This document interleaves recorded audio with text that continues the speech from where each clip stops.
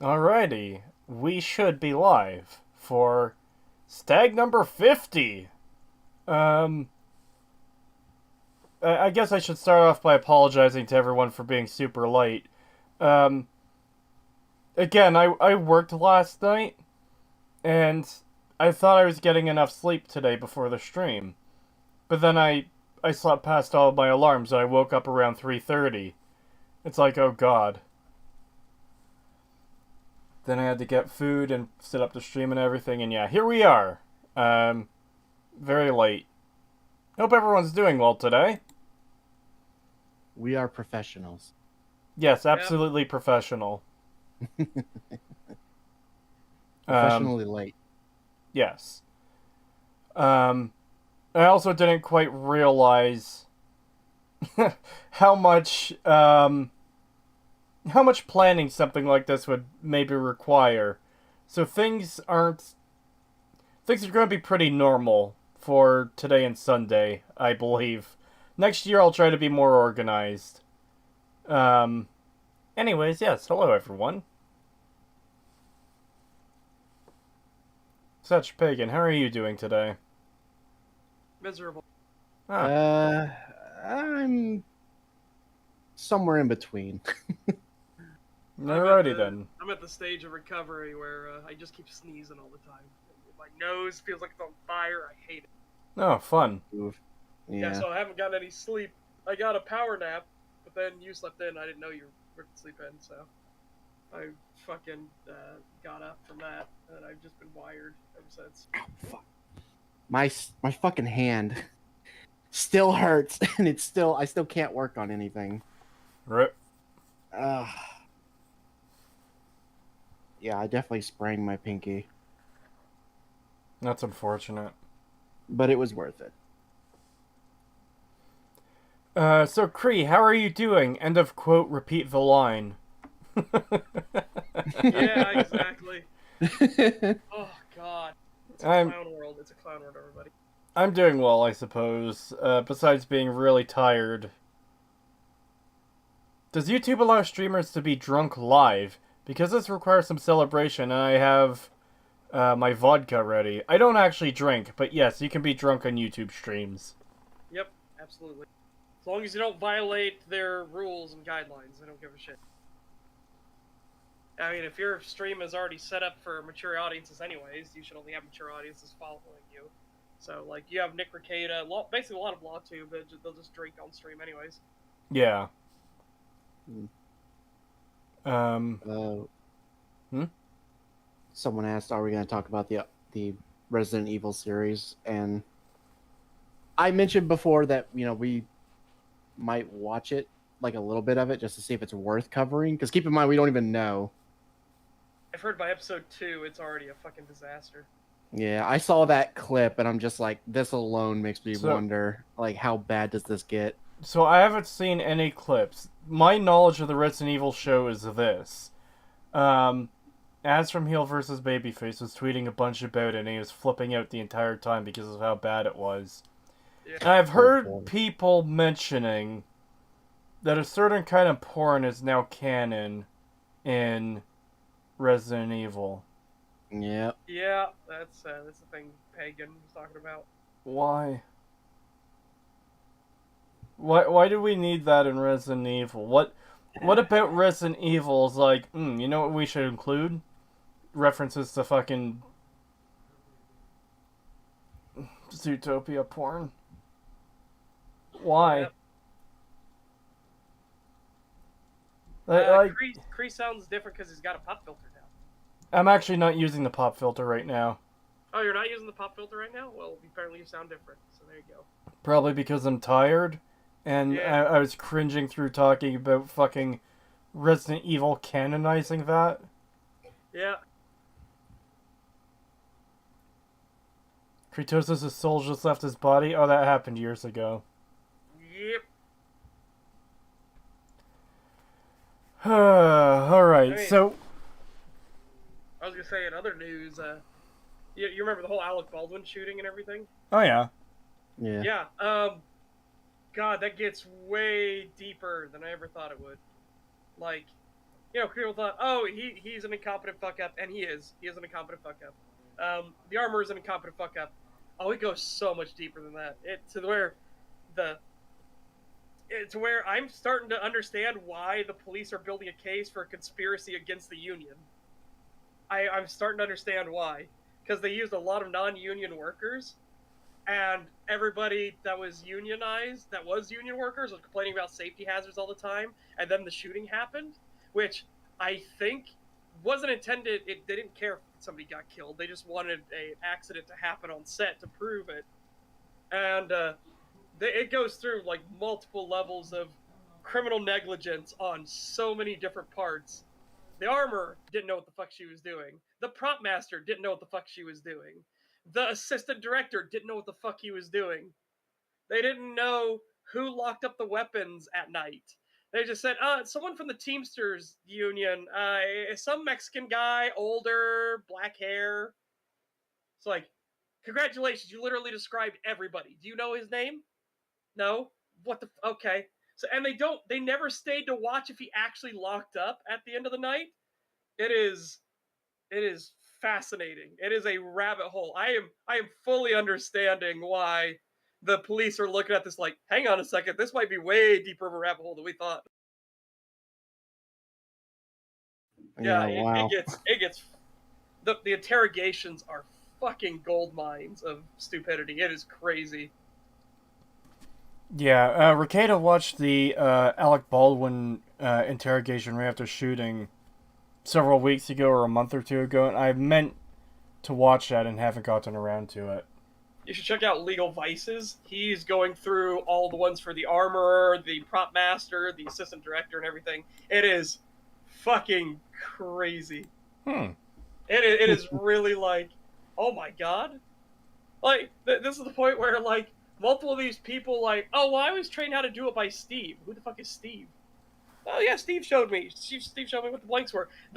And then the assistant director admitted he knew what all the different types of blanks were, so he knew, and he was somebody that should have checked it as well before the firearm was on set. So now he just admitted to criminal negligence. It's like, oh god, oh my god, it is a wild ride. And again, this is all after the union workers kept complaining about safety standards were lacking on set, which they were, but then an accident happens, and the person that was in charge of locking up the firearms was a union member, and it's really starting to, and the unions do not like when non-union members get work, because that's the whole point of the union. The union is supposed to protect the union worker, not non-union workers. So I can see why the police are going through this whole thing of like, holy shit, this might be a fucking criminal conspiracy. Holy fuck. So are you telling me that we're never going to get the truly amazing Rust movie? Oh, I have no idea. Could you imagine if they released it after that? Oh my And god. in the marketing, people died during the filming of this movie. That's how important it is to me. I'm Alec Baldwin. Oh my god. But no, we got something better. There's a live round in that prop.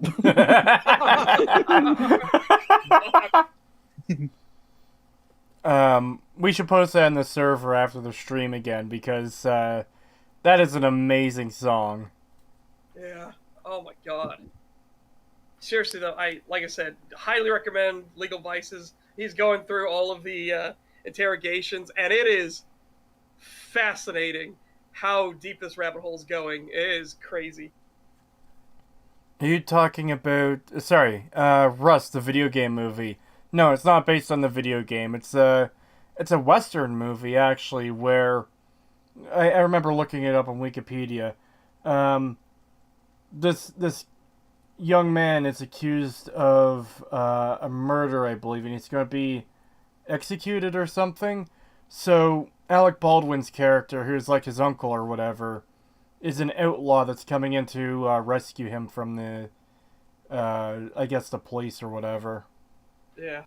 I'm probably butchering that, but I mean, the movie's probably never going to be released, so, yeah. Yep.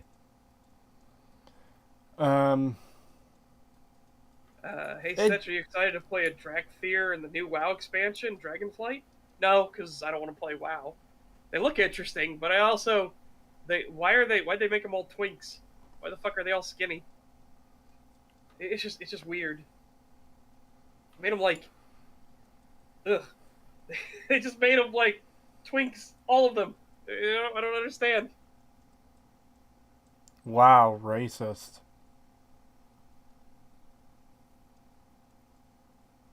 What happened to Pagan? Pagan is currently chewing bubblegum and has seen some shit. That's bubblegum? I thought that was like a teacup. Is it a teacup? I can't tell. I can't tell either. I just know there's like a different color there, and I... Yeah, it's Octavia drinking tea and look very, very disapproving at someone. She looks very concerned, yeah. Yeah. the way the icons are set up, she looks like she's looking at me like, you dumb motherfucker. Yeah. Yeah. Meanwhile, I've got the gun, so... Yeah. Yeah, meanwhile, Setch is behind me telling me to think of the rabbits. No. Meanwhile, I've got the gun behind my Pagan going, I'm Alec Baldwin. No! Oh, God, no. It's going to kill us both. It's such a dumb little joke, but I still love the edit I did of fucking that scene from Mice of Men. But for the Amnesia Rebirth video where I put Tazzie's head over the dumb guy that gets killed and the doctor's head over Gary Sinise. Yeah. Because it's like, yeah, the doctor should have just fucking killed her if she's an evil monster creature. Why would you let her live? Yeah, and you barely restrained her after you take her child from her. And well, that's the thing is, he doesn't act like, oh yeah, rest now, Tazzy, I'll take care of the child while you sleep. He immediately turns into a cartoon villain, because it's all, yes, Tazzy, we're gonna save your child, we're gonna help you give birth. Then, the second he has a child, he goes into evil villain voice. You had to do this, blah blah blah blah, I'm taking your child to the alien queen. It's like, why are you doing this, you retard? God, I hate it so much. It's so dumb. It's like there are multiple other ways out of this. One, just kill her. Just kill her. Why didn't you do that? Number two, explain to her what happened about the deal that was struck and about the poison. How, Tazzy, you've doomed all of us. See, that probably wouldn't help still, because she's already shown herself to be completely unreasonable throughout the rest of the game. Oh, no, absolutely. I'm saying in a situation where he doesn't know that she's unreasonable. That's true. And it's just one of those, like, yeah, he could explain, we met with the alien queen and you were offered a choice and you chose to damn all of us instead. The two best options would have been either just kill her because she's turning into a monster, or wait for her to fall asleep because she's clearly exhausted and in pain from everything she's gone through. Yep. And then take the kid to the alien while she's asleep. So she can't chase her down and crush her head with a rock. Yeah, but you gotta have that suspense, which is why he gets to an easily movable wooden wagon. Yeah. It's so funny because the scene sets up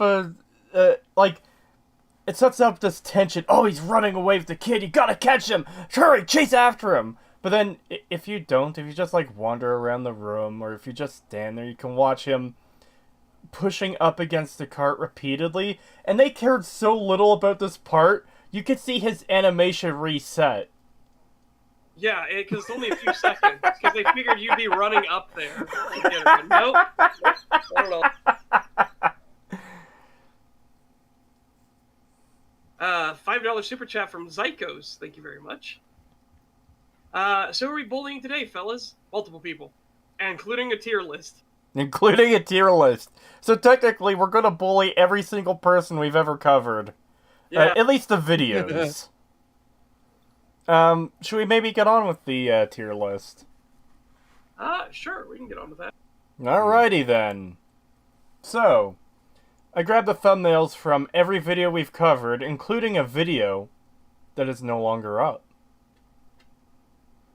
And the tier list goes... So, I was going to include, like, a good tier, but that's only if we included everything, and that would have been for Deep Space Nine. Yeah.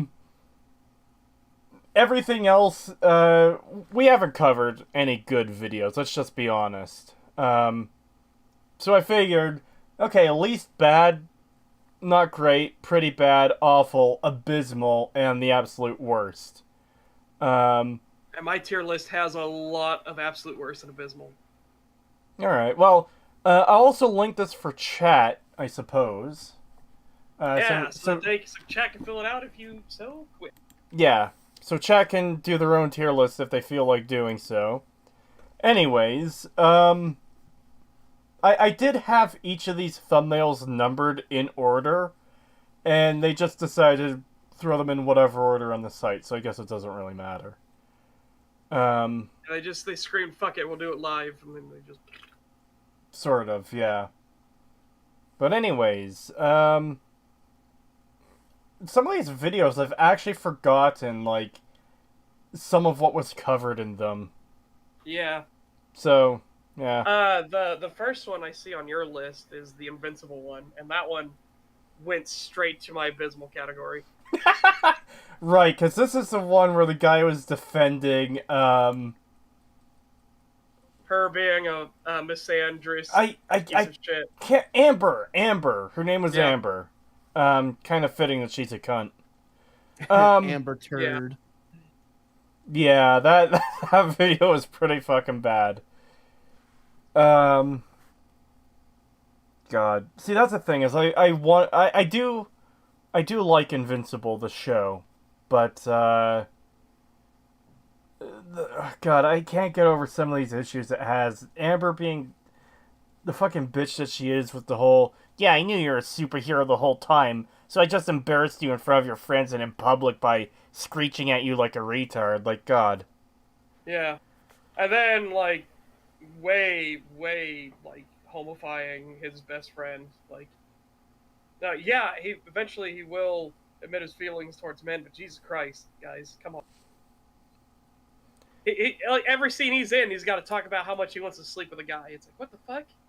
What is wrong with you? Yeah. Yeah. I hate Flanderization like that, where if we're gonna put a gay character in this, we have to make him super flamboyant and thirsty for every man he fucking sees. And he can't have any self-control. He's not allowed to have self-control. And I'm just like, no then discipline, why'd you put him... no work ethic or anything. It's like, oh god. Yeah, not a good trait about them other than fucking... It's literally their entire personality is that they're horny. Yep. $10 from Rage vs. ML. Thank you. How's it going today, Stag Crew? I've been thinking about buying a Minecraft server for the Discord. That'd be cool. That'd be interesting. Maybe. I've been considering getting a server myself, but that's more for Pixelmon. Yeah. I'm hoping they update it to the latest version, but we'll probably get that when they do the update for Scarlet and Violet, which comes out in November, so we're probably looking at, like, fucking January for that. With a weird ass wheel dragon in it. It's like, what the fuck? Yeah, I'm not a wheel in his chest. It's like, what? What is this design? I'm really not a fan of the new legendaries. They Tire Lizard and I like how some people were like, it's a Circle and a fucking Protogen. Yeah. What my favorite thing was, like, come on, they're getting away, grab my horns. And so he does, and he turns into a motorcycle. And he's just like, yeah. It's like, what the fuck? I do not understand. I do not understand their. It's one of the new legendaries verse. It is really weird. It's the red and purple one. Shit, I don't remember the colors. It's like red, black, and then like its hair is a bunch of different colors, including purple. $5 from Jylan Brunson. Thank you. Okay, Creetosis, no defense. Who the hell's that in the middle? That's Pagan. He's always on. Yeah. No, I'm brand new. I've never been here before. Rip. We're trying out a new host. Yeah, we're seeing how it goes. One that doesn't fall asleep. Yeah, Pagan has been permanently fired for sleeping. He's never coming on the stream again. Yeah.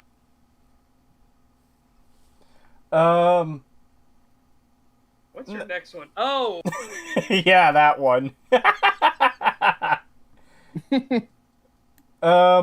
that one I have. Oh. Didn't mean to put it there. I'm thinking abysmal for this one too. Yeah, because that one I have abysmal because it was a complete misunderstanding of what Critical Drinker was even talking about. Which if you get the if you get the fundamentals of the argument wrong, how else are you what else are you gonna do?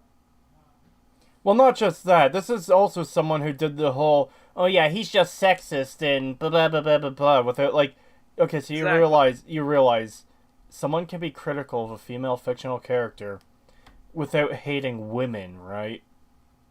Yeah, Yeah. that one. Anytime we talk about like any videos we've covered where like the guy we were covering was just a complete piece of shit, that's one of the ones that's one of the first ones that pops into my head is that fucking asshole. Yeah. Yeah. He just hates women. He's a misogynist. Yeah. It's like, fuck off. This is also the same guy that I've been talking about another video of his we can cover, where he's responding to the drinker. Yeah. This pagan is straight instead of gay. Oh yeah, that actually reminds me. I don't know if anyone has told you, Pagan, but in my playthrough of Pokemon Blazing Emerald, I happened to find Ponyta, a location. People in chat were like, "You should catch that and name it after Pagan." And I'm like, "Okay, I'll try to find a male one." So I search and search and search, and it doesn't show up fucking forever. And then I find a second female one. I'm like, "Fuck it, this is Pagan now." God, I could be so crude right now, but no, I'll save it. We got to get to the 2-hour mark. Uh-oh. I'm afraid of what you're going to say. I'm just saying that it does fit for Pagan because they both like the old animation company Deke. God, what an animation company title! Like, just a name for the fucking for a children's animation studio. Yeah. Well, what's funny is someone has done an edit of that where it has the little build-up music. It just cuts to someone going, "Dick!" Dick! Yeah, I was going to bring that one up. I fucking love that meme. Yeah, it's just the build-up of that spinning logo, and then when it gets to the top, it's just the guy going, "Dick!"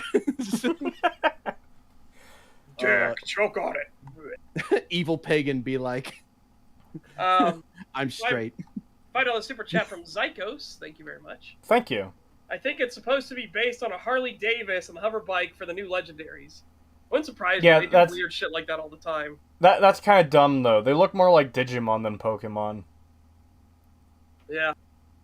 Not a fan. $10 from Black Iron Tarkus, the one, the only. The Thank you. motherfucking legend, Black Iron Tarkus. Hey guys, a little off topic, but I was curious what you thought of the Lovecraftian themes in the more recent Fallout games, if they belong in the games. Example, Dunwich Building and Forest. Sorry. I'm not a fan of the whole Lovecraft stuff in Fallout. I don't think it belongs. I'm not either. I think there's enough to work with Fallout, with all the mutants and different things that could come up, and civilization rebuilding, that we don't need fucking aliens or Lovecraftian horrors or whatever. Yeah, it doesn't need...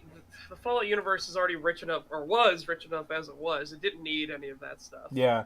And if you really want, like, horrifying abomination creatures, then that's what mutations and stuff are for. You don't need to use FEV for that either. You could come up with other things that do different kinds of mutations. Like, the Master was in Fallout 1, and he's this horrible flesh abomination. It's like, yeah, we didn't need Lovecraft shit in the games for that to exist.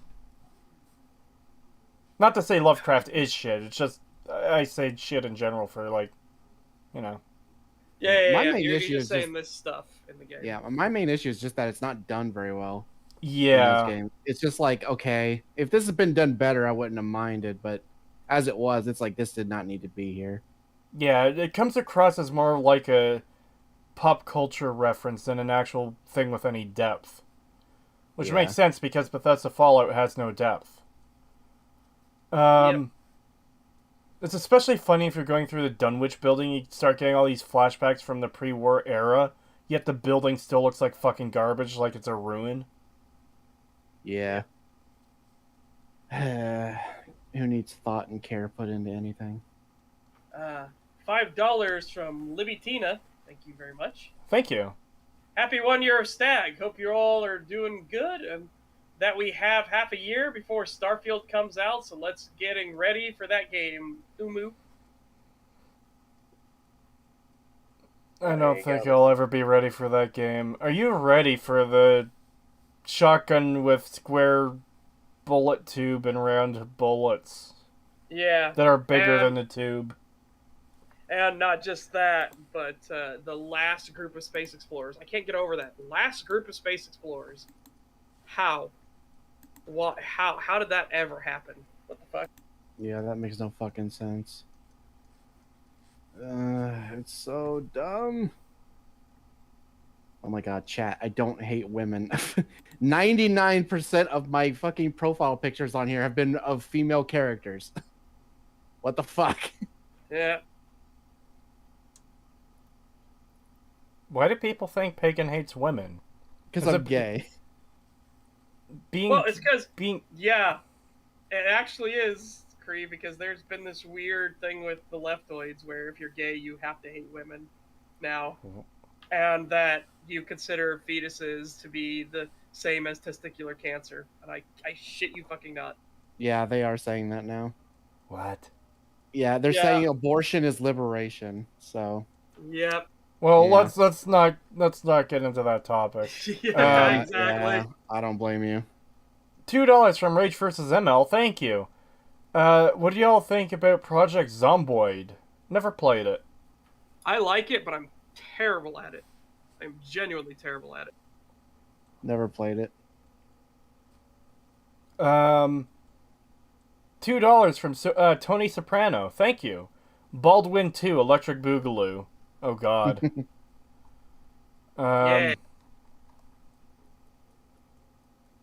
Yeah. Anyways, It's just they've conflated Pagan with Nick Fuentes. Oh god. Oh my god. Anyways, next video. The Second Opinion, Half-Life 2. Abysmal. Easy. So, we are going to come to the other Half-Life video eventually. Oh, that's actually near the end. Is this one worse or better than the Examine Life of Gaming's one? Because I think better. Really? Yeah, I do too. I was gonna say I don't even know if that belongs in abysmal. I think it should be an awful, but yeah. No, I think it's an abysmal because he started realizing that he was wrong in a thing, and then he immediately jump cut away because he realized he was wrong, but he didn't want to change his point. I forgot about that. Yeah, it was the enemy variety thing, and then he was like, "Oh shit." Like, oh, okay, good. Remember, guys, 7 out of 10 is middle of the road. Middle of the road. That was this video, wasn't it? Meanwhile, the other Half-Life video was beyond autistically stupid, and also did the that's a French word, and then like cut the end of the video, and then smashed in more stuff at the end. Like, did you really think I was going to end it there? Yeah, I was actually going through bits of that video the other day. Okay, so part of the plan for Stag 50 was to get a bunch of clips from the first 49 episodes and put them into a video that we would have played at the start. Of course, I didn't realize how big of a task that was, and I only got 4 episodes in before I realized, yeah, there's not going to be enough time to get this done for the weekend. So, but I did go through that Half-Life video, and maybe I can render out what I've got tomorrow, so we can play the clips from the first 4 episodes on Sunday. But I have like 5 or 6 or maybe 7 clips from that Half-Life video, that first one we covered, where it's just bullshit. Like the awkward pauses moment, you can comment and try and convince me that I'm wrong, but you'll never convince me. I'm a reasonable person. Well, I said I'm a reasonable person first. And then No, That's what made it way funnier. I forgot that part. That's why I threw it in at the end. Yeah, fair enough. What is this tier list about? All the videos we've covered on STAG up until this point. None of them reached the quality of being, like, not bad. Yeah. Yeah. Man, 27 out of that other Half-Life video was so fucking bad. Yeah, it was. Oh, God. I'll save it for when we get to it, but man, Yeah. I fucking hated that video so much. Yeah, I do regret that you weren't here for that one, because that would have been a fun one to have you in as well. No. That's not the one I'm talking about. I'm talking about the other one. Yeah, that's the first one. Yeah, that's what we were talking. The first one's the one that said that I'm a reasonable person. You could try. Yeah, I know. Oh, I know, but I'm saying I'm waiting till we get to the other one because that's the one I really hate and is the one I think should be second opinion. Yeah, the second opinion one is the one we just put in Abysmal. That's not the one I'm talking about, though. You're fucking with me, Pagan. We were talking. Oh my god. I know, and I said I can't wait for us to get to the other Half-Life video because I have a lot to say about it because I think it's worse. That's the one we were talking about. That's not the first one. I wasn't there for the first one. We were just talking about the first one, Pagan. What are you doing? I know. Yeah, I know. But Pagan, the one we have on screen, second opinion, is the only other Half-Life video we did. No, we did another one. Remember the PhD guy? That was second opinion. That was the 7 out of 10 middle of the road guy. I have a PhD in truth. Wait. No, hold on. Yeah, he's the guy that did the full dress-up thing in his college dorm bathroom. But I was there for that one. Yes. But you guys did one. Yes, we were talking about the one you weren't here for, the Examine Life of Gaming. Look on screen. These are all the thumbnails of every video we've covered, okay? Yes. There's a second opinion one up there. That's the one you were here for. This is the Examine Life of Gaming, the one you weren't here for. This is the one where the dude says, you could comment in the comments and try and convince me I'm wrong. I'm a reasonable person. You'll never convince me I'm wrong. And this is fucking whatever. Oh, that's a French word, by the way. Yeah. That's the one we were talking about. Oh, I got them confused because I thought Second Opinion was the other guy. No. Oh, yeah, that's my bad. Oh. But also, that is technically the second one, though. I would have fired this new Pagan! And get the old Pagan back. The Examine Life of Gaming is the first Half-Life video we've covered. The second opinion is the second Half-Life video we've covered. No, you're right. I see where I'm fucking up now. Okay, never mind. My bad. Fuck this video. It's really bad. It absolutely belongs in this section. The other one is the one I think belongs in awful. Oh, really? You think the Examine Life of Gaming one isn't as bad as the second opinion? Yeah. Oh, I think it's way worse. Yeah, I thought it was worse. Yeah, I know. I thought second opinion was way worse. His fucking shit of like, where he just straight up leaves shit out where he like, oh, let's talk about fucking the enemy variety, and then proceeds to not even name half of the fucking enemies in the game, and then just moves on as if that's the thing. And then also that really pretentious fucking, I have a PhD in truth. That one got underneath my skin way more. Yeah. I fucking hated that one. I thought that one was really bad. Now, see, the whole PhD in truth thing is extra annoying when this guy, like you said, he starts listing off the enemies and goes, well, anyways, this other point. Yeah. Yeah. Because he realized that there was more enemy variety in Half-Life 2 than there was in Half-Life 1. He's like, oops. Yep. Have you tried turning Pagan on and off again? No. Oh, God. Pagan destroys Stag with facts and logic.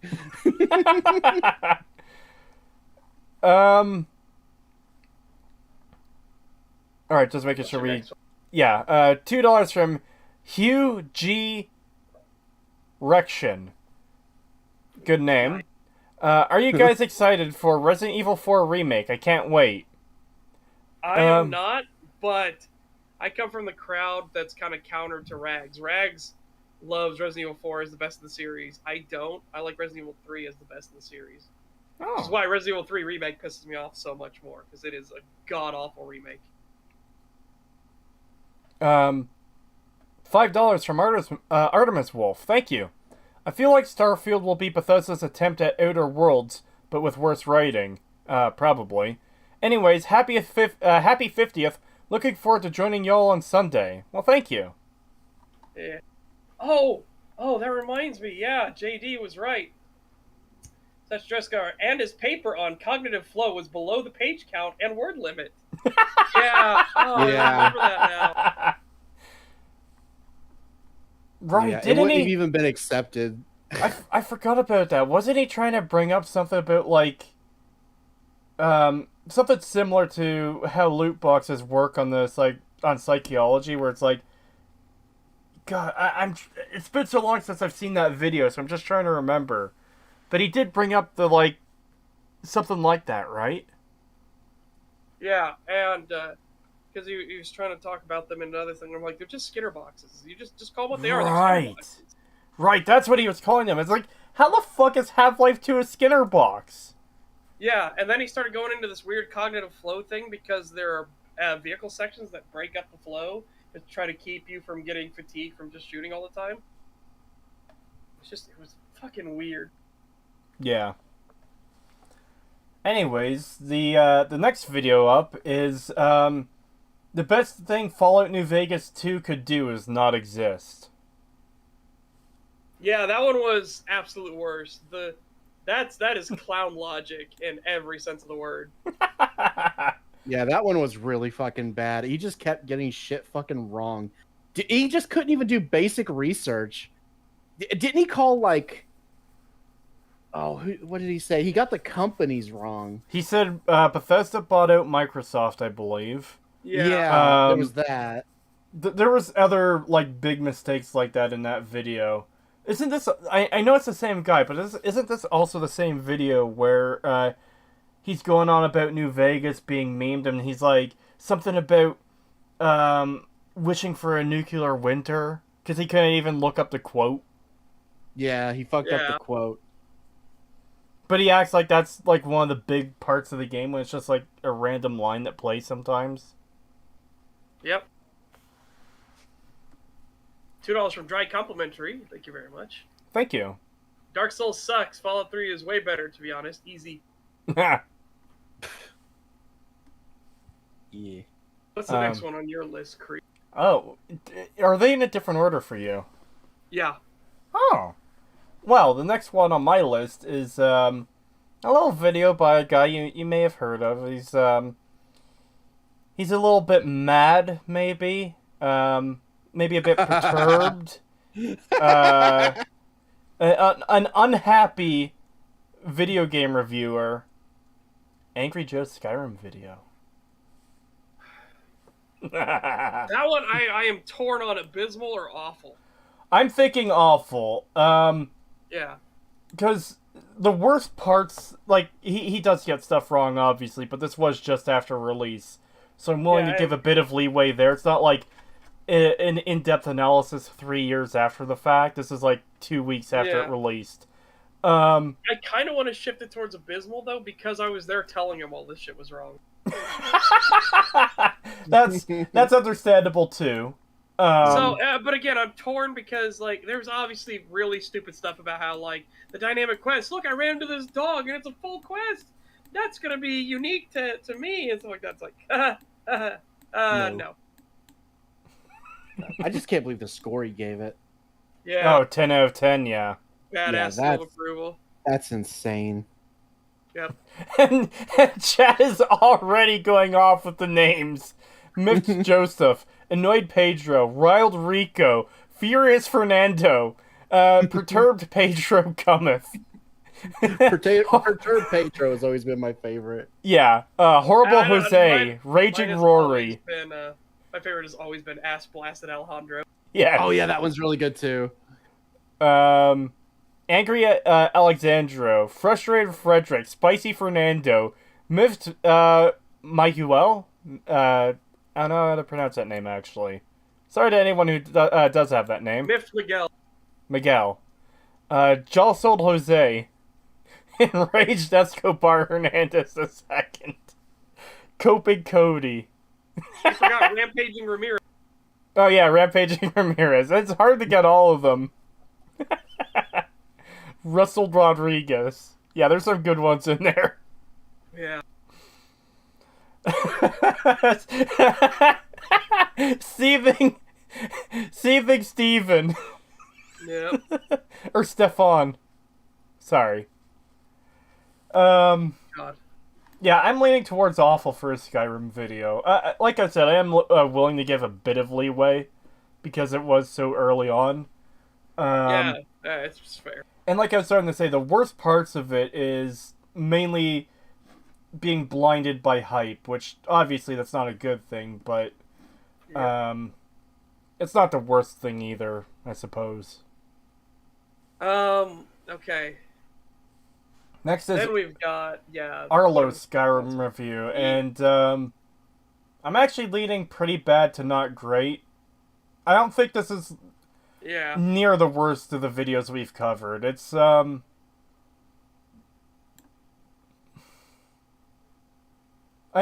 guess it's just kind of like a guy who isn't really familiar with these games, and I guess thinks there's more to it than it is, or I guess it's just easily pleased by collecting flowers and making potions. So I just put that. Yep. Yeah. Not great would definitely be the way to go. Yeah. And then we get Angry Joe again with his Dune review. I have this an absolute worst. Really? That bad? Yeah, you have 3 different people. Other Joe seems to be the only one that actually paid attention to the fucking movie. And you have them like, they never explain what spice is like they do at the beginning of the very fucking beginning of the movie, you idiots. And other Joe has to correct them constantly. It's like, other Joe's not even the game critic / film critic here. And he's correcting you idiots. Maybe you should have paid attention.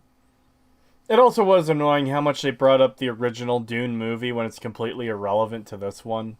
Yeah, and the original Dune movie is not looked upon fondly. I liked all these things in the original Dune movie. Why didn't they bring it back? Because this is an adaptation of Dune.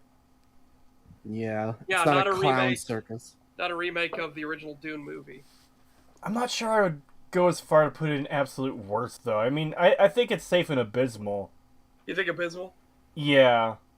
Yeah, I'd say let's move it into abysmal then. Because for me, this is the whole 1 to 10 rating scale type thing again, where most of the videos we've covered are probably going to be in the middle tiers, with only a few ever reaching that, like, 1 out of 10 or 10 out of 10 quality, which, obviously, there's no 10 out of 10 videos we cover, but you know what I mean.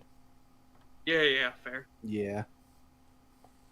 I know what one is going in the absolute worst. I'm not going to say it yet, but I do know one that's going in there.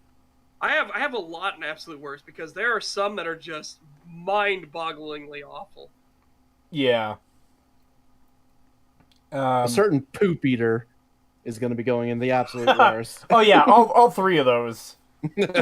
Yeah. Easy. The problem with Morrowind. Now this is one I only have vague memories about. I think this is the guy who basically knew fucking nothing about Morrowind. Yeah. I don't even remember this video. Neither do I. I remember he had weird points about the questing and everything like that, but it was such a forgettable one, so I have no idea where to put this one.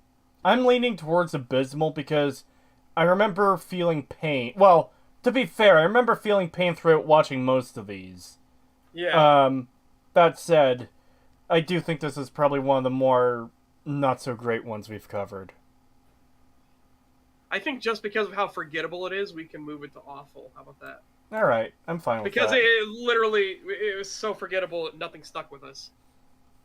Yeah, that is pretty bad. This next one, though, I think is pretty fitting for abysmal. Obsidian, Bethesda, you're both toxic. The Fallout Fandom Problem video by Bad Sarge Company or whatever. Yeah, that one was Oh, tremendously horrible. That's the Yeah, video. that's Look at all this toxicity and it's Yeah. the most milquetoast tame bullshit ever. Not just Yeah. that, the whole premise of the video is both sides of the fandom are toxic. Now let me talk 95% about how the New Vegas fans are toxic, and just mention here and there slightly that, oh yeah, and, you know, the Bethesda fandom has its problems too, I guess. Yeah, but the Bethesda fandom is always on the defensive because it's always the New Vegas fanboys attacking because they're toxic. It's like, oh, Jesus Christ. So I guess someone I hasn't have that, been... I have that absolute worst. You have that one for absolute worst? Yeah. Maybe. Ooh, yeah, I don't know. It's hard for me to even say. It's a really bad fucking video. Like that is one of Yeah. our worst ones we've covered. And it also, it's funny how he says all that as if Bethesda fans don't do the exact same thing. Yeah. Because I know. I could easily make an identical video talking about how hateful and awful Bethesda fans are for the things they say to people who do like New Vegas. It's like, okay, I could do that, but I'm not going to because it would be bullshit to do so. Yep. It's like Yeah. every fan base But- has that section of people who are just kind of fucking retarded. But what's even more hilarious is that we could do it with actual fucking crazy people logic. You know? Oh yeah. Actual like people that are like, and you should kill yourself because you're so ungrateful that Bethesda saved the franchise and stuff like that. It's like, Jesus Christ. I'm not sure if I've actually ever gotten "you should kill yourself" comments, but I've gotten a lot of comments of people who are just so mad that I'm critical of the Bethesda games, where they don't even bother with arguments. They just go straight to insults and calling you a piece of shit. Yeah. Yeah. Which is why it's like, oh boy, the comments he showed, you know, it's like, oh, this is proof that they're toxic, and it's like, ooh boy, let us show you some of the shit we get. Yeah. It's like in comparison. Yeah. Oh boy. So, you say absolute worst, Such? I think so because it's so disingenuous and his evidence was so like actually counter to his entire point. I think it's pure clown logic. Yeah. Yeah. It's somebody bitching about toxicity while actually being the one who is toxic. Yep. Yeah. So I would say, yeah, absolute worst, just because of his fucking, like, the whole point of his video was just so shit. Yeah. Next one is the I Hate Jacobstown video, which, again, is one of the lesser bad ones we've covered. I'm thinking either least bad or not great for this one. I think I was not gonna great because I Yeah. already know what should be in least bad. I'm kind of measured against that. Okay. Yeah, I would say not great. It definitely had a lot of issues. It wasn't as bad as some of the other ones we've covered, but it was definitely Yeah. still pretty This- shit. Yeah. This is one of the people we've covered where I think if they improve the quality of their videos, they could actually be pretty decent. Yeah. Which, Yeah. unfortunately, I can't say for anyone else we put on the list so far. Yeah. Yeah. I mean, maybe Arlo if he ever actually looks Well, yeah. into things. Yeah, I should correct that. Arlo does seem like he's a decent person. He just kind of made a not so great video with the Skyrim video, but he's probably decent otherwise. I feel like Angry Joe could, but it's just I don't know because his personality. It just won't let him. yeah, he gets too built up into hype and first impressions then color everything. Yeah. Yeah. Like why it's- he ripped apart Terminator Resistance, and it's like Terminator Resistance is actually a good game though, because they had the wrong color lasers, not realizing that they did it as a tier system of the lower level lasers have a different color, so you understand at a glance how strong your weapon is. So you get up to the full like Resistance military grade lasers later. They have the proper colors from the movies. Yeah. Yeah. Yeah, if Joe could rein in his hype train stuff and having everything colored by first impressions and getting annoyed by superficial shit like laser color, then he probably wouldn't be too bad. Don't we have a video for the next one for the list? Where it all started! Oxhorn. in Oh, boy. defense of Fallout 4. Because, you know, That anyone... one is If you spend $60 of your hard-earned money on a game, and every single second of that time isn't perfect, then you're ruining the joy for yourself. Because it's not perfect. You need to stop demanding perfection, because nothing in life is fucking absolute worst. Fuck. yeah, absolutely. Yeah. It's Easy. not even a contest. I was gonna say That's absolute, like absolute critics have worst. brain disease and shit too. It's like fucking no. Yeah, critics are diseased who need to be cut off and just. Oh my Oh, god. yeah. Yeah. These people are sick, and you need to cut them out of your life. They only exist to hate. Why would you spend $60 of your hard-earned money just to hate on a game? Star Like, Wars God. wasn't influential.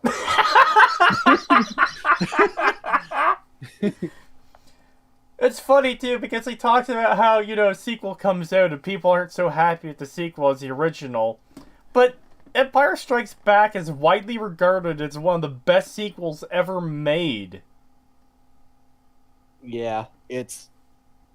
God, that video was so shit. And then, of course, there's obviously his. Probably the most famous thing that came out of that fucking video. Bethesda doesn't rely on modders to fix their games, Yes. but modders do fix their games, so they don't bother to do it themselves. Yeah, I actually sometimes forget about that line because of the fucking spam of perfection near the end. Because he says that like 15 times in the last Yeah. 4 minutes of the video or something like that. That is another really annoying fucking thing that he does. Like, you just expected perfection. It's like nobody expects perfection except for like a very small minority of actually crazy people. All right, I'm back. Yeah, welcome back. $5 from Bentastic197. Thank you. Remember the mythic turkey hot dogs man hybrid with knives for hands, whose favorite word is too much brown? Oh, we'll be getting there eventually. The man who convinced the world he had knives for hands, and I'm the one acting. $1 from High Speed Tacos. Thank you. There's no message with that. I don't see one in chat after that. But if you have something you want to say with that super chat, High Speed Tacos, just type it in chat and we'll try to read it out if we catch it. Yeah. Oh, also, yeah. Someone mentioned Mirnon. That wasn't in this one, but yeah. That we'll was get it. to that was too. Oxhorn. Yeah. Although I do remember something that was in that video was his fucking rant about Half-Life 3 and how they'll never make it, and then Alex came out. Yeah. Um, I still, as much as I don't like Jeff Keighley, I still recommend that final hours of Half-Life documentary thing he did when he went into Valve and they went through all the different prototypes and they were just saying it just isn't good enough. Just none of this is just good enough. None of it's good enough. So. Oh, hi, Avast. You running a smart scan right now? I don't remember telling you to do that. Oh. Next on our list, Why the Elder Scrolls Isn't Dumbing Down, Part 1. Oh my god, that was really bad. I fucking hated that dude's videos. Oh, Yeah, both abysmal at least. Yeah, at least. Yeah, because I was the guy who was like, oh, and if someone's doing a Let's Play of Skyrim, or no, this was an actual case I think he was referencing. There was a Let's Player who was playing Skyrim, and then he had watched a criticism of the game that made him not want to play it anymore, and he started a Morrowind playthrough instead. So all those people who wanted to see him play Skyrim now lost out on that. Yeah, that's fucking. Yeah, and he that's had so fucking stupid. He had a lot of fucking disingenuous arguments in that video. I vaguely remember something about books being brought up, but I can't remember like the full argument, unfortunately. It was really bad. I just remember how disingenuous he was throughout the entire thing. It's just like, oh my god, dude, you are a piece of shit. Yeah. Like, he was one of the few ones I ever said, like, kill yourself. That was where it started. Yeah, that was where it started because he pissed me off so much. Yeah. I think you should skip the next one and go to the part 2 and just immediately put that up on Abysmal because it just continue. It's the same guy continuing his fucking insanity. Honestly, Yeah. Is part 2 worse though? Because this is the video where he made the argument of I'm trying to remember it. I'm Yeah, I paraphrasing here, but remember. it was like, well, um, fans want um, something that they want homage to the original, or they want something more like the original. Well, Oh, there's Dragonborn. That's not key yeah. jangling, and like Dragonborn absolutely is key jangling. Why else would they go to fucking Solstheim? Yeah, it's basically a textbook example of key jangling. Yeah, Because they didn't even design Solstheim right. Like, oh my god. yeah, that pisses me off. There were no Dwemer ruins on Solstheim, and then ancient Nordic tombs have towers that have been there for thousands of years that just didn't exist in Morrowind, and it's so Yeah. dumb.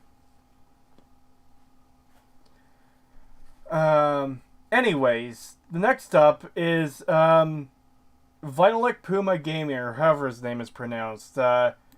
6 reasons why Fallout 4 is the best. That was that really horrible thing about, like, one some of his reasons, like the lighting and stuff like that. Yep, that it was that video. Yeah. I don't I'm- remember a lot about it other than it just had some really dumb like reasonings for why. I think awful. Yeah, I'm thinking awful. There are a few Dwemer ruins on Solstheim, though. Not in Morrowind. Trust me, I spent a lot of time on Solstheim and Morrowind. There were no Dwemer ruins there. The closest you get is a crashed airship, which naturally wasn't crashed like 3 weeks before the start of the game. Yeah. Which naturally Skyrim had to rip off because they put that in their version of Solstheim as well. Wait, the crashed airship is still there? Yeah, it's at the top of a mountain. You're telling me the person who's highly invested in this project didn't recover his crashed airship? Apparently not. Because there's like I remember the one there's a few Dwemer ruins across in the Skyrim version. And then there's the crashed airship at the very top with a bunch of Reeklings camping around it. $2 from Husheng Raj. Thank you. Behold! Free FAP reaching 50. Take that, Acer. Yeah, he really didn't want us to get this. Holy. Well, he wanted my channel deleted and me banned from YouTube and Discord and Twitch, even though I don't have an account there. It's like, yeah, I don't want you to have any type of career doing this because you made fun of me online. Fuck yourself, retard. Yeah. Yep. The airship didn't have insurance. I guess not. Oh, classic blunder. Classic blunder. Didn't buy the airship insurance. The Reeklings are actually the repo men. They came to repossess it. Oh god, that reminds me of that awful movie, Repo the Genetic Opera, which is just, ugh. I've never seen that. It's bad? It is bad, yeah. And it's just kind of like, just gore for gore's sake, sort of thing. Yeah. Fucking, just, ugh, what a movie. Creetosis, too big to super chat, but hope you see this. I had a similar experience that you had with Many a True Nerd, with Strategy's KOTOR 2 review. He got so many things wrong, I started to wonder if he even... I guess he's typing out the next half of that. Yeah. So if he got that much... Like, I've seen Strategy stuff before, and I like some of his videos. I don't watch him regularly, though. If you think his video is that bad, then you should maybe make a video explaining why he's wrong. Yeah, absolutely. I started to wonder if he even played the game. Left a comment pointing out what he got wrong. Thank you for making me be more critical of the content I consume. Keep up the good work. Oh, well, thank you. I'm glad we can have that effect on people, because, like, obviously this is entertaining to watch for a lot of people, because, or else we wouldn't have any viewers, but, if anything, like, really comes out of these streams and videos that we do, I hope it is people becoming more critical of the media they consume, whether it's just, like, YouTube videos, or whether it's the movies and games they, watch and play. You know? I agree. Membership message for 7 months from Mohad. Thank you. Congrats on reaching 50. Thanks for all the content and making me think more critically about my media. Here is to 50 more. Oh, well, thank you. And yeah, like I said, hearing that people are being more critical of things because of us, that's a really good feeling. Yep. Bob Skywalker for $5. Thank you. Will Acerthorn's videos have their own special section below? Absolute worst. If not, I'm gonna riot. I don't... I get doing the meme where it's like, this is so bad it deserves its own section, but I'm not sure that's really worth it. Well... We could just put it in. We could just put Ace or Tard. We could, because his videos definitely are a different level of bad, because, like, you know... They're Quantum TV level, for sure. Yeah, because, you know, we... Just using an example on screen, Oxhorn's video is fucking terrible, but it's not Acerthorn terrible. You know? Yeah. Yeah. Yeah, I'll see if I can add...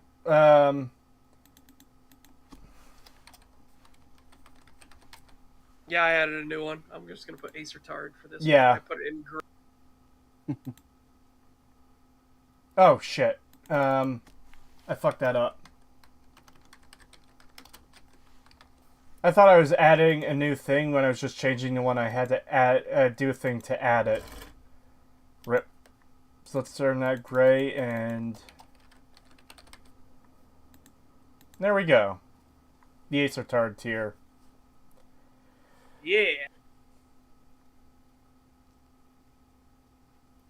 Real talk, Creetosis really helped me to become more critical of reviews on YouTube and in general. Well, thank you. I'm very glad to hear. Alright. Next up is Red Raptor's Rights. Red Raptor writes, Fallout 3, the ultimate setting, is what it says on the thumbnail. This one I don't remember at all. So this is the one where he just... I don't want to call it plagiarism, but he does just copy a lot of Many a True Nerd's arguments from Fallout 3 is better than you think. Oh, yeah. That's... I would put that abysmal. Because he's literally just copying the work of someone else. And I would put Many a True Nerds in abysmal already, so if he's just copying for something that's abysmal... I think Really? You would only put that in abysmal? Because... I was gonna just say awful, but yeah, I guess if he is just plagiarizing someone else, maybe abysmal would be more fitting. Well, see, that's the thing too, is I'm not entirely comfortable with calling it plagiarism, mainly because... Yeah, I wouldn't call it plagiarism, I'd just say copied someone else's work. Yeah, Yeah, and I mean, enough. that is he copied someone else's notes, I should say. Yeah, true. Yeah, I'm very hesitant to call reviews or analysis stuff plagiarism, because they're all working from the same source material, so it makes sense that people would make similar arguments to one another. Now, you can definitely get into details of, like, if it's separated in the same categories, and you jump around at weird times, and they also jump around at that same speed for some reason. It's like, okay, yeah, this is looking pretty sus. Yeah. Next up is Angry Bob. Movie Bob's Dune review. Absolute worst. Yeah, I gotta agree. Like, oh god, like, not watching the movie, not understanding anything, trying to make it about white savior. It's like, no. Again, I don't want to get into super spoilers about Dune, but no, fucking no. And then Movie Bob's Last Jedi video. The Last Jedi is a love letter to Star Wars fans. Abysmal. Or sorry, absolute worst. I like how there isn't even a second thought on that. Yeah, I mean, it's the same concept. Not understanding what's wrong, injecting his own politics into it, like his own insane clown level politics about, like, in favor of eugenics and everything like that. It's like, oh god. Yeah. Oh god, it is bad. Oh, isn't that the video too where we saw the he was showing, like, video and pictures of fans cosplaying, and there was, like, Crackhead C-3PO or something? Yes! Crackhead C-3PO is still a legend in my eyes. Absolutely. $5 from Dry Complimentary. Thank you. Mr. New Vegas doesn't have the swagger of a black teen. Oh, God. There was one video where that line came up. I remember being blown away because I had never heard it before. I think Yep. that was in the wasn't that in the Invincible one? Um, I feel like it was. that might have been. Yeah, might have been. Next up is why Fallout is Fallout, a response to Indigo Gaming. This one I think was bad, but not like super dog shit, as far as I remember. I don't remember anything about it. I honestly don't remember much about it either. I think it was just pretty bad. Yeah, I feel safe putting that in pretty bad based on the fact that I barely remember anything about it. If Indigo was here, he could absolutely shed some light on it. And like, oh no, remember he made these points. Be like, oh yeah, fuck that guy.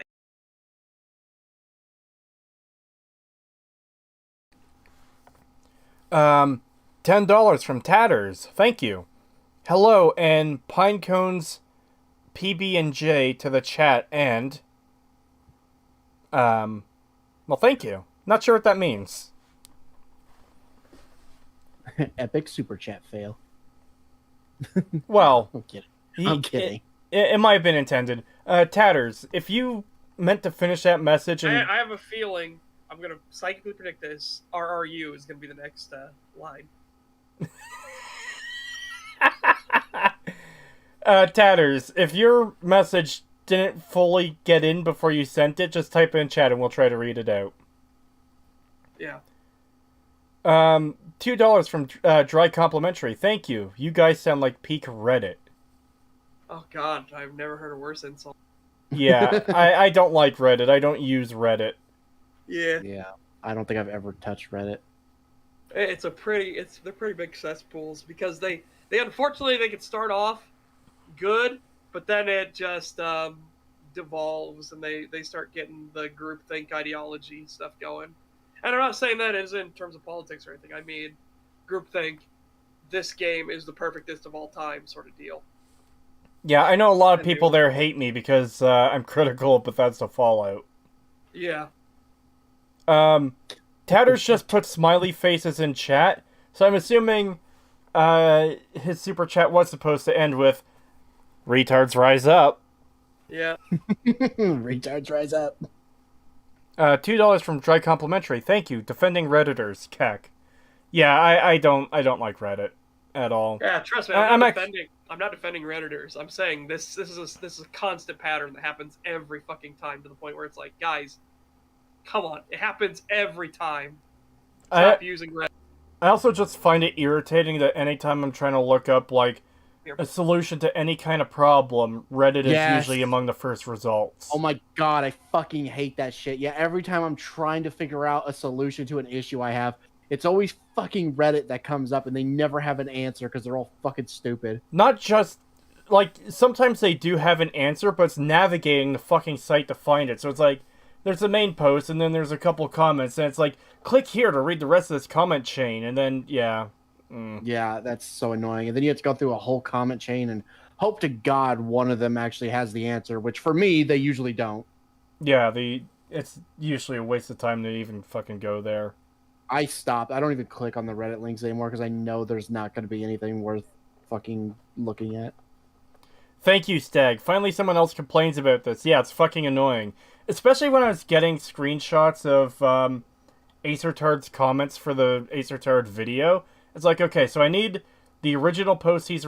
not the original post that started the thread, but the first response. And his response to that. So they get cut off, but I need the screen caps of all of them together. So you have to click like 3 buttons to get the first response, and then all the replies with it. It's so fucking annoying. I am back. Welcome back. Next up is the White Light video. Why did you love Skyrim? Because remember, us Bethesda fans, we love the bugs. I'm torn between abysmal and awful because he's a hardcore fanboy for sure. I'm leaning more towards awful. Yeah. It has a lot of issues, but it's definitely not among the absolute worst we've done. Yeah, I Yeah, agree yeah. with that. But speaking of absolute worst, Fallout and the Trouble with Speech by Many a True Nerd. Absolute worst. Yeah. Yeah, that I'd was probably pretty say fucking absolute bad. worst. Yeah. It amazes me that a Fallout-centric channel can get so much wrong about Fallout so often. Yeah.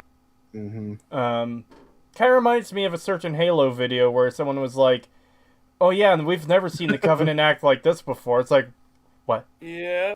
What? We've never seen the What? Covenant killing civilians before. What? I like how we all immediately hyper-focused on that when he said that. Like, we all immediately were like, what? Like, fucking what?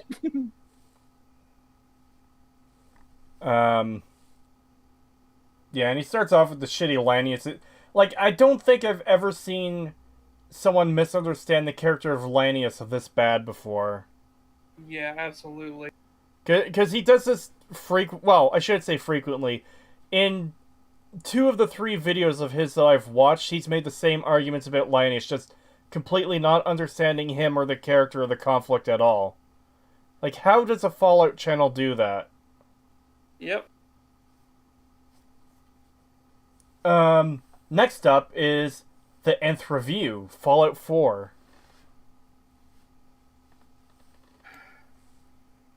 This one I just don't like. I can't fathom what this one was about at all.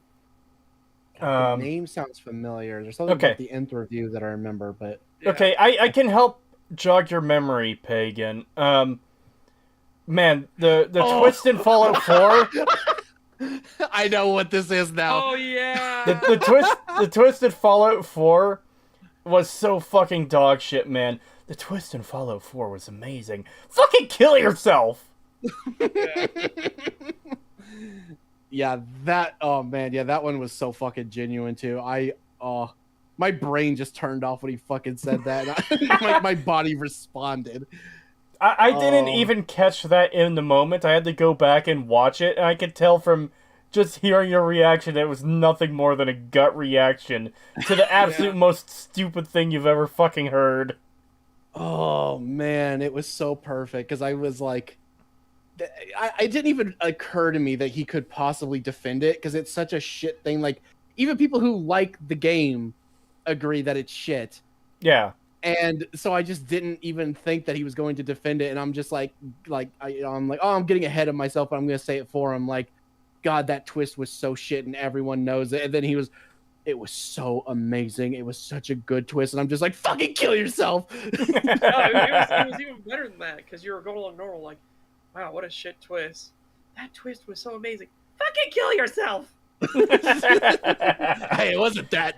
No, your voice fully broke because you were so. Oh yeah. Bam. So what do you think we should put it? Do you think it belongs in least bad? No. I was gonna say for personal reasons, I think it should be an absolute worst, but in reality, it should probably just be abysmal. I'm thinking abysmal. Yeah, I think abysmal would be fair with it. This is the one video that might actually compete for the Acertard tier. Rainbow Hawk. Why I don't love Fallout New Vegas or Obsidian. This one it would have easily been absolute worst, but now we actually have to decide.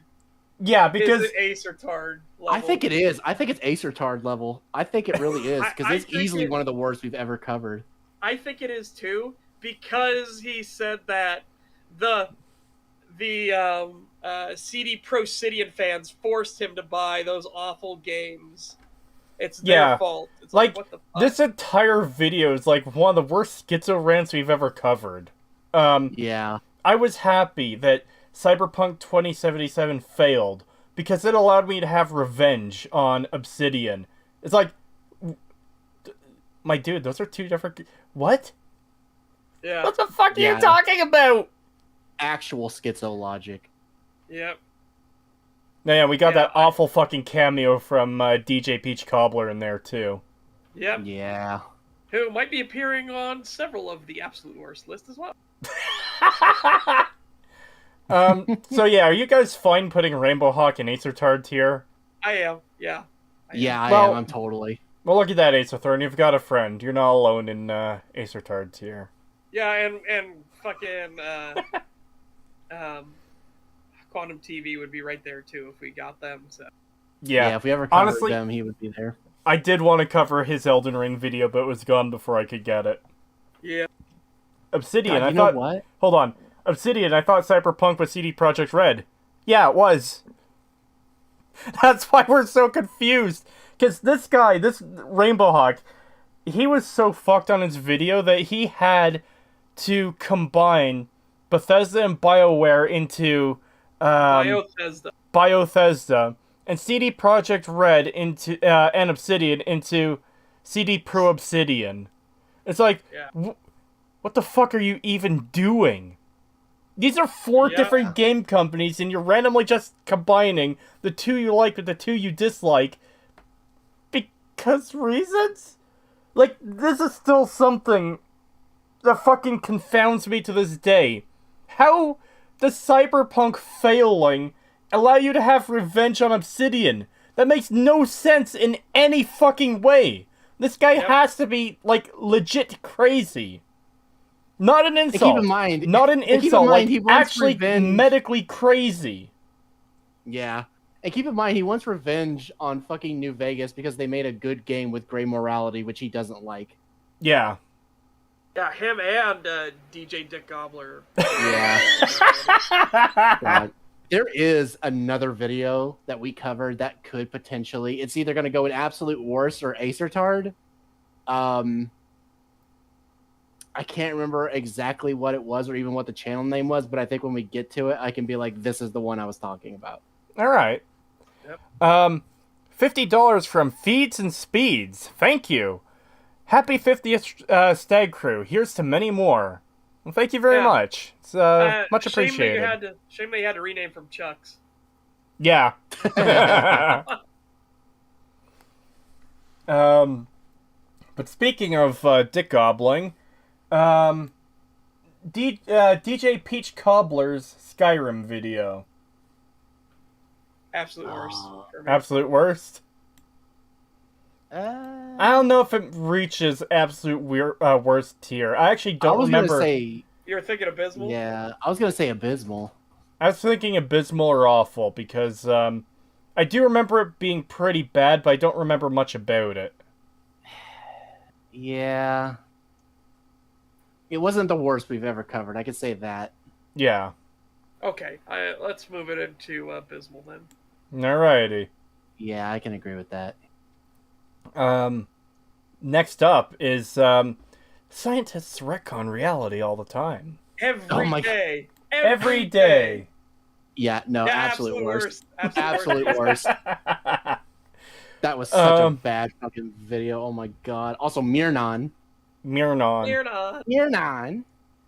It would be too. Fear It would be a God, I'm fucking up again, just like when we covered a Herculean task to to go through all the containers in the game to make sure they had the right loot in them.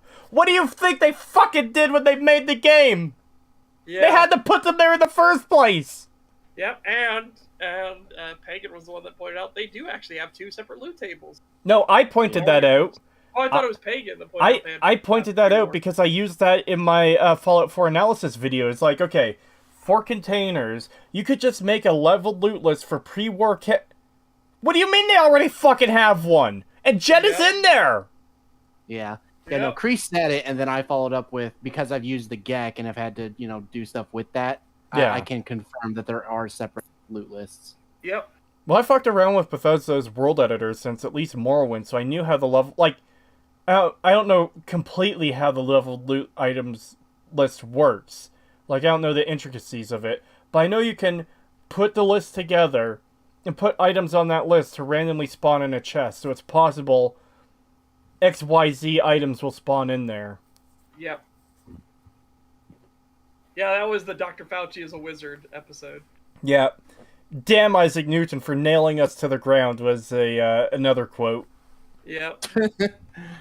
Oh boy, next up is Hello, fellow gamers. Gamer ranks. Why was Fallout 3 a big deal? I think this is awful. Yeah, I was leaning towards awful for this one too. This is a video we covered where the guy had, like, no offense, but a lot of speech impediment issues. This is the one where he's like, gamers, or whatever. Oh, Yeah. wasn't that the guy who was basically like, we found an actual, fuck, what's it called? The thing Mahler did. God damn it, why can't I think of what that's called? The fucking, like, the video essayist fucking, yeah, we found our own Godelb in the wild. yeah, Goodell in the Wild, right. that's what it was. Yeah, that's actually the funniest part about this video is that it did come across as a Goodell, but just unironic. Yeah. Yep. Yeah, I could not think of fucking Goodell. $20 from Jylen Brunson. Thank you. Anybody else feel like the guy in the middle beast his wife when his burned the toast? What? I think he's saying you beat your wife when she burns toast. Or when you burn toast. But Well, I I'm don't gay. think you have. Yeah, I don't think you Pagan, have a Pagan, wife, so there you- why are you beating your wife at this very moment? Why am I beating her so bad? My invisible wife, who I would never marry because I'm gay. Well, I mean, it depends how gay you are. Maybe you just call your husband your wife. True. Pagan's man wife. Oh, it's easy. Hey, it's Pagan's beta. Pagan, stop! She's already dead. Well, Hey, I did say at one point that I could technically be bi because we did that whole thing of like, oh, so there is a female you would marry, and I was like, oh, if you put a dick on that, I'd marry it. Yeah. Anyways, the next video is from that PlayStation channel we covered, Push Square. The 10th anniversary of Skyrim. Why Skyrim is still the best all these years later. I can't remember if it said best RPG or best open world in the actual title, but that's what the thumbnail says, is why Skyrim is still the best all these years later. I think that one's pretty abysmal. Is it? I was leaning more towards awful for this one. Because, What do you think, Pagan? like, I'm thinking awful. yeah. Because I don't remember all that much about it, but I think that's mainly because nothing was so bad that it stood out as being particularly... I remember it being more boring than enraging. Yeah. Yeah, that's fair. Next up, we've got a couple of good ones next. Cinema Sins and Cinema Wins Dune. Absolute worst. Absolute worst. Hold on. I want to put Cinema Sins in abysmal and Cinema Wins in absolute worst, because it did take us longer to get through Cinema Sins, and both videos were fucking garbage, but the Cinema Wins video was so much more annoying, because he had a lot of easy wins he could have gone for, and he just fucking didn't. Yeah, that's fair. Yeah, I'd say All that's right. fair. But both those videos were absolute dog shit. Yeah, they were. They were really fucking bad. I hated sitting through those. Yeah. Anyways, this next one is actually super easy. One and done. Yep, slap that in the fucking Acer tar. Yep. For anyone who wasn't here or doesn't remember, Acerthorn played up until the third boss, I believe, and he didn't even beat that boss, and he rage quit and assumed everything about the story and world and characters, and he even fucking lied about the game. Yep. Good video. Very, very good video. The game comes with the UI off by default. Then you go to his Let's Play, and he's like, oh, I had accidentally turned off the UI by setting it to 0.0. But, the button just should have showed up anyways, and then he shows that the button shows up, so he has to put it in a text insert of like, wow, the button actually showed up this time, but it didn't on my first time through. Which means he has unrecorded gameplay of him going through it already. Yep. Oh. Yeah. So Yeah. Yeah, because I was thought in a it- thought it might stream. play through. Next up is Jim Sterling and the tiresome whatever about Get Goodery, where Absolute worst. Absolute worst. yeah, Yeah, absolute that's an worst. easily absolute worst. Where the argument basically came down to, You're racist. these games aren't accessible to exclude black people from the community. It's like what? What? Yeah, it was literally How? just you're How? racist. Oh, it was so bad. I fucking hated that video so much. Yeah, that was definitely one of the absolute worst we have covered. Yeah. This is probably an easy one as well.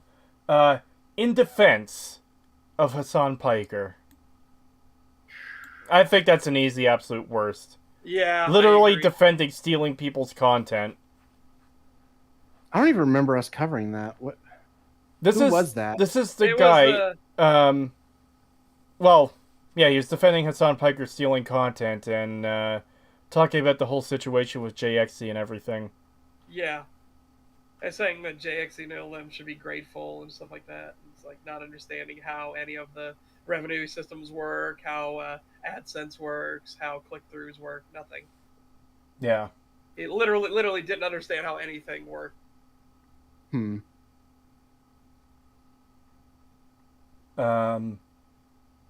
This next one was the first Halo follower video we covered. I was wrong about the Halo show. I think this is the episode 1 review. Yeah, I think This is the awful one because he's clouded by fanboyism. Yeah. That's the one we were just talking about where he didn't know the Covenant killed civilians in the games, even though Yeah. he's entirely a Halo focused channel. Yeah, And he forgot that happened in what, Halo 4? And 2 and 3 and and 2 and ODST. 3 and ODST, yeah,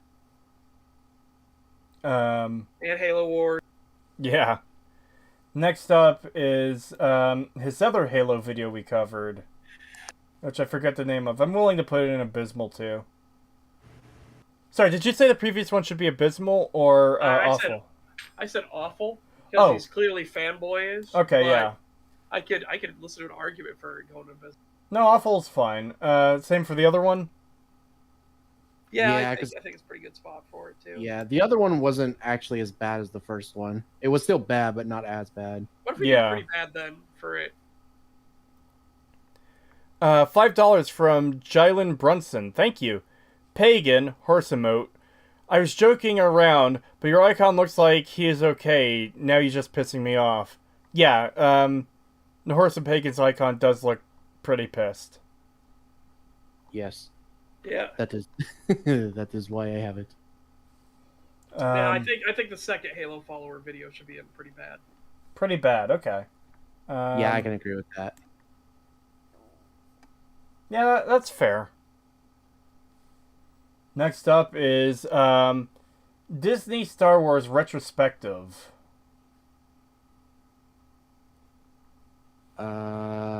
This one I don't remember that much about, honestly. Yeah, I Neither don't do I. either. This is the Neo Jesus one. I remember his second video better than the first one. God, just the fact it's Neo Jesus makes me want to put it in Abysmal, but Yeah. I don't remember enough about it to do that. I'd probably say the most I remember about Neo Jesus' cover, covering him, aside from his second video, is that people in chat told us that Ralph the Movie Maker criticized him once, so he revenge criticized Ralph the Movie Maker's movies. yeah. This one I'd probably say either awful or pretty bad. I'm safe with putting in awful because it's defending the Disney trilogy. Yeah, it's awful would probably be pretty fitting then. This next one's pretty bad, but I'm not sure if it quite reaches Abysmal either. It's his other video, Perfect is Boring. And his argument I remember most is the CGI in the prequels was perfect, and people didn't like that because it lost the charm. When no, people didn't like the CGI in the prequels was because it was too clean and sterile when things wouldn't be like that. Yeah. It looked plastic and fake. That was the problem. It wasn't perfection. Yeah, I would put that in. I'd put that in Visible for sure. Yeah. Yeah, I'm fine with that. Well, this is another easy one for absolute worst. History's Deadliest Warrior. Game Theory. Yeah, okay. I am torn on absolute worst or Acer Tard, honestly. Because it man, so yeah. fucked. I can agree with that, actually. I could definitely see that going in Acer Tard. Yeah, because that video is so fucked. Yeah, that is easily one of the worst we've covered, like, ever. It's in, like, the top, like, 5 or 10 or whatever many we have Yeah. of Acer Tard level. Well, we have covered 53 videos on STAG up until this point. That's not counting articles, that's not counting TV shows, that's just YouTube videos. Yeah. Honestly, yeah. I didn't think Acer Tard would have this many friends on the tier list, but apparently he does. Well, I mean, when you can't even get basic, like, facts right about anything, Jesus Christ. Yeah. Real world facts, too. Like, Yeah. Iceland, like, you can't grow anything you can't grow or hunt food in Iceland. It's too free. It's too cold. Literally no food exists in Norway. Yeah, everything dies instantly, so they have to raid to sustain themselves. Like, shut the fuck up.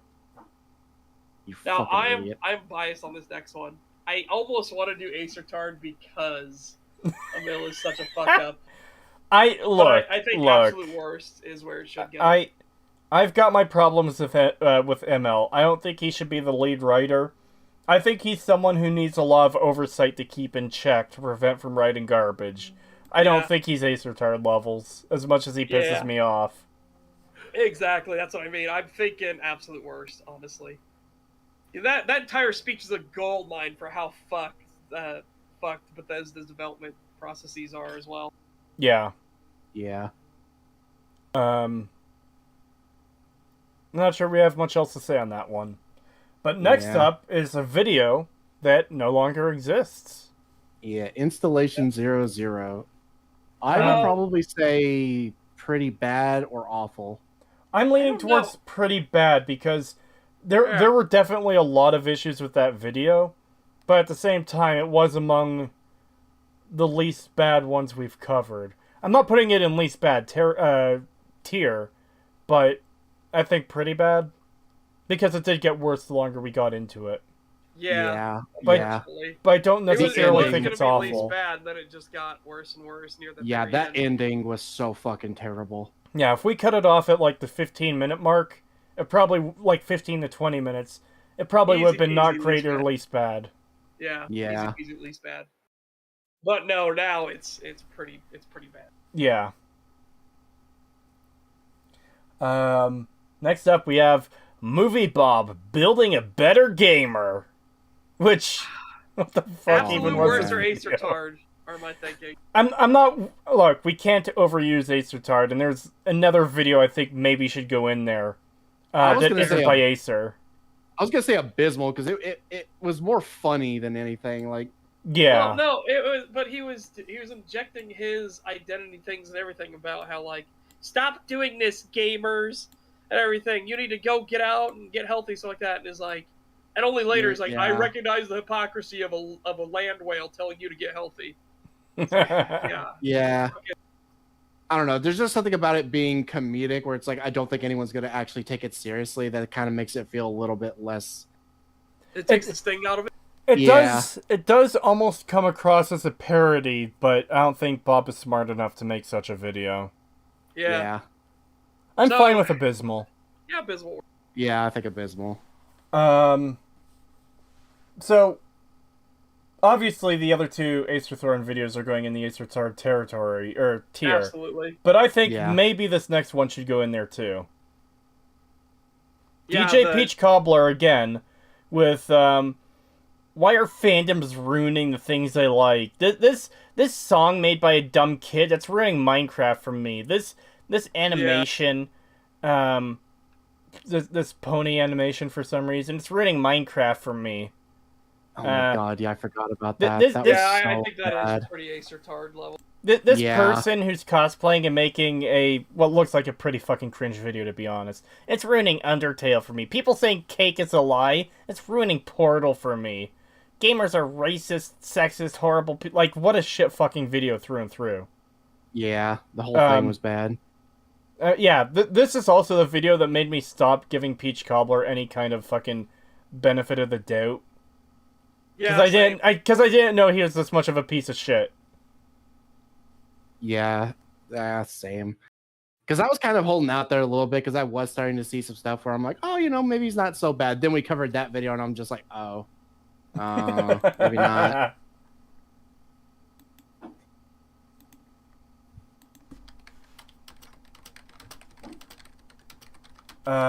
Just give me a second. Like, I still like that Halo one he did. Like, I fucking that one joke really got me for some reason. The fucking, please, when I hit you, will you take damage? I need this. No. Yeah. No.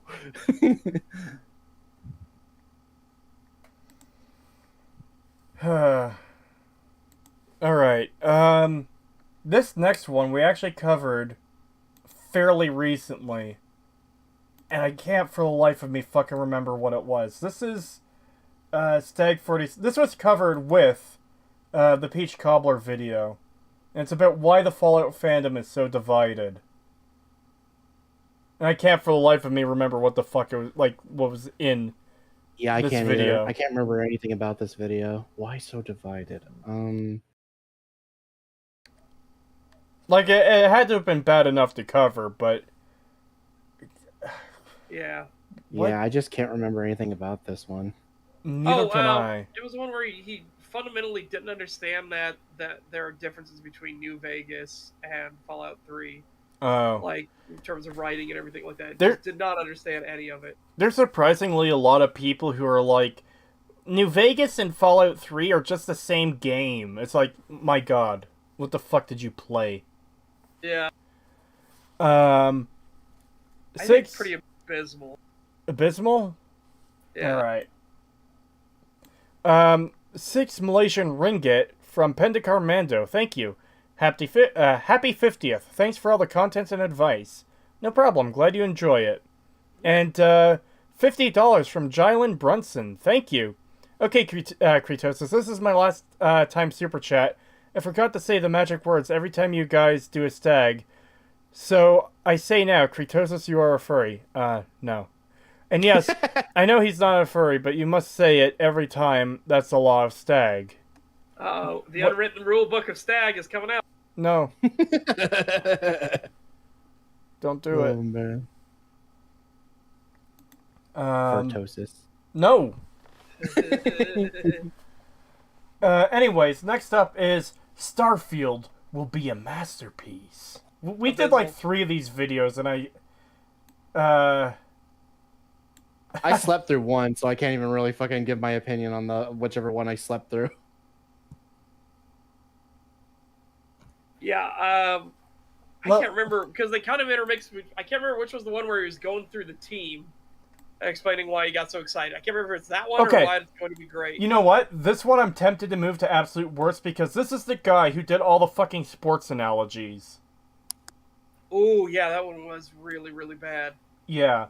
Because I'm just looking at the thumbnails for our own streams, and this is the one where we covered, Norte, or whatever the fuck his name is, with this video. This is the next one on the list. 5 misconceptions about Fallout lore.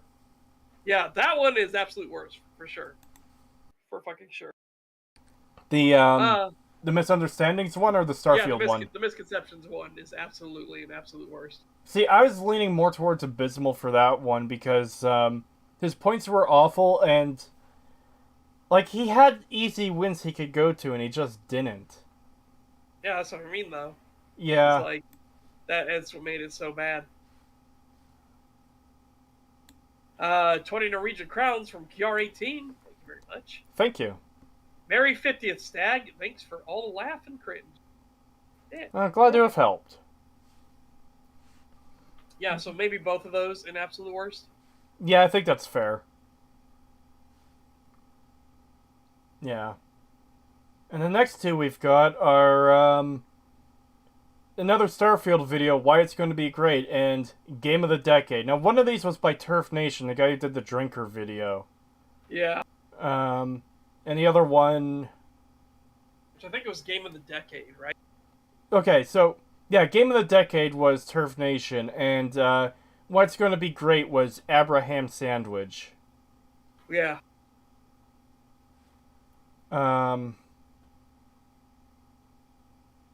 I think the first one was just awful. And I think the Turf Nation one was abysmal. I think that's fair. I really do think that's fair. Because the one was going into the team and everything like that, and it's like, no, oh, Jesus Christ, no. I think that was the ham sandwich one that went into all the members of the team, wasn't it? I think so, yeah. Okay, yeah, that's the one we put in awful. I will double check real. $2 from Barbaroy. Thank you. There's no message with that. Barbaroy. I've heard that somewhere. Reminds me of Baba Booey.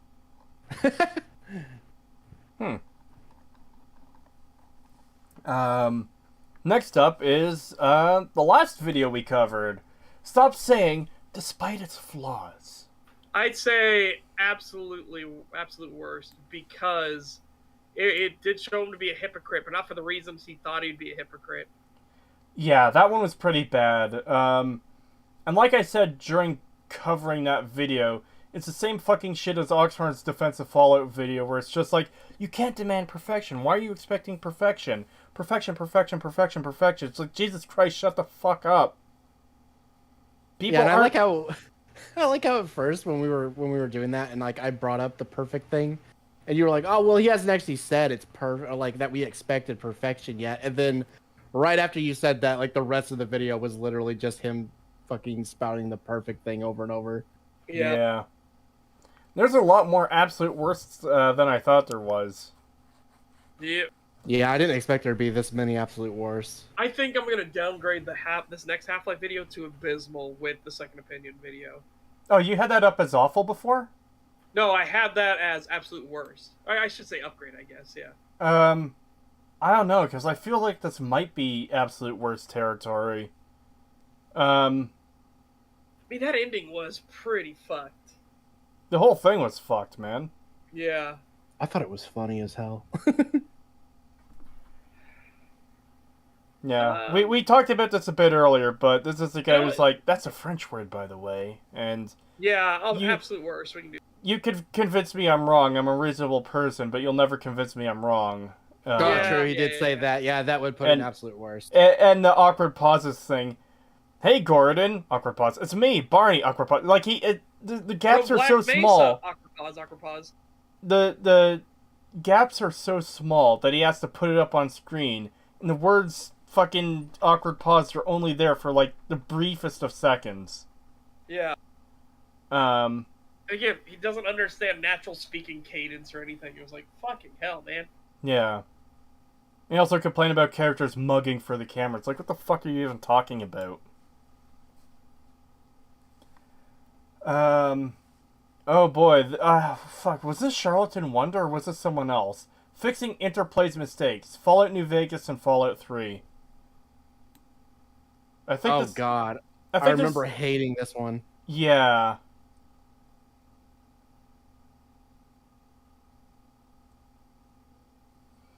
Let's rearrange a couple of things. Think to yourselves, is this really worse than this? Is this really the same as that? I think I feel pretty comfortable with where everything is. Yeah. Because that's what we've been doing the whole time, is how bad is this thing compared to the other ones we've done. That's why we've started including people in the Acertard tier who aren't actually Acertard. Yep. I actually don't remember a whole lot about this video, but I do remember hating it. Yeah. I think maybe, to be fair to it, then we should put it in awful because it's so unmemorable. Yeah. I'm fine with that. These next two are very easy. What? No, I'm sure we can have a debate on those. I'm positive, right? Huh. Right? I find it funny how half the Acertard tier is literally not Acertard videos. Yeah. Yeah, I didn't expect that, but yeah, we got there. Neither did I. God, that fucking Fallout video he did was so fucking shit. Oh my god, easily one of the Yep. worst things we've ever covered on the channel. I think it actually might have been the worst because we've talked about this before. It doesn't have the reach to do the damage some of these other videos do. So you can argue other videos are worse for those reasons. But when you take out influence and reach and all that and just compare the videos on their standalone quality, I really do think that video is the worst. Yeah, because he gets so much wrong. Yeah, he outright lies and just gets everything wrong. I don't think he gets hardly a single thing right other than he thinks Veronica's a good character, which I'm sure he only thinks that because he wants to fuck her. Yeah, probably. But, and again, that's the only time he ever actually showed supporting evidence for his claim, which was like, okay, that's what you should do. Yeah. Well, no, technically, he showed supporting evidence for everything else. It's just that his evidence was not what he thought it was. No, he showed evidence that was counter to everything else. That's what I mean. He thought his evidence was supporting him, but it wasn't. Fair. Yeah. That video is easily the worst one we've ever covered. 5 Canadian Maple Leafs from Adam Riley. Thank you. Of the channels on the board, who is most likely to be the school shooter if they all attended? My money on Cobbler. Acerthorn. Well, yeah, considering Acerthorn literally threatened to shoot up a school. Yeah, and talks about how he jerks off to violence every single day. I think he'd go Columbine co-op mode with Rainbow Hawk. Maybe. Yeah. Yeah. If I had to choose. Next up is the Dashing David video, which I don't actually remember a lot about. I think it was a pretty lame video overall, but I think this is the guy who said he liked Mothership Zeta more than any of the New Vegas DLCs. Oh, God. Now, I do remember looking at his response, like his update video after we covered him. Yeah. Yeah. And I was like, it's a fine update. I still disagree with him, but it's like, the update's okay. I also offered for him to come on the show and he never responded, so. Yeah. I'm thinking pretty bad, or not great. Probably pretty bad. I think pretty bad work. Yeah, I'd say pretty bad. Next up is, this is the guy who, blew our ears out several times. Oh, God, this guy. Oh. Yeah, absolute worst, easy. Alright. Yeah, this is a person who brought me up and didn't even watch my videos to complain about me criticizing the Fallout games. Yeah, he literally just saw that you were criticizing it, so therefore you're bad. Yep. And the length of the video. That's it. Yeah, long man bad. Long man bad. This next one, oh man, I love this video so much. I am torn. I am torn for Acertard, honestly. Oh man, because this is the most valuable water in the apocalypse to wash your house. It's either absolute worst or Acertard, and I fucking love it. Yeah. Wow, we didn't have one video that went into least bad, eh? Of course not. Well, okay. One of them has to be the least bad. Like, if we actually had to list them in order from best to worst, one of them has to be the best. Then I would take the Arlo video and move it up, honestly. Okay, let me just drop that there for a second. I'll put that because that one actually had effort and stuff put into it. He's not good at analysis, however. At least when it comes to Skyrim. We don't know about his other videos. Maybe he's done good analysis of other things, or good reviews of other things. It's just that wasn't it. Yeah, I saw his Breath of the Wild video. It wasn't very good either, so take that with what you will. Nice. Yeah, this video was pretty fucking... Like, this is the peak of I don't know what the fuck I'm talking about. Oh, in the post-apocalypse, why is everything so messy? Why wouldn't you wash the walls of your house? Why are there no carpenters? You know, when civilizations meet each other, of course they're kind and friendly to one another. Like Oh my literally god, the fucking noble savage. yeah, he literally made the noble savage argument and thought like nobody back then like attacked each other or anything unless it was for good reason and shit like that. And it's like, no. Yeah. It Yeah, might it was actually really bad. it might actually deserve Acertard tier. Yeah, it's like Yeah, it's is right pretty bad. there with fucking I with would- Matt Pat. It's yeah. like right there with Matt Pat. I would say out of the Acertard tier videos, this is probably the best one in the tier. But Yeah, probably. like Yeah, it just barely edges into that tier. yeah, because there was so much wrong with that. Like we were literally saying like if there ever was an apocalyptic scenario and this guy like got into a group of other survivors, they would either kick him out or kill him because he would just fucking ruin their chances of surviving. Yeah. Yeah. So, that is the 53 videos we have covered on STAG. Up until this point, at least. We're about to cover some more. What do you guys in chat, and I guess later watching the video after the fact, what do you think? Do we get some wrong here? Do you think some belong in other positions? Do we maybe forget too much about one video or another where it should change your tier to be higher or lower?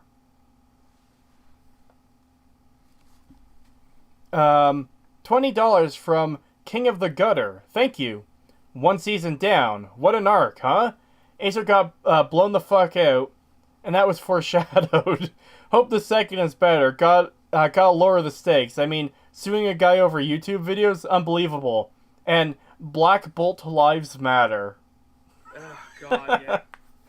Fuck, It really- would you explain your teammate's weakness to an enemy. Oh Jesus fuck. Well, logically, it shouldn't even have killed him. What a fucking year it's been. And of course, this doesn't include the articles or TV shows we've covered, or otherwise, we would have a good tier up above least bad for Deep Space Nine to go into. Yeah, absolutely. And then we would have a tier below Acer Tard for the fucking Halo show. Yeah. Yeah. Oh my Because- god. oh because my because God, that's was that bad. professionals. Those are professionals getting paid to do that, and that's Yeah. how bad it was. Yeah, I fucking that was easily the worst thing we've covered was that fucking Halo TV show. I fucking hated it so bad. I thought Cowboy Bebop would be the thing that would be like the worst thing we would ever cover, and then immediately the next show we fucking followed up with was was worse. Yeah, much. Oh, Least bad should be Installation 00. He's the only reasonable person here. He did come He into was- chat, and he was fairly reasonable. But Yes, he the was. deeper you got into his video, the worse it did get. There was a lot of issues with that video. Yeah. yeah. In terms of just talking about the quality of the video, yeah, it was really bad. Him as a person seems pretty decent, but his video was bad. Yeah, and he even made a follow-up video about why he's not going to do that kind of analysis thing anymore, because he gets too excited about it and he washes over all the bad too easily. So he's like, hey, he knows his lane, and he realizes that he's not good at this, and he's going to stick to what he is good at. Because clearly he has an audience, right? He has an audience of people that show up, that are supporting him, that give him views and help pay for him, pay for what he's doing. So yeah, he knows what he's doing in that arena. So I'm totally pleased that he's just like, yeah, you know what? I'm not good at this. I'm gonna go back to what I am good at. Like, Yeah. Good on you. Yeah, I that's tried something respectable. new. It didn't work out. It happens. Yeah. And it's incredibly admirable. Somebody actually admitting when they're not good at something and they're like, you know what? I gave it a shot, but I'm gonna stick with what I am good at. $5 from Barbaroi. Glad I could catch y'all live. Thanks for all the content. It's perfect for me while I work. Hope y'all have a wonderful stream. Well, thank you. Thank We you. got a long one today, guys. We got a long one. $10 from Moz. Thank you very much. Thank you. 1 year of making my 15th indie game while listening to Stag. From here to Stag 100. Keep up the good work. Oh, thank you. Glad we could keep you entertained while you're working on your game. Yeah. I need to get the fuck working on mine, because I've been slacking hard. It's kind of hard when you have so limited time, though. Yeah. $5 from Rothpar. Thank you, sir. 50 episodes. Fantastic. Here's some more horrible, dismal shows and games because it never ends or gets better. Time for Netflix or RE? It sounds like it, and I'm really dreading it. Yeah, maybe. We'll see. I was considering doing, some YouTubers will do videos where they'll sit down after an episode of a show and talk about it and why it sucks. I was considering trying that format out for the Resident Evil show, but the problem is I don't know enough about the Resident Evil lore to cover it as efficiently as I could if I did. Yeah, I don't know all the ins and outs. I know a bunch of it, but also it's transitory because they make changes here and there. Like fucking Chris Redfield starting up Umbrella again in Resident Evil 7. I'm like, what? Why? Yeah, what? Yeah, it's the new Umbrella that's the anti-bioweapons now or whatever. For some Oh, reason. yeah, that's right. They And I'm did like, do that. but wait, weren't you in the BSAA? What happened to them? Yeah, what the fuck? Shh. Yeah. Hush, little child. No. Did they change that in 8, or did they keep that? In 8, I'm pretty sure he's still with Umbrella Corp. I think. Okay. Jesus Christ.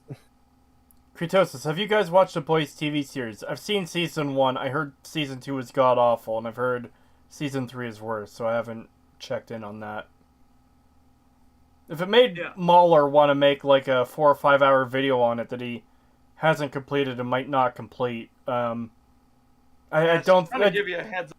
I don't think it would be good for my current schedule to watch that show. Were you starting to say such? I said if he starts making like super long form content about it, it's like okay, yeah, there's probably a lot of issues. Yeah. Yeah. $2 from Scram and Q Banshee. Thank you very much. Thank you. It's nice y'all and him are polite to each other. Yeah, I mean, again, we don't have any reason to be disrespectful to him. He didn't come in and freak out like some of the other people we've seen. Yeah. Yeah. Like when covering a video, we'll be like, oh yeah, this video is dog shit or whatever. But when we're saying a video is bad, we're not saying the person who made it is bad. Like, Many a True Nerd's Fallout 3 defense video is fucking absolute dog shit. I don't think that makes him a bad person. Yeah. No, his Reddit post did that. Yeah. Same thing with Mike Burnfire and Zach. Shit, it's like, Jesus Christ, guys. Yeah. Jesus Christ. Like, that last guy we put in the Acer Tard thread thing, I think his video was really shit, and he clearly doesn't have an understanding of a lot of things, but I don't think he's a bad person. I think he's very much he's a snowflake, right? He lives in a fantasy world that doesn't actually exist in reality. Yeah. It's I mean, he seems like a cool Netflix guy to hang out show. with or something. Like, I wouldn't mind getting him, like, talking to him or something. He seems like a nice guy. It's just, at the same time, it's like, man, you have some really shit opinions, though.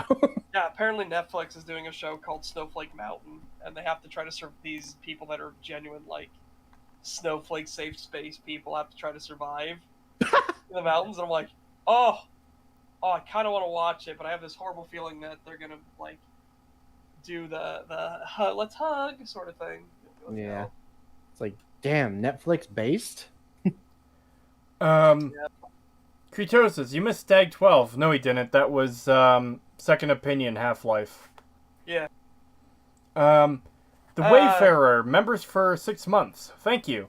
We already had the Halo and Kenobi shows. Now we've got Netflix Resident Evil, Rings of Power, and Fallout. Why has God forsaken us? God, I am not looking forward to Rings of Power.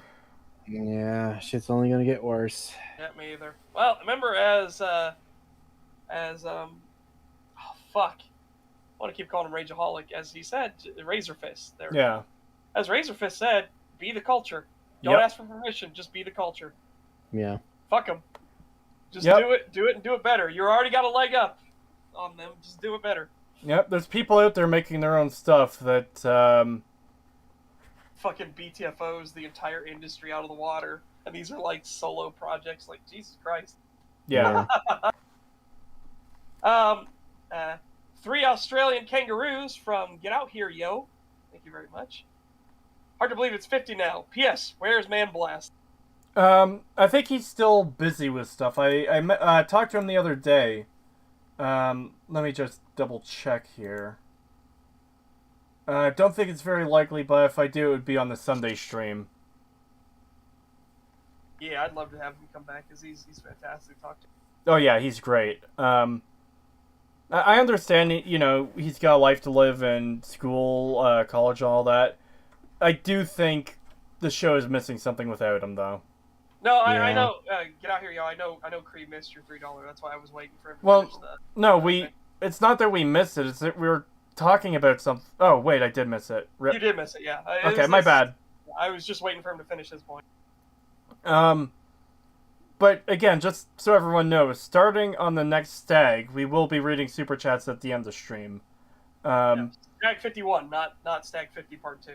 Yeah, Stag 51. Because it's not an issue that we're getting too many that it interrupts. Well, part of the reason is it does interrupt the show, but it interrupts the flow when we read a super chat and we go off on a massive tangent about like, oh hey guys, what do you think about this situation when we're in the middle of talking about like Halo or Fallout or whatever.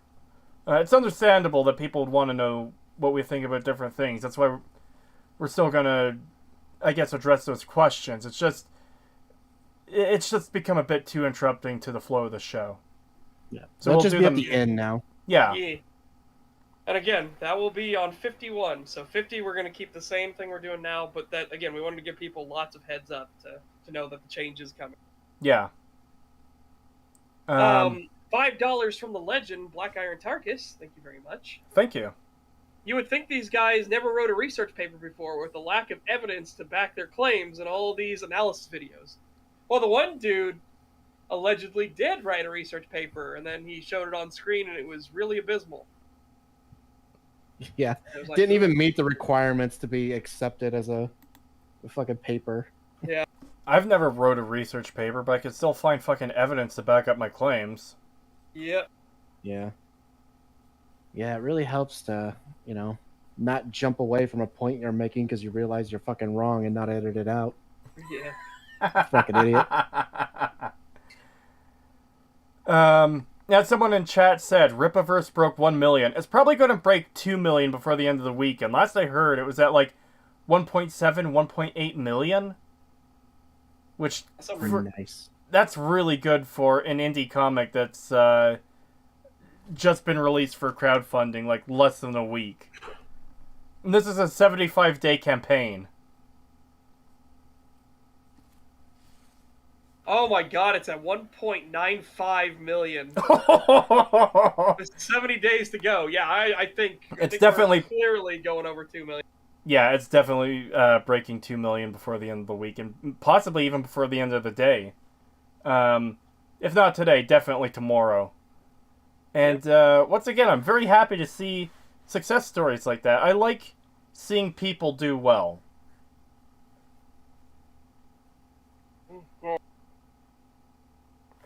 Yeah, 1.7, I believe. Woke comic book pros are coping, seething, malding, and N-wording. Yeah. Yeah. I was listening to Geeks and Gamers Tuesday night's main event the other day, and Ripa said that he's been called more racial slurs in the past 48 hours since he released this thing, that was on Tuesday night, of course, than he ever had in the rest of his life. Because people can't stand that he's this successful, and he's not, like, on their side. Crazy.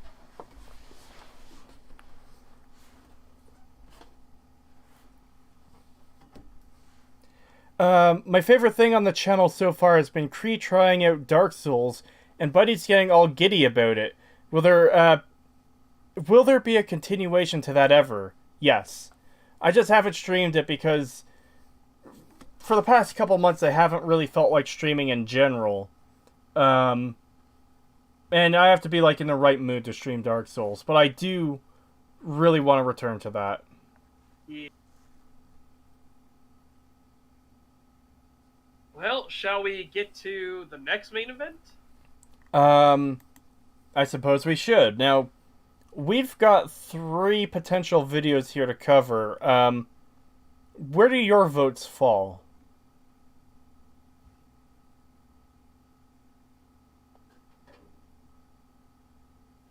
I would like to see the aim down sights one. I'm very curious on that one. All right. Pagan, you suggested that one. Have you previewed it? Yes, I have. It's really bad. Yeah, it's pretty shit. Okay. And then maybe get to why Fallout's world is still a mess. Well, we'll see. All right. I want to grab this comment here too quickly.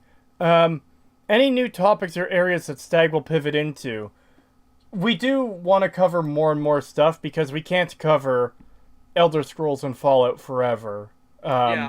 That's why we've been doing so many other types of videos. Well, just variety in general is good, but if you look at this tier list, let me just get this back up on screen quickly. A lot of these videos are Elder Scrolls or Fallout related. Maybe half or more. But we have done a lot of other things like Dune, Halo. I still think we should cover other Halo videos, and I still think we should have covered some videos or articles defending Bebop flicks. I understand being tired of the show after we cover them, or after we watch through them, but part of the point is so we can cover videos with accuracy after the fact, too. No, I'm fine. I'm fine with doing that. The problem was thinking about season 2 for Halo. Oh yeah. God. Is there going to be a poll? Poll for what? They're thinking for the video. Oh no, I was asking you two what you guys would prefer to do. $2 from Gene Wrights. Thank you, Furry. Not sure what that's referring to. Yeah. Anyways, so. Yeah, and don't worry, guys. You will get more Fallout after the TV show comes out. So there you go. Well, see, that's the thing, is we're never going to completely, like, abandon Fallout or Elder Scrolls. I could still imagine us covering stuff like that 2, 3, 4 years down the line if we're still doing this at that point. The thing is, we just can't do it all the time. Every episode can't be a Fallout episode. Speaking of Bebop flicks, Star Wars Episode 3 did a space vacuum better than Bebop flicks. Episode 3 is in Revenge of the Sith, or Episode 3 is in Episode 3 of Kenobi, or Boba Fett, or what? Because that's one thing that has confused me when listening to people talking about those shows, is some of them will say, oh yeah, such and such thing happened in Episode 3, and it's like, okay, it's understandable you'd refer to it that way. But the movies are literally titled Episode 1, 2, 3, 4, Revenge of the Sith, okay. I'm just gonna get the video up, and I have to readjust the screen. Aim down sight. No, stop talking. Alright, I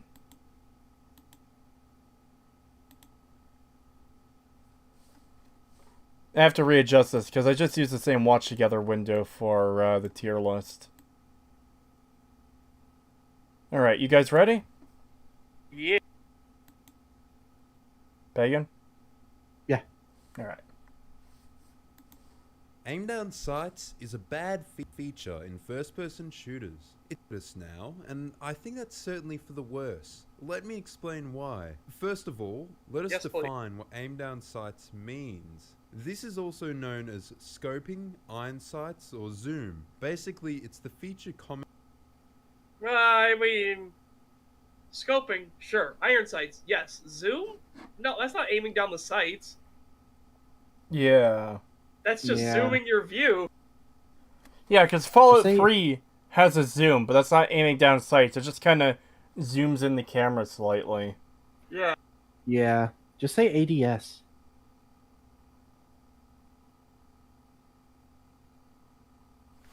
Alright. Oh, go ahead. Feature common in most modern first-person shooter games where your FOV narrows, your weapon is centered on the screen, and you look down the sights of the gun. Typically, the gun will obscure a large part of the screen. Yeah, it's supposed to highlight that you're focusing. Yeah. And this is what allows you to get pinpoint precision shots. And in a lot of these games, they have mechanics where, hey, this thing is not weak here, but it has obvious glowing weak spot if you have perks on or whatever, or you shoot it in the joints or anything like that. Like, how do you deal with shield enemies? Well, you can pop them in the hand, shit like that. Or in the toes. That's a fun one, when games actually allow you to shoot them in the foot and then they fall forward. And it's like, oh, well, that shield didn't do much for you now, is it? Yeah.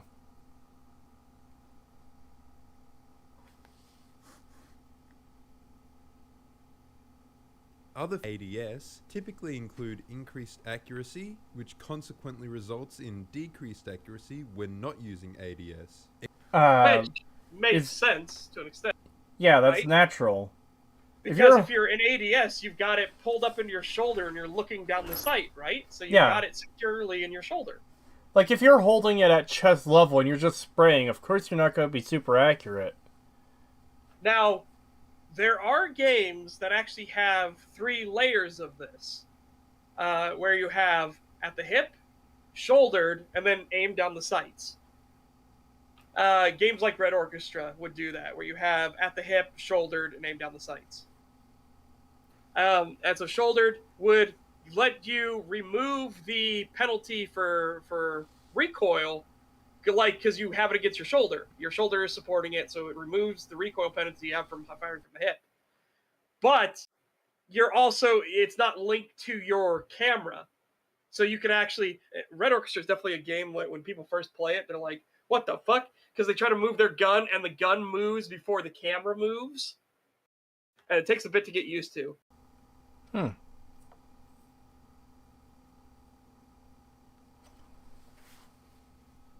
I'll let you lead on this one, because I don't know enough about guns to know when to pause exactly.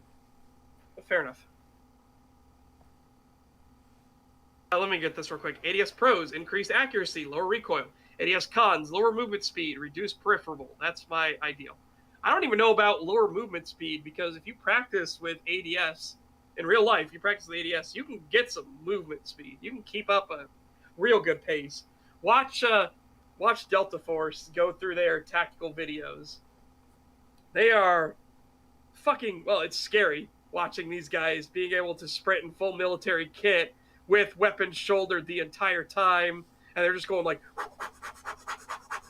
and they move faster than a fucking track athlete. It's like, Jesus Christ.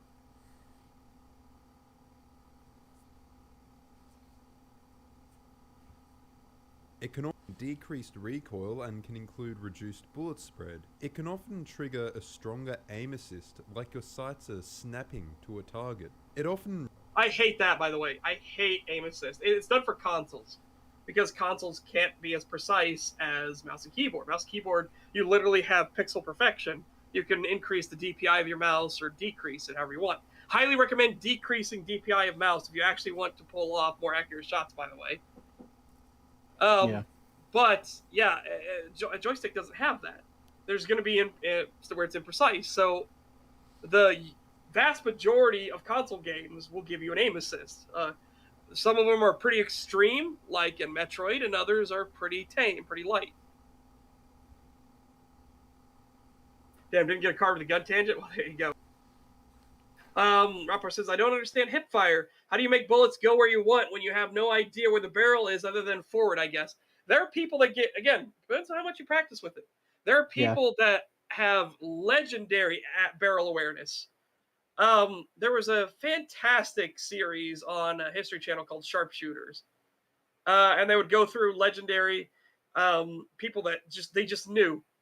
They knew where their gun barrel was at all times, so they could quick draw from a holster and fire at pinpoint accuracy. And it's just fucking, oh. But again, those are people that have trained with that, and they just have that, they're just in tune. They have that awareness of where their finger is pointing, where their trigger finger is pointing at all times. Max DPI Pro, oh god, I would be. Oh god. Yeah, but no, if you've practiced with guns for long enough, you don't really need to ADS or anything to hit targets. Like, I have to shoot like pests and stuff around here so often. I don't even use the sights anymore. I just kind of aim my barrel in the direction, and I'm like, yeah, that'll hit, and it always hits. Yeah. Shooting from the hip is an actual thing IRL? Yes. There are tactics to fire from the hip, which is cover and advance fire is one where you would fire from the hip. Because you want to be able to duck down, you want to keep your peripheral vision up. What you're doing is you're firing, so you advance, and you're kind of watching to see if anybody's going to pop their head up at you, so you can quickly turn and fire at them to keep them down. And then you drop down, time your reloads with whoever's with you, because you're firing advancing by yourself. I'd be going full sprint instead of just trying to fire in advance.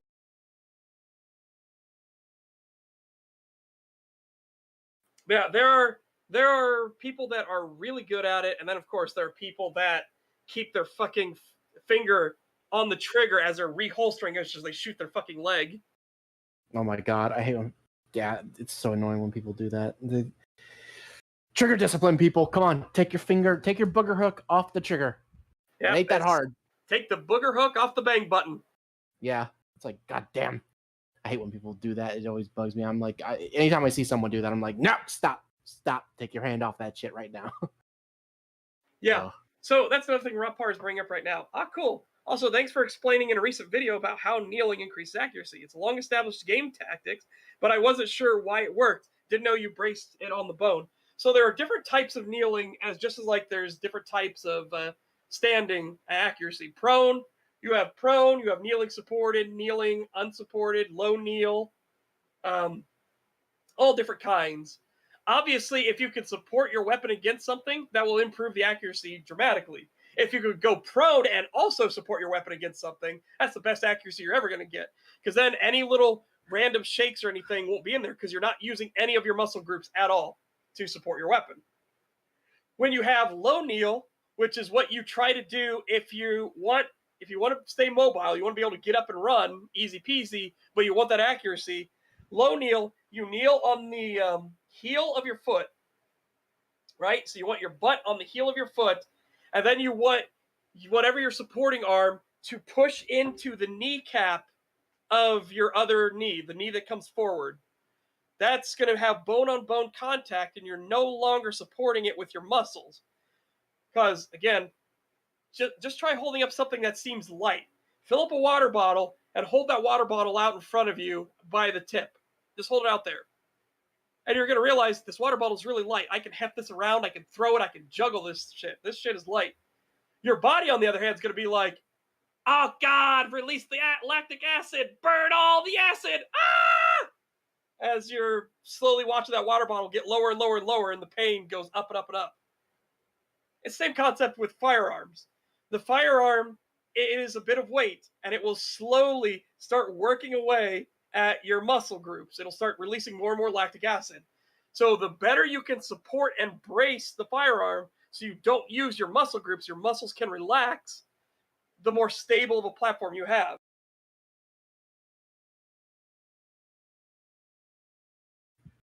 No, Demo Man Chaos, I'm literally going by what I was taught in the Marines.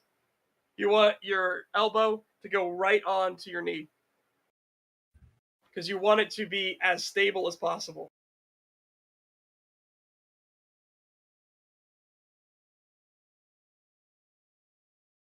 Now, granted, the Marines could be wrong, because the Marines were also trying to teach me this weird, where you put your arm through the loop, and then you bring your arm back to the other side when you're standing to try to support it. And I'm like, oh God, I did not like that one at all.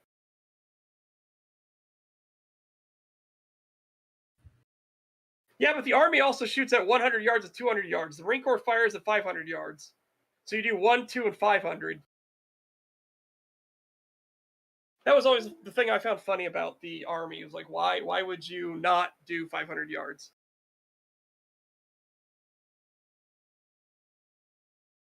Granted, why would you not let people train with optics now? Because optics, Jesus Christ, optics really fuck with things.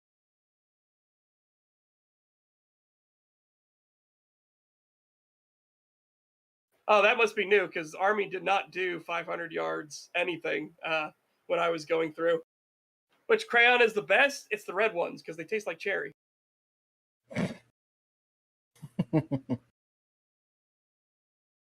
That was, in fact, when I was going through, we had a guy who was in Army, and he went over to Marines because he wanted to do Army to get in shape for Marines.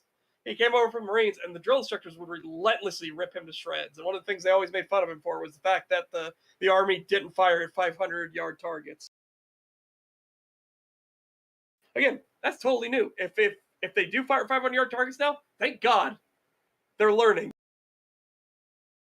They're evolving. Yes. Yeah, and optics should be standard issue now because they're just so cheap.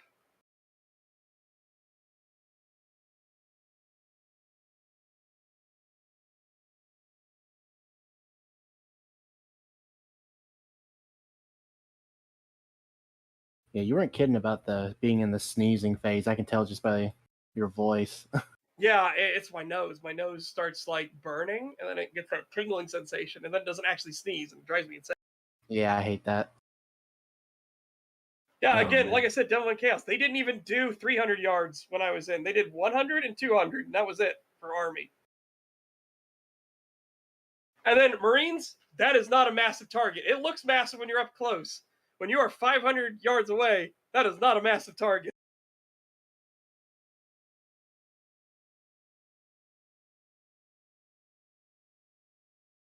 Australian STAG would be limited to talking about 22s and lever actions. LOL. Yeah, poor Aussies.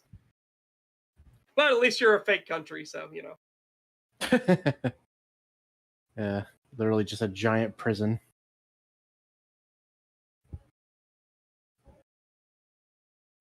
Anyways. Yeah. I went in 2007, Demo Man. As I said multiple times when I was in, that's why we made fun of the Army so much. Because they only did 100 and 200 yards. They didn't do 300, and they never shot any further. They never shot 500, ever.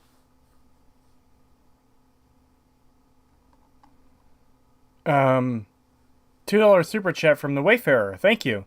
Army's learning, unlike the Navy. Good lord. Yeah, Army is learning to an extent, but they're also going with the woke politics, too. Like, oh, it's really, really bad. And Yeah, they're we having talked about that recruitment earlier. problems. Yeah, they're having massive recruitment problems. Yep. Anyways, video? Yeah. Yep. Remote elements and covers a large portion of your view model with the weapon's sights. It often involves a flinch feature, where your aim is knocked slightly off center when damage is received, particularly from an enemy player. The feel Which, I mean, makes sense, right? If you get shot. Granted, most people in real life don't realize they've been shot until they drop. So that's the whole thing of like, everybody in real life knows when they've been stabbed. But a lot of people in real life don't realize they've been shot until they see there's blood. It's a weird phenomenon with people that get shot. Yeah. Now, God, I granted, saw a somebody video will today. go ahead. I was gonna say I saw a video today where dude got stabbed in the carotid artery and died within seconds, and it's like, yeah, that's why cops shoot people with knives. Yeah, and that was that the bodega self-defense case? I'm not sure. The video in question was the one where it's like a couple of like a group of teenagers are like flexing on one another, and one pulls out a knife, and one of them just walks up to him for some reason, and he stabs him in the neck, and he's dead within like seconds. Oh God, yeah, no, I hadn't seen that one. Yeah, and then he followed it up with the woman who walks up to the suspect. The female cop walks up to the suspect, who she knows has a knife, but gets like right up in his face for some reason. And then he pulls the knife out, and she falls over. And fortunately, her partner was there and two taps him. Yeah, Jesus Christ. The fuck is a bodega? It's like a mini store thing in New York City. Oh, I know who you're talking about. Yeah, the clerk. I have seen that one. That guy's completely justified in defending himself. Yeah, it's crazy to me to an extent, yes. To another extent, no, he's not, because it was not a lethal force fight until he pulled out the knife. Then it was a lethal force fight. He escalated first.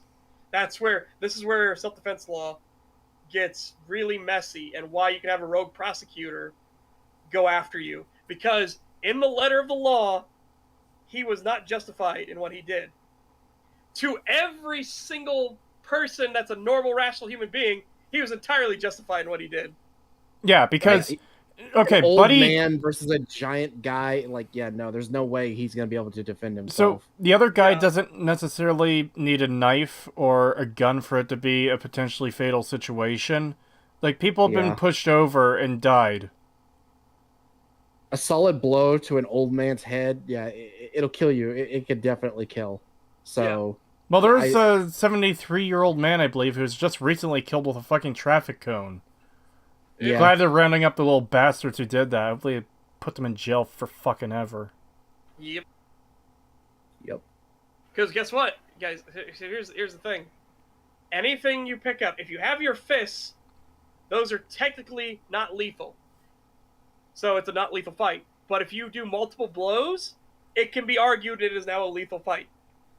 If you pick up anything else, even pepper spray, can be argued to be a deadly force threat because you are not trained in pepper spray. Right? So, and the standard is in reasonable fear of causing serious bodily harm or death. Your eyes burning and skin actually like crackling and blistering and bleeding is some serious bodily harm. So you got to be careful. If you have a rogue prosecutor, if you have a George Soros prosecutor, this is the kind of shit they'll go after you for. Even though you're like, but it's pepper spray. It's a less lethal. Doesn't matter. So this is the kind of stuff you got to be worried about.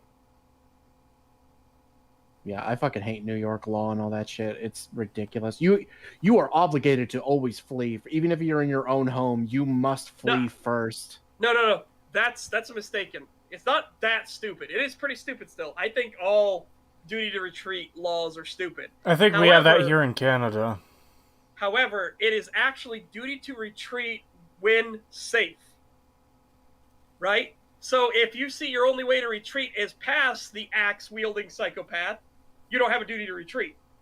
If your only duty to retreat is to run away from a guy with a gun, well, the guy with the gun can shoot you while you're running away because he can reach out and touch you. You don't have a duty to retreat. Yeah, I mean, I guess, but I still think it's ridiculous where it's like, oh, yeah, so some armed guys broke into your house and they're stealing all your shit and you have a duty to retreat rather than protect your home. It's like, fuck that. No, well, fuck that's you. Because only Texas is in defensive property. Only Texas. That's so stupid. It should not be that way. Because here's the thing. Guy, if somebody steals your $800 TV, is that $800 TV worth it to you to get put into the legal system for $1 million plus and potentially go to jail for the rest of your life? Is it really worth it? If they aren't brandishing weapons at you, if they're not going after anybody else in your family, you could shoot them out, but do not shoot them. Now, I think I'd rather ask. I think I would rather ask: is my $800 TV worth their life? Yeah, that's where the sheriff in Florida is, right? Sheriff in Florida is like, hey, you want to save us a bunch of time? We will not prosecute you. We will not file any police report whatsoever. If you shoot a burglar, if you shoot a home invader in your house, we don't give a fuck. You are saving us time and money and paperwork. Based. Yeah, that sheriff is genuinely, that's one of the good ones, guys. That's somebody who understands, like, these people, you have no idea what their intentions are. You have no idea. But of course, rogue prosecutors are going to rogue prosecute. That's their entire goal is to bring down the legal system. So of course they're going to try that shit. Yeah. It's why we saw with the Rittenhouse case. That is one of the most textbook perfect self-defense cases ever. And it still got brought up for prosecution. That's what we saw in the George Zimmerman case. That is perfect textbook self-defense, but it still got prosecuted. So again, you're going to have these politically motivated, really shitty prosecutors that want to bring down the legal system who are going to go after you. So you got to make sure that you understand what the laws actually are so you can fight back against these people.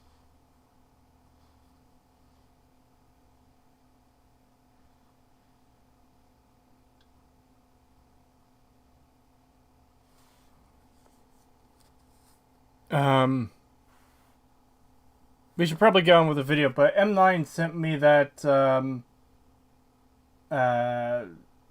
Hunger Games type thing where you put a bunch of icons into a thing, and it'll randomly generate like who lives and dies. Oh hey, Headset Waifu is on there. Nice. But anyways, we should probably continue with the video. Yeah. Feeling ADS to provide is pretty obvious. It provides some sense of immersion by adding a realistic element. I mean, it can provide immersion. Depends on what you're going for, right? Red Orchestra, it's clearly designed for both. It's immersion and to give you better accuracy. Because again, Red Orchestra has hip fire, shoulder, and then fully in the scope, fully in the sight. That's Red Orchestra. Games like Escape from Tarkov do the same thing. Hip fire, shouldered, and in the scope. Sure, that is immersion, but it's giving you gradual steps. It doesn't just do it for immersion. And Escape from Tarkov is a great example because people have different body armors, and if you can recognize what body armor the person's wearing, you know where you need to aim to defeat that body armor. Yeah, and you could definitely hip fire in that game. Oh, I've seen people who say you can't, and then I show them like just a couple of clips from Anton, and they're just like, "Oh." And you can blind fire, which is fucking fantastic. I love the blind fire. Yeah, that's so good. My favorite is when they'll call out something, and then some idiot will call back. So they'll be USEC, and they'll be like, "Fucking Russian pieces of shit." And then the USEC will be like, "Suka bliat," or the bear will be "Suka bliat," and then you just see them whip that semi-auto shotgun around the corner, bam, bam, bam, bam, bam, bam, bam, Yeah, bam. just light them up.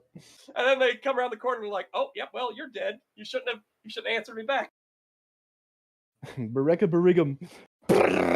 Yeah, I do play Escape from Tarkov, but I'm really bad at it.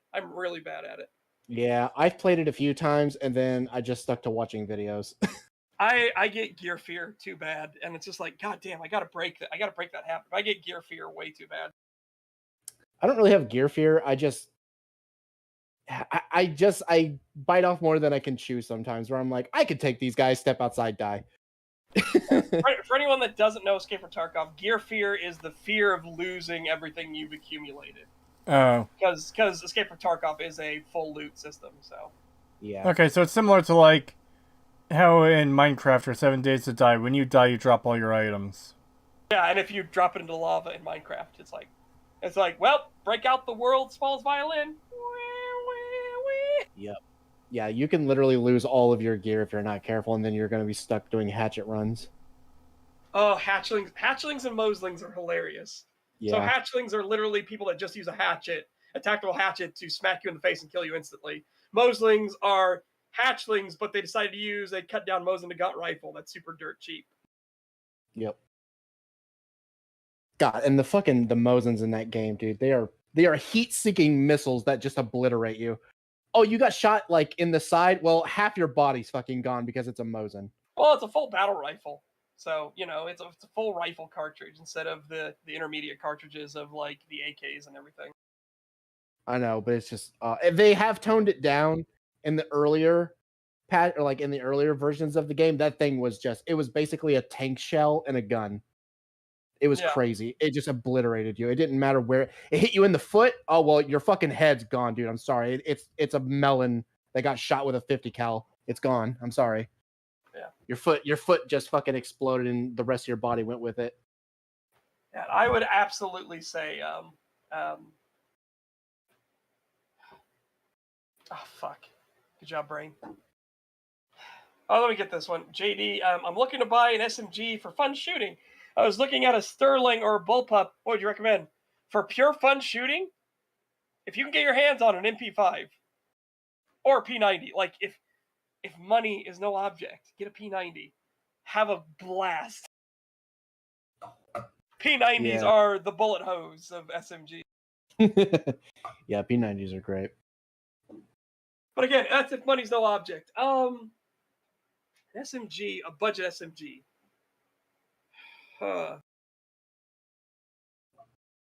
Probably like an If you want something that's really fun to shoot, if you can get an MP40, genuinely, if you can get an MP40, it is a great feel.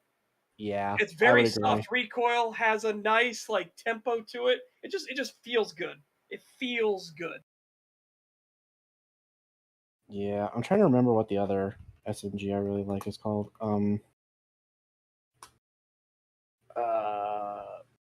Make a lootie. Be very careful making looties. Yeah. If you do not have the license to manufacture firearms, and they find out about it. That's the key. If they find out about it. But again, Ludi's entire point was the fact that you can build firearms. All these gun control laws are stupid. Oh man, if you can get an MP7, those things are fucking great. I love MP7s. I think I like the MP7 a little bit more than the Uzi. Yeah. Uzis are good too, but I just fucking I love MP7s. Here's my actual recommendation. If you have an indoor range or any kind of range nearby, go to them and see if they actually offer you to fire weapons for a certain amount of money, and then get a feel for their selection of SMGs. Because you can do an AK Krinkov, which is pretty fucking nice gun. It's a pretty nice SMG. So yeah, I would say if you can go to a range near your home, or if you feel like you want to drive, and then test out some of the SMGs yourself.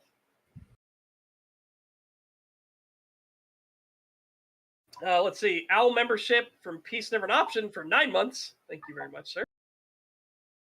How doing, everyone? I was finally able to go pick up my handgun today because my background check came in. Well, fantastic. Now, make sure you learn your self-defense and carry laws. $5 from the Wayfarer. Thank you very much, sir. That reminds me of how Biden was trying to prevent Arizona passing a law that restricts votes made by illegal aliens. Good luck on that, Joey. Oh, they're trying to do amnesty laws to give all illegal aliens the right to vote. It's like, no, fuck off. Yeah, it's ridiculous. God, did you see California won like best education award? And then there's a study also out that says like they have like the lowest literacy rate in the US. Yes, which is funny because it won the best education award from Governor Newsom. Yeah, from Governor Newsom. And did you see the reason he cited as to why they won it? No, I didn't see the reason why. Equity. Oh, God. That's it. Yeah. They only won it because they have the best equity in classrooms in anywhere else in the U.S. So basically they're being like, well, if you're a different race than white, we're going to automatically give you a higher score. Yeah. So, yeah, basically, yeah. So because of that, they're considered the best education in the U.S. right now. Did you say Gavin Newsom awarded the state of California this award? Yes. Okay, so you know that meme image of Obama putting an award on Obama? That's what I was thinking of. Yes. Or even better, Ralph giving himself a bowling trophy. Fucking rage pig.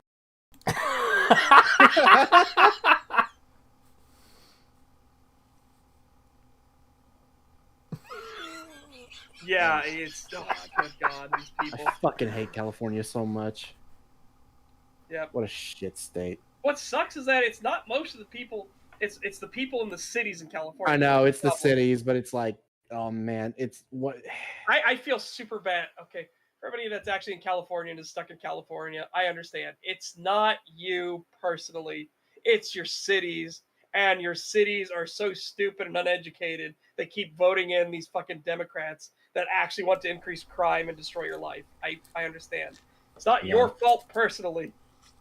Yeah, I have a moderator who's from California, but he lives in the rural area, and he hates it when we shit on California because he's like, it's not a bad state. And I'm like, well, so long as they're in power, it is. I'm sorry. We're going to have to saw you off into the ocean.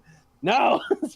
Yeah, now, granted, if we could get some fucking kill satellite and space surgical precision here, I would just, be like, goodbye, Portland. Goodbye, Portland. Get out of here. Goodbye, San Francisco. Goodbye, Los Angeles. We have to grab this comment. Hey, Ralph earned that trophy fair and square. People will have had to show up to compete in the first place to challenge the Memphis Micro. Oh, God, God damn. Yeah, Rape It Ralph really earned that trophy. Good right there. I actually don't know anything about this, so. Oh, Okay. he is. So he planned to have his wedding at a bowling alley in Texas, and I don't think the wedding actually happened, but they kept the event anyways. He bought this trophy. He had this trophy made, I believe, to give to the winner of the whatever bowling games they were doing, and I guess he won? Yeah. Did he actually win, or did he just keep it? Oh God, wouldn't that be sadder if he didn't win, but he just kept it?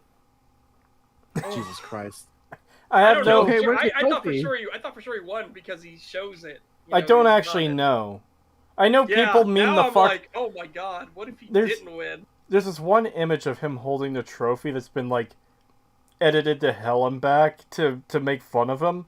I think someone edited corn on it as a reference to Kiwi Farms. The Yeah. harvest is coming. God. Oh God! Did you see a woman dropped off pork rinds and other kinds of food and did an Indian prayer in front of his house? Oh God, that's funny as fuck. Oh my god. So what I assumed the bowling thing was, I thought it was just something where he held some event, like a bowling event or whatever, expecting people to come bowl with him or whatever, Mhm. like a tournament or whatever. But then nobody who showed up actually bowled him or anything. Like they didn't Yeah, want to actually do it. I Or don't. either that or no one showed up, so he just by default won and then was taking pictures with it and shit. Like, look, see guys, I won, when he didn't even go against anybody. I don't actually know Yeah. the details of what happened. I do know people did show up. There's 50 people there or something. Okay, Yeah. so people did show up. But they didn't Big actually, crowd. I don't know if they actually bowled though, because a lot of people were leaving and stuff like that. Especially the one guy who said, "Fuck you, Grape It Ralph." Yeah. One guy got thrown out for asking where the washroom was. Yeah, What? yeah. He asked on the panel with the debate with Destiny, which was oh my God, it was bad. On the panel with the debate with Destiny, where they had to literally duct tape microphones together. They were so ghetto. A guy said, "Yeah, where's the bathrooms?" He's like, "Where the fuck the bathrooms are? Scotty, get that piece of shit out of here!" Ah! Yeah, I recommend watching Mediker's bowling extravaganza stream. Yeah. Now, Mediker has also had the fairies visit his house. They dropped off a big sack of potatoes. Mediker was like, after he got swatted, and by swatted I mean he had 20 police cars show up at his house. And they all laughed. They said it was fine and everything like that. And I love that edit someone did of the police showing up to Mediker's house. He goes, Oh, Yeah. the standoff. I'm fixing to holler. I'm gonna start shooting. Back up, motherfuckers. Well, So- Yeah. There's one edit where it's just I don't know if it was on Fixing the Holler, but there's other edits which was fucking funny. I posted in our chat. I said Jim has to be the next voice of the postal dude. yes. Oh, dude, Yeah. that'd be amazing. Yeah, the one where he comes out shooting and shit, throws a grenade and shit, and all this crap while he's screaming at the same time. I'm just like, oh my god, that is so funny. Yeah. But what got even funnier about that was the fact that after the police left, somebody brought a big sack of potatoes and left them for him. He was like, "What the?" He's like, well, I'm gonna make you some mashed potatoes. Well, yeah, it makes sense because he does have an Irish background, if I've heard correctly. Yeah. And who doesn't like potatoes? Yeah, exactly. No, I probably wouldn't actually eat the potatoes, honestly. Because Yeah, I don't know if I trust that. I don't know what somebody's probably been sticking in the potatoes. Yeah, I don't know Fair. what they injected into those things. Yeah. Yeah, that's fair. Yeah, You could probably plant them to grow new potatoes, though, for next year. Yeah. Yeah, you could do that. $10 from Rage vs. ML. Thank you. Sorry it's a bit late. You don't need to apologize. But I didn't have time to send this earlier. But if you would rather me do a Pixelmon server, I actually prefer that. I just didn't know if anyone would be interested. I was planning on getting one at some point anyways. Like I said, I would prefer to wait until they do an update for the newer versions of Minecraft, because newer versions have different like height limits than the older versions. So right now, Pixelmon is on like 1.16, and that's before those updates came out. Last thing I'd want to do is start up a server now with a world that's at the old height limit, and then update in several months to a year when they update it to, if they update it to the new version, and have to reset the map that everyone's been working on for the past several months to a year, you know? I'd have to look into it more. I don't know if... How do old worlds... How does the compatibility work of old worlds to new worlds in... It looks pretty good because you have the 2B2T server, which is the oldest Anarchy server in Minecraft, and they keep updating. $2 super chat from a British Potato. Thank you. I take offense to your talk about potatoes. Potatoes are great. I love potatoes. I had mashed potatoes today before the stream. I like potato salad. I really do. All right. We need to point something out here. It's not on your screen, but I noticed this on my screen. I'm going to try and play and pause it as fast as I can. Oh, damn it. Never mind. It wasn't important. I realized the model was fucky-wucky. I was trying to show that there were no bullets in the magazine, but now the model now tilted properly and shows there's a bullet there. I was like, that's funny. Old to new works by updating unexplored chunks. Well, I get that, but like, is there going to be a massive difference in, like, is there going to be a sudden shift in biome, or like, I've seen old Minecraft worlds that have gone through updates where you explore new chunks, and suddenly, you know, you're in an ocean, and then there's just a sheer straight wall of rock up into a new biome that wasn't there before. That's what I mean. Yeah. I have no idea. $5 from the Wayfarer. Thank you. I think Razorfist is right. We need a state electoral college. It'd solve a lot of problems. Also, California's state bird is a swarm of locusts. Makes sense. Well, aren't they the same state that thinks that bees are a type of fish now? Yes. Oh my god, yeah.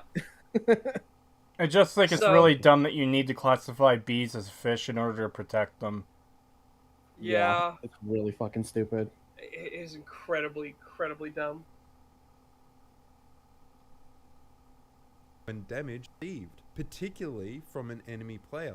The feeling ADS is supposed to provide is pretty obvious. It provides some sense of immersion by adding a realistic element into the game. It simulates at a very high level the sensation of aiming a weapon. Why is this feature that makes you stick your hands right in your face and makes me want to stick my hands into a blender so popular? How did it become ubiquitous?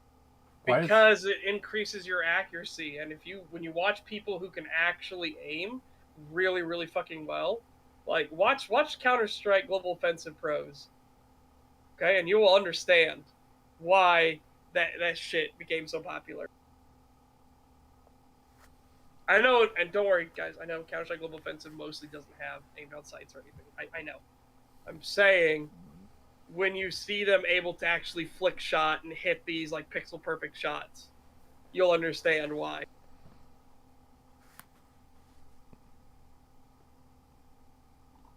People in chat are saying they have gradual changes for Minecraft worlds going through an update now, so maybe there won't be an issue if we start a server now. I'll look into it after stream. Yep. Well, like, it's realistic. I do understand. No, that's not the only reason. It's not just because it's realistic. Okay, it has realism elements, it has immersion, right? But it's also for gameplay, and gameplay is king. Yeah. It's much more satisfying for me to aim down sights in New Vegas than it is to just shoot from the hip in Fallout 3. Yeah. Because it at least feels in New Vegas like my aim has importance. Where, like, when you aim down sights in New Vegas, where Fallout 3, it does, like, the best you get is a slight zoom, and it just doesn't do anything. You're still shit. Yeah. $2 from Ted Comet. Thank you very much. Does California also think fish is dairy? LOL. No, it's so that California's fish and game wildlife people could then successfully bring legislation against people that destroy bee nests and everything. It's a really stupid power play. They wanted to get them designated as fish so that they could bring them under their umbrella of influence.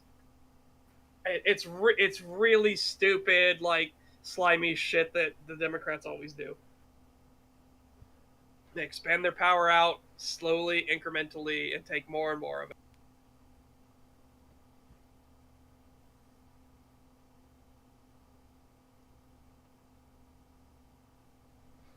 Anyways. E. Like I said, immersion. It's realistic. I do understand how making typically gamey elements like crosshairs and aiming into an actual part of the game world, into an animation, can remove barriers between the player and the world they inhabit in the game. But games are full. What? No. Again, like you're arguing in the most superficial sense of like it's just increased immersion. Well, no, it's also for gameplay elements. You highlighted earlier the gameplay elements for it. Gameplay is king, okay?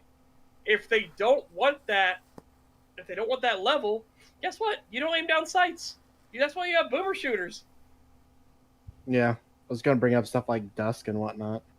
Yeah, even a brand new boomer shooter that just came out, Postal Brain Damage, doesn't have you aim down sights.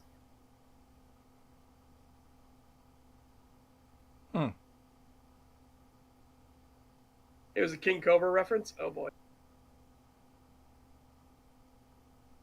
In sessions. Game design is fundamentally meant to be fun and compelling.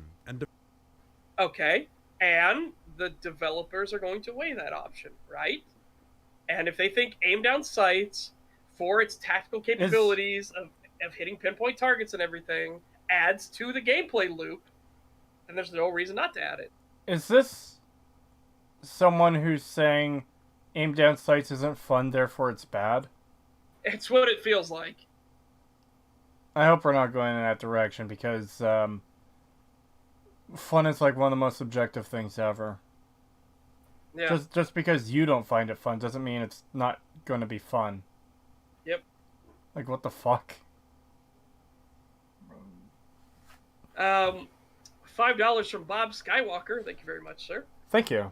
As someone in California, I can tell you this. The bees don't need our help. They're everywhere. On top of that, they're also super aggressive.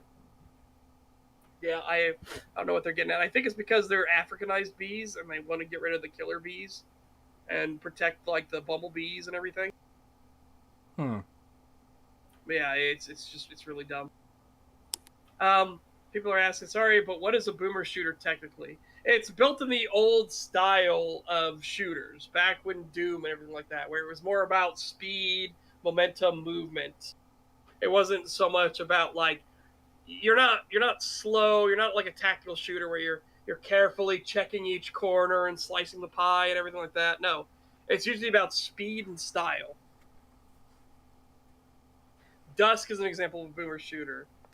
Postal Brain Damage is an example of a boomer shooter. Ultra Kill is a boomer shooter.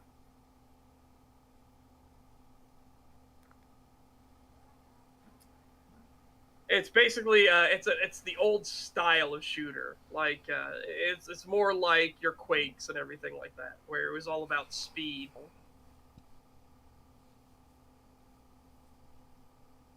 Boomer shooters are the same as arena shooters? No, there is overlap, yes, but they're not specifically like arena shooters, and not all arena shooters are boomer shooters. You get people that do experiments thing. Yeah, Forgive Me Father is a Lovecraftian boomer shooter. Yep.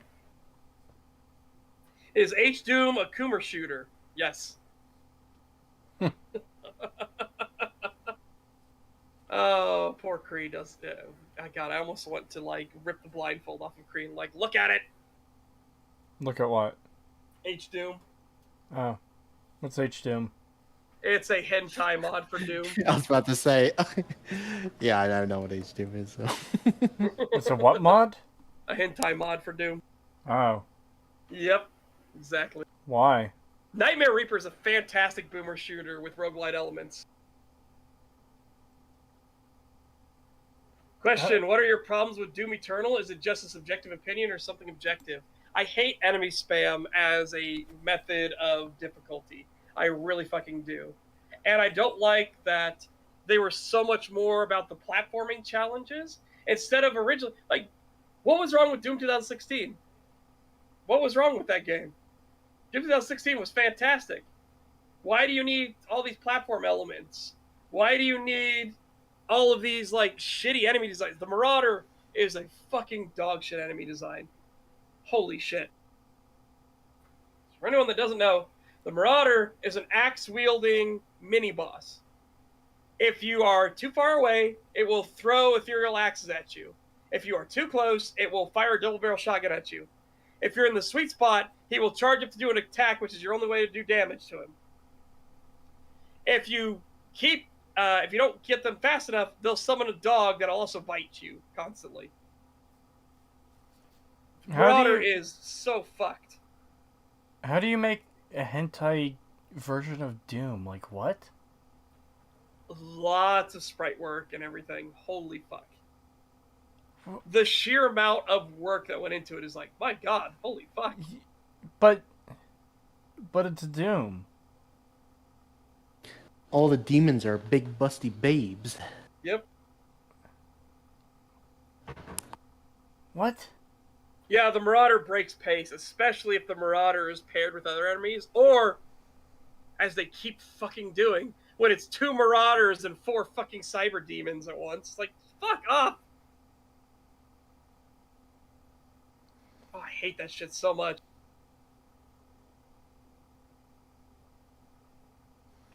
The Ghoul's Forest is a fun WOD for Doom. Is that... I think that's one of the ones Spike and Barley played, isn't it? Mm. It sounds familiar. Well, I was showing Realism 2 on my stream, which is a WOD for Doom. It's a complete mod for it. It turns it into kind of a Smash TV style arena game. A lot of fun. Setch, did I ever show you the Spike and Barley videos where they were playing a Batman Doom WOD? No. No? Okay, we have to watch that at some point. You showed me that one. Yeah, I know I showed someone it. Yeah, me. Yeah. And then it gets so much worse, especially in the DLC. So I beat the base game on Ultra Violence. And it was kind of like, yeah, I prefer 2016. Then I played the DLC. Every single fucking fight takes over 10 minutes. Like, oh, Jesus Christ. Oh, I hate the Ancient Gods. I heard they fixed it in Ancient Gods 2. But the part that made me stop finally for Doom Eternal was the cube boss. One cube, totally fine. It was a bit annoying, but it was fine. Then it did 2 cubes at once and constantly spawning enemies, and I was like, oh my god, seriously? I just got so fucking sick of it. People were like, well, that's what you gotta do. You gotta be able to rapid switch between everything. And anybody that watched my stream knows I was rapid switching like fucking hell. But no, they're like, no. You need the perfect autistic retardation knowledge to rapid switch between these 3 weapons to get maximum DPS. I'm like, oh, fuck off. Yeah, fuck that shit. I hate that crap. I hate when games force you to do that kind of stuff where it's like that's ridiculous. Like, you're basically wanting me to become like autistic levels of professional to do this. It's like I shouldn't have to be that level to get through this. Yeah. You've got like static or something in your background, Pagan. I'm in the kitchen. I'm making food because we did this so late that all I had to eat was breakfast this morning and nothing else because I didn't think we were going to be doing it late. Yeah, sorry, that was my fault for sleeping in. Sorry. So I will be broadcasting from the kitchen for a bit. You'll just have to level with me for a few minutes. All right. $5 from Gene Wrights. Thank you very much. Thank you. Doom Eternal was pretty bad. The platforming was not needed. Marauder was okay for the boss fight, but other than that, he was pretty bad. Yeah, it's because he breaks flow. And again, like, when they spawn 2 Marauders, I would get to that if that's a challenge. It's now the challenge increasing itself. It's 2 Marauders. If they were by themselves, that'd be fine. The fact it was 2 Marauders and multiple Hell Knights and Cyber Demons, I was like, the fuck are you doing? Because these Marauder motherfuckers do a lot of damage, and they're always on my nuts. Like every enemy's always on your nuts. But at least for the Cyber Demons and shit, you can kind of line of sight them. Oh god, I think Doom Eternal, they got way too full of themselves. And keep in mind, for my Doom Eternal Ultra Violence playthrough, I 100%ed the game. But I was just like, yeah, no, I Doom Eternal, it exists. It's there. But if I want to play Doom again, a modern Doom, I'm going back to Doom 2016. It's a way more enjoyable experience. Anyways, video? Yeah. Develop add a feature to their game if it unanimously improves the experience, no matter how unrealistic. So far... Okay. Problem. Unanimously improves the experience. What's your judgment criteria? Who are you polling? Who are you asking? Because let me tell you, if it's between me and you, it's going to be a 50-50 split. So that's not a unanimous improvement.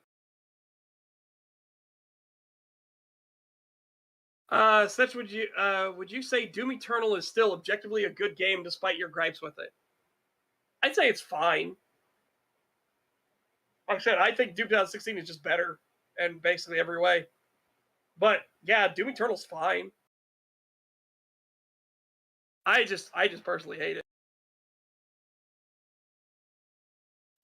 I can't see, but I can clearly hear the Payday 2 music in the background. Does he have Payday on screen right now? No, he's doing Destiny.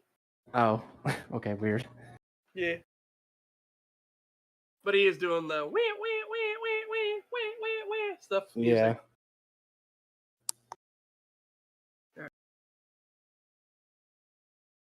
I've known a person in real life who can pause and see menus, and when people did try to give... That is some extreme whataboutism. Holy fuck, monkeys.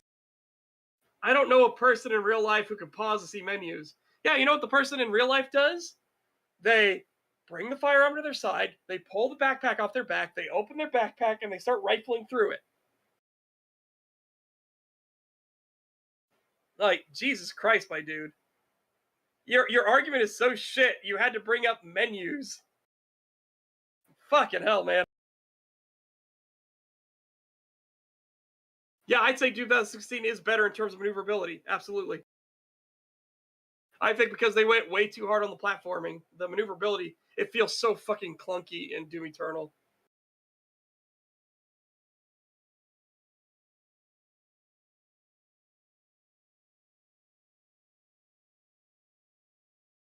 themselves hard, we bullied them for it hard. Well, ADS took over quite slowly.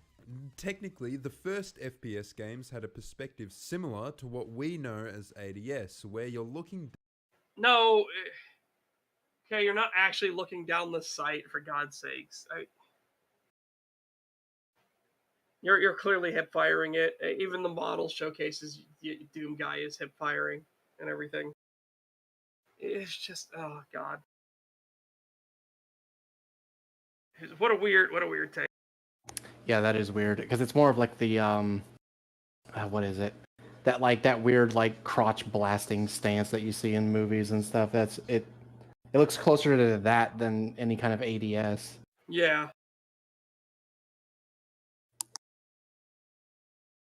Down of your gun. I mean, it makes sense not having your arms sprout from the sides of your head where your ears should be. But in Doom, it was... No, because you're not you're firing from the hip. My dude, just play Doom multiplayer or look at Doom guy's model as he's running around. You're clearly shooting from the hip. Also, does he not understand how arms work and the fact that you can bring your hands higher than your shoulders? Yeah. Like, you fucking idiots. Your arms are where your ears should be. Like, dumbass, you can lift your hands higher than your shoulders. You know that, right? Yeah. You're not, I'm not even gonna make the joke. Forget it. Was more Alice pointing out, truly hellish. As games moved into full 3D, with games like Quake 2, the perspective permanently changed. Now your gun is mounted on your right shoulder. Now, let's say you want to get... Mounted on your right shoulder? It's to the right side of your viewpoint. Why are you saying mounted on your right shoulder? That's just a weird thing, because, I mean, if we get pedantic, it's in your right hand, right now, what you're showing us. That's clearly not mounted on your right shoulder.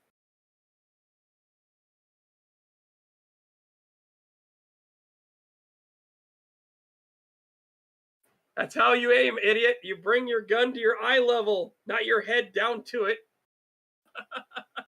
Yeah.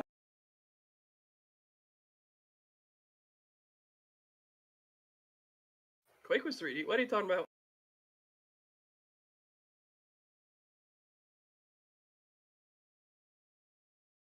Yeah, Quake 1 was 3D. That's kind of why Quake had to have different types of enemies, because Quake couldn't do monster spam like Doom, because they were 3D models.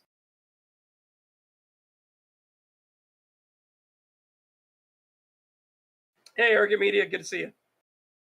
$2 super chat from Barbaroy. Thank you very much. Why does this guy sound so bored? I don't know. He's early in his video, so maybe it's his speaking, just his normal speaking cadence. Yeah.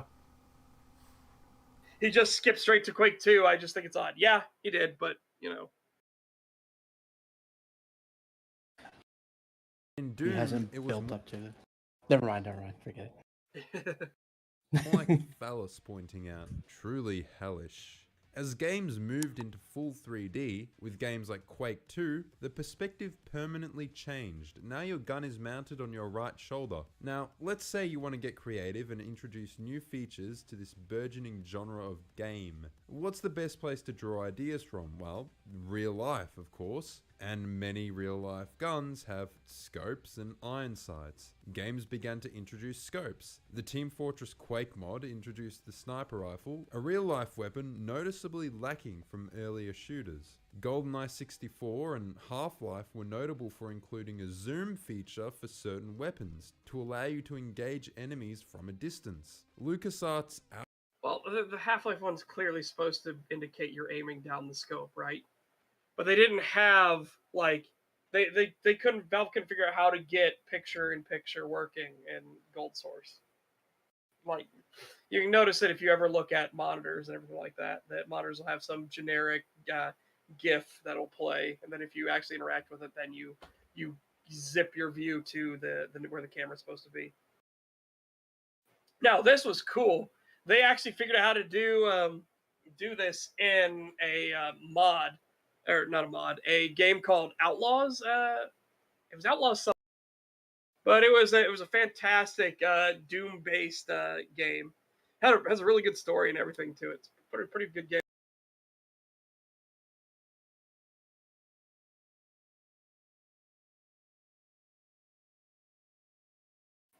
Yeah, it's literally just called Outlaws. Okay, I wasn't positive. There you go.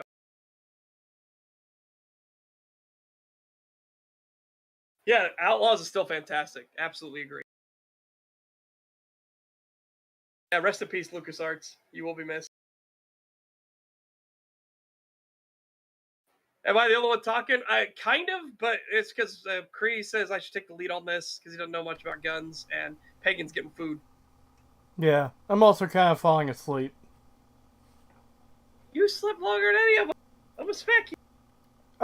Look, I worked 12 hours last night, and I didn't sleep good before the shift. Yeah. Oh, all right. I might have been muted for that, oh well. Yeah, no worries. Outlaw 1997 had an actual scope attached to your gun. This scope worked like real scopes, zooming in on the area strictly within the bounds of the scope. This is most common today in simulation shooters, but is otherwise disregarded. This is due to the performance toll it has. You effectively need to render the world twice, one at the regular Yeah, see, so that's the whole problem with scope and scope. It wasn't until, and again, you don't actually need to render the world twice. There are tricks and ways and methods to do this thing. As games got better and better at doing picture-in-picture stuff, the performance hit dropped off because they found ways to become more efficient at it.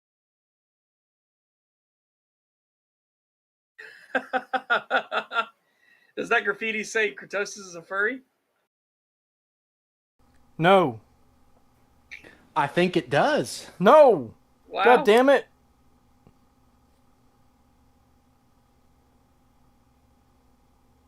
FOV to be displayed within the bounds of the scope at a much tighter FOV. Scopes were beginning to become a common feature in...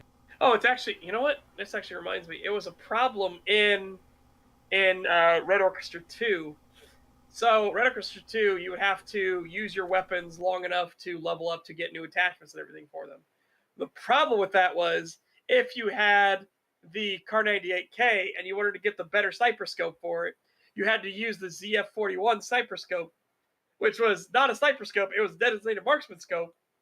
And it was awful because it used picture-in-picture, and it's tiny, tiny little area.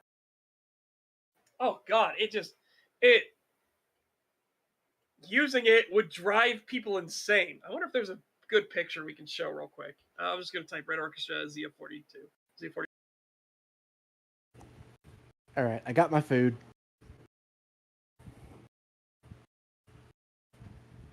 No longer in the kitchen. I can actually Nice. see the screen now. So now I can actually confirm what that graffiti said.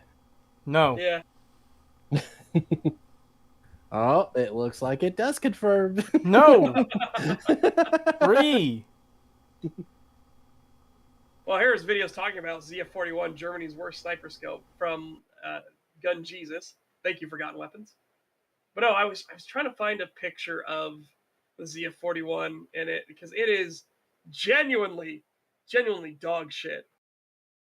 It is a scope that makes you worse at everything, but you need to level it up. It is horrible scope. Oh, here we go.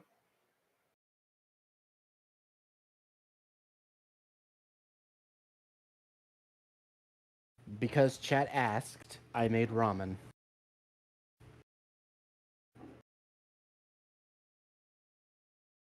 There you go. So in gameplay terms, remember that is like a 4x zoom in that scope. By the way, it is genuinely disorienting as fuck to use because it's a tiny scope, tiny little scope near the very front end of the weapon, 4x zoom, and you're just like, Oh my god. That looks awful. Yeah. Oh, that would drive me nuts. I would never use that. I would just be like, okay, give me something else. It's literally like, no, just absolutely not.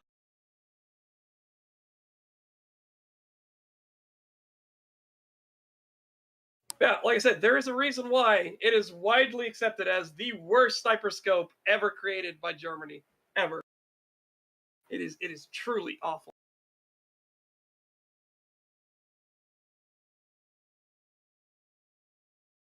FPS. Developers added different view model and HUD adjustments to accompany the zooming. In most games, scoping was just a matter of tightening FOV. By 2001, in Halo, your scope removed some HUD elements, as well as adding a translucent circular overlay, as if you were using the... Wait. Are you literally showing it where it doesn't do that? Hold on. So, watch, remember what he just said. Halo 1 removes HUD elements when you're zoomed in on the scope. Matter of tightening FOV. By 2001, in Halo, your scope... Huh. All the HUD elements are still there, asshole. What? Like, did you not even look at your own footage? What? Good God, man.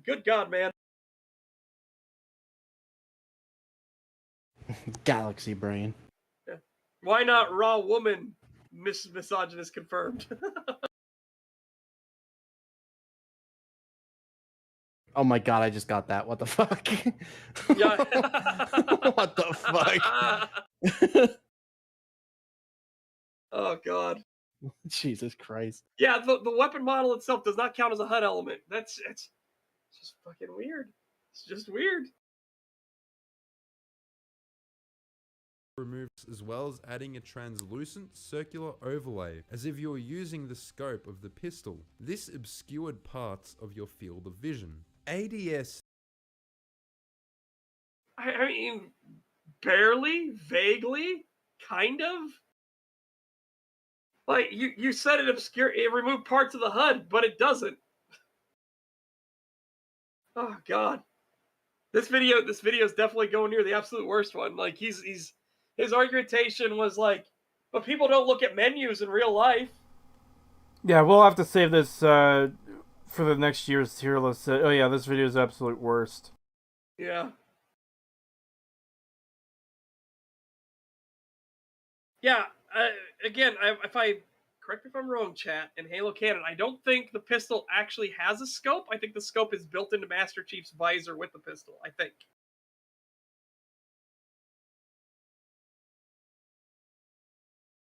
Came into being as a feature in America's Army from 2002. America's Army was a simulation game / recruitment tool that was developed with the express intent of recreating modern warfare in a realistic fashion. It also was like a really fascinating recruitment tool, okay?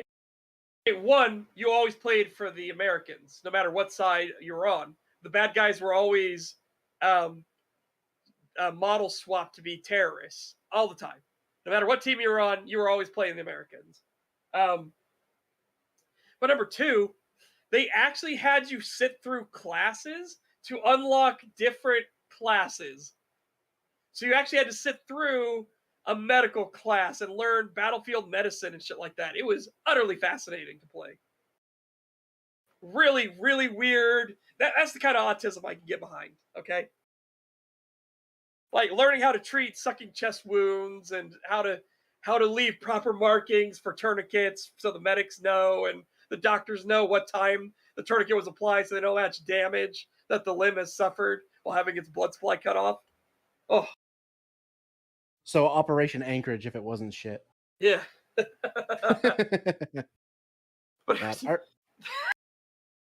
they had special forces that you had to go through, and you had to do all the other classes and then do this pain in the ass fucking assault course of never getting spotted and getting to your objective to sabotage it. Then you can unlock the special forces missions.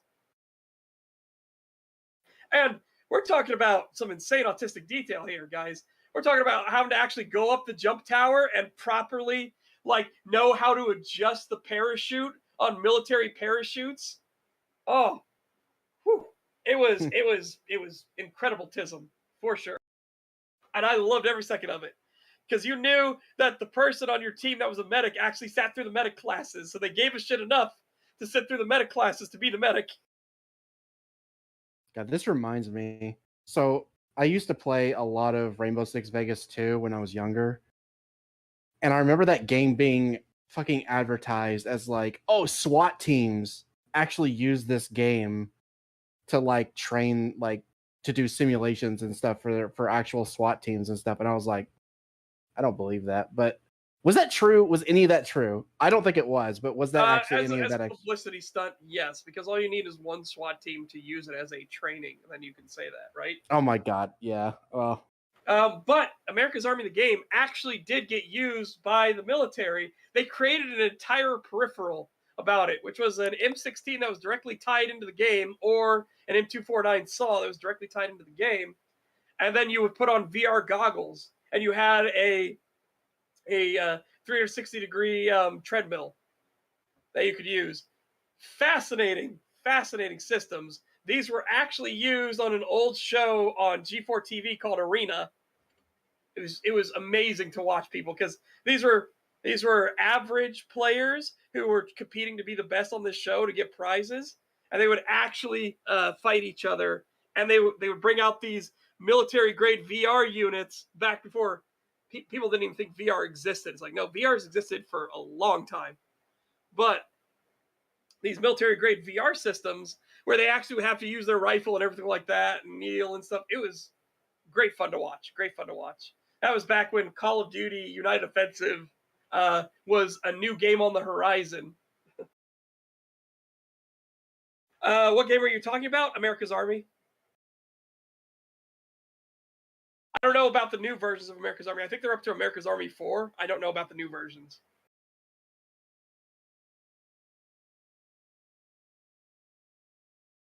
Have you ever seen the BBC series Time Commanders, where they basically get people to play Rome Total War? I have not.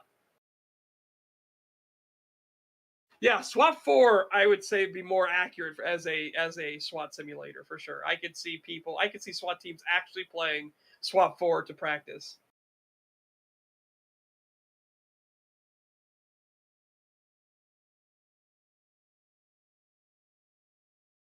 Every weapon had to be aimed to be accurate and reduce recoil. This seems perfectly reasonable in a game aimed at realism and tactics. It was a tactical choice you make as the player. If you want to hit a shot accurately...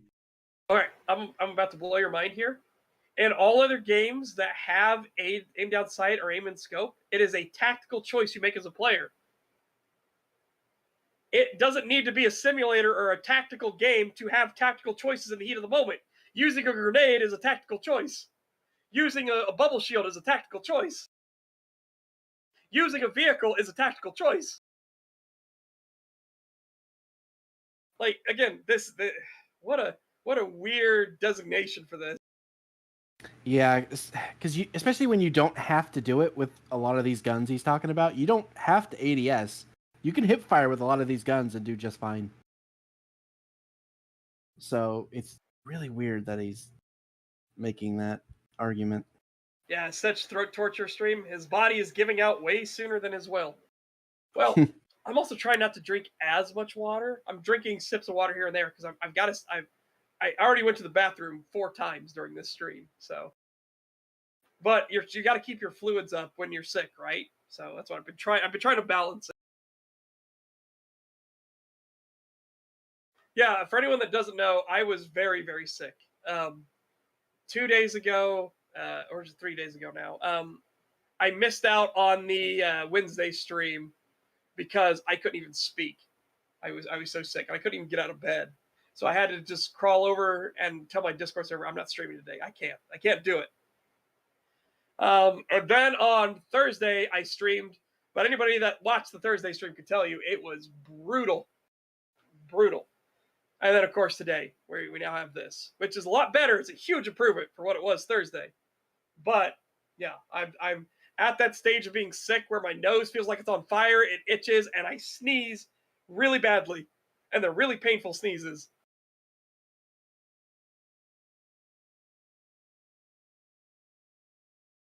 I have to ask, do you ever have that issue? So I have weird sneezes where I basically always hold them in because if I don't, like I do like that weird, like, yeah, kind of sneeze where like, you know, you could tell they held it in. Because if I do a full blown sneeze, my arms, I don't know what it is, but like they just die. They just fucking die and they hurt so bad. I'm like, why is this a thing? Why is my body built this way?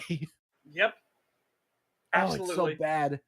Oh, and I actually have it to where I have a thing in my nose where I have I don't know if it's a growth or what it is, but it will shift depending on if I lay on my left side, it'll shift into my left nostril. If I lay on my right side, it'll slowly shift into my right nostril. And it actually cuts off a lot of the airflow. Now, combine that with a sneeze, which already hurts, and the vast majority of stuff comes out of my mouth. It's like, I hate it. I hate it so much. Yeah, I get the big body rocker sneezes. I don't have slight little like achoo, achoo, achoo. I'm like, oh, that's adorable. I wish I got those. But I get the body rocker sneezes. My dad gets the body rocker sneezes. My grandfather gets the body rocker sneezes. And we're full of like, like sneezes where it just hurts. Yeah, if I don't hold them in, which even then it's like you wouldn't. It's still pretty out. It's still a pretty big one even when I hold them in. But yeah, if I just go full bore and let it out, oh my god, it is just like it's basically a scream. and my fucking body just wants to die. It's just like, you fool, you've unleashed your full power. We can't handle it. Yep. STAG. Surprise! Terrible anatomy grossness. You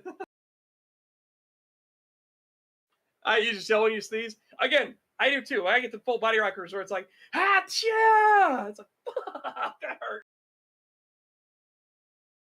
What's even worse is I'll get sneezes that'll sneak up on me out of nowhere, and I hate those the worst. I'll be totally fine, and then all of a sudden I just go, Achoo! And I'm like, ah! It hurts!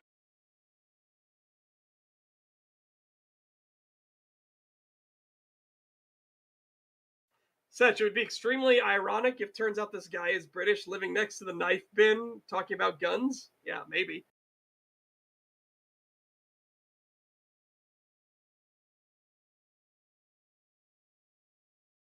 You need your mobility. Running and gunning is something that will get you killed in a real battle. You are not a... Not true. Again, there is a point and purpose for every situation. Sometimes double timing it is the smartest thing to do, because when you get shot at and you just drop straight down, you may take a second to realize, I'm sitting out here in the open. And then you're like, okay, gotta run, and get to cover. So yeah, it's just, and hey, if you're running and you're running to cover and you fire a couple rounds towards where you think the bad guy is to try to keep his head down so that he doesn't sit there calm, collected, and take another shot at you. Well, I'll just put it this way. The chieftain, who was a lieutenant colonel tank commander in the 7th Cavalry, I think it was 7th Cavalry. I can't remember what unit he's in. But he was explaining this concept as this way. The person who fires first in a tank is almost certainly the winner, going back through history. It's like, it makes a logical sense, right? When you fire, you are calm, collected, and you are now adjusting your aim based off of where the first shot went. Meanwhile, the guy on the other end is having a very significant emotional event. Because a fucking tank shell just went whizzing past them.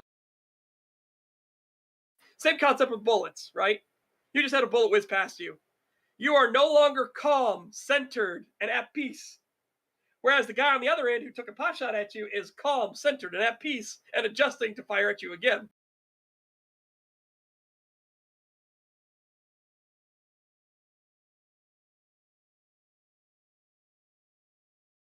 No. His YouTube channel is The Chieftain, right? That wasn't his rank. He goes by The Chieftain. He works for Wargaming. So the guys that make World of Tanks and everything like that, he actually goes out to all the tank museums and reads through all the documents and everything. He has a fantastic history channel. He's one of the ones that explains the Maginot Line and how it was genuinely a good idea, but got sabotaged through politics, both internal to France and external because of Belgium. Fascinating thing about how France wasn't allowed to have tanks because the French politicians were so afraid of a coup. It's really, really good channel.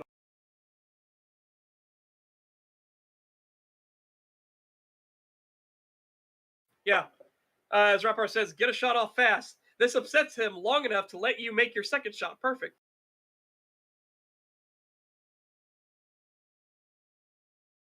Oh my god, yes, the people accidentally sharing classified info on the World of Tanks forums is fucking hilarious. Oh, that's great.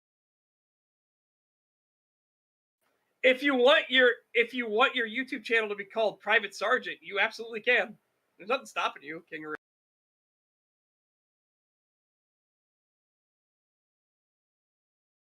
His rank, I believe his rank was Lieutenant Colonel. I don't think he got full bird Colonel, but I think he was Lieutenant Colonel. He was the tank commander.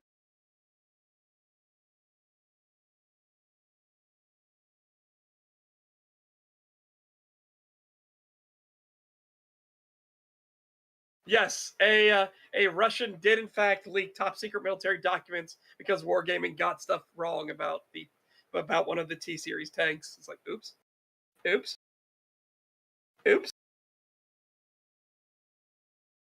Funny as fuck. Anyways, back to the video. You need to be covered by your squad mates to make any movement. ADS would also later feature in games such as Viet Cong. It was slowly gaining acceptance as a feature in games based on Modern Warfare. It truly came into its own in 2003 with Call of Duty. This is the game that will carry this feature into relevance alongside its own success. What? But so many other games, you've already suggested, so many other games were doing this before Call of Duty. That doesn't mean Call of Duty is the thing that made everybody accept aim-down sights. You're going to need to prove that. Yes, Call of Duty exploded into a worldwide phenomenon, easy peasy, but that doesn't correlate to, therefore, they use every single mechanic of Call of Duty World at War. Or, sorry, Call of Duty, the original Call of Duty.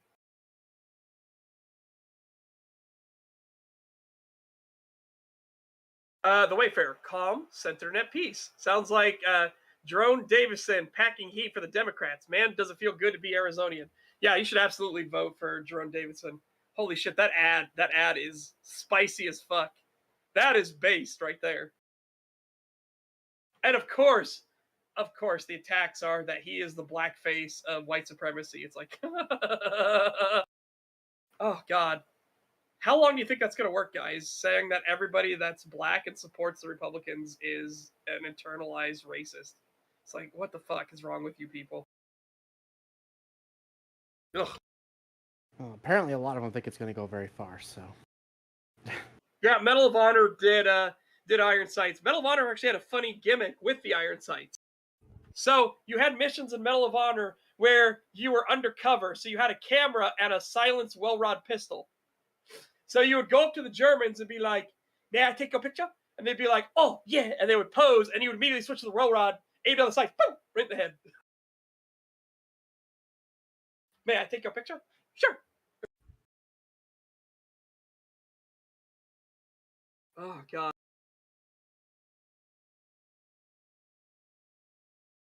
Yeah, we were talking about Half-Life had scoped weapons. We were talking about Half-Life 1.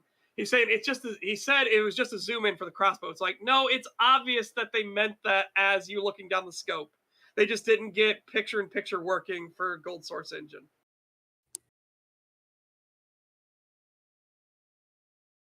Yeah, he wants to be your Arizona representative. So he wants to be congressman. So Carrie Lake wants to be your governor, and I highly recommend voting for Carrie Lake. When she BTFO'd the CNN reporter, it was the funniest thing I'd ever seen. oh Holy yeah, that was great. Yeah, that was fucking amazing. Only if you put this on CNN. CNN Plus. Yeah, CNN Plus. That's still around, isn't it? Yeah, that's still around, isn't it? Oh my God, that was great. Oh, no, it isn't around anymore? It's because people don't like what you're doing. They realize you're a propaganda house. Bye-bye. It's like, damn! Damn! That CNN reporter looked dumbstruck. They literally just got shat on by the gubernatorial candidate. Why? Okay. I need to ask. Why is it the governorship, but it's the gubernatorial candidate? Why? I mean, I appreciate that they call governors goobers when they're trying out for the role, but still, I don't understand that. I've never understood that either, and it's always bugged me. Yeah. Yes, I am still alive. Yeah. I just really don't have a lot to add to this conversation. Yeah. $5 from Ted Comment. Thank you very much. Did you see the Young Turks spurring out about Jerome not knowing his place? LOL. Yeah. Again, it's kind of weird. Who are the ones that are trying to keep everyone down? Yeah. Anyways. When the Nazi do a bodybuilder pose before you cap him with I'm not that good at gun details of 45. I'm pretty sure the well rod was 9mm. I'm pretty sure. Not accurate on that. Might be on 22, actually.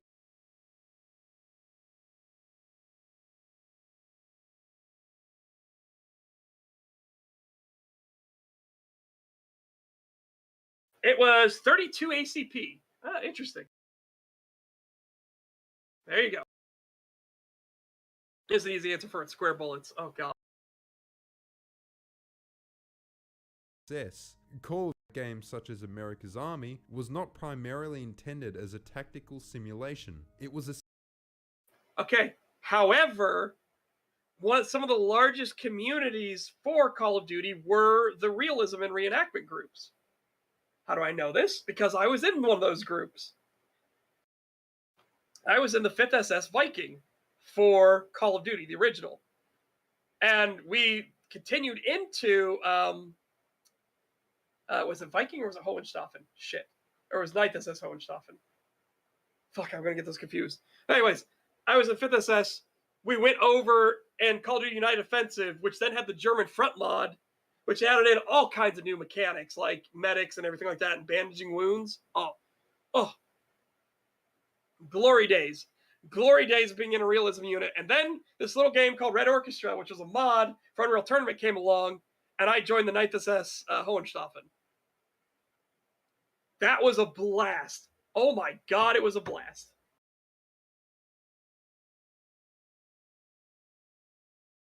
Yeah, so again, this is just weird. It's like, sure, it wasn't meant for tactical realism. However, it so easily got turned into tactical realism because all people did was they made it one life, they turned down the run speed and everything like that, and they made it to where basically any bullet could drop you in a single hit. Oh no, it's confirmed forever. Setch was a Nazi in a video game. That part will be censored out. Yeah. No, there were rules in the realism community for what units you were allowed to do. Like, nobody could be 1st SS Totenkopf for obvious reasons. Stuff like that. But if you were in units that didn't have a lot of war crimes or anything associated with them, or any war crimes at all, it was fine. How many war crimes constitutes only a few war crimes? Yeah, exactly. Well, as the fat electrician would say, it's never a war crime the first time. I love Fat Electrician. Fantastic YouTube channel. Highly recommended. Yeah, his videos are great. We watched some of those. Yeah. Those were great. Fantastic YouTube channel.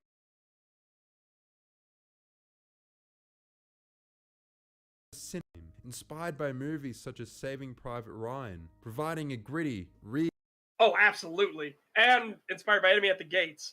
Or, trust me, guys, it's almost a 1-for-1 copy of Enemy at the Gates, the landing in Moscow, right? Or Moscow. The landing in Stalingrad. Basically 1-for-1 copy. Enemy at the Gates is a really good fucking movie, and the three of us should watch it sometime. Yes. Maybe The Beast as well. Yeah. It is a great movie. Historically complete nonsense, but a fantastic movie just in general. It has great concepts for like what it means to be a sniper, how to control yourself, how to control your environment, how to use your environment to your advantage. Fantastic stuff.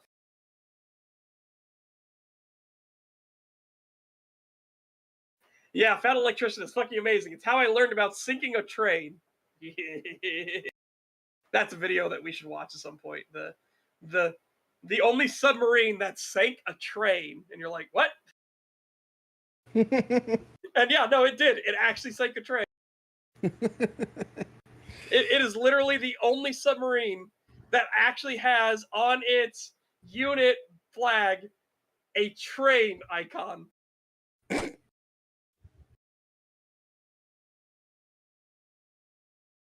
Anyways. Vision of World War II, but with more of a dramatized edge. ADS seems like a perfect feature to make this game feel realistic and immersive, to feel like a soldier on the ground in this, albeit dramatized, setting. Again, though, that isn't the only purpose of it, right? It's a gameplay feature. It's a tactical choice, as you said earlier.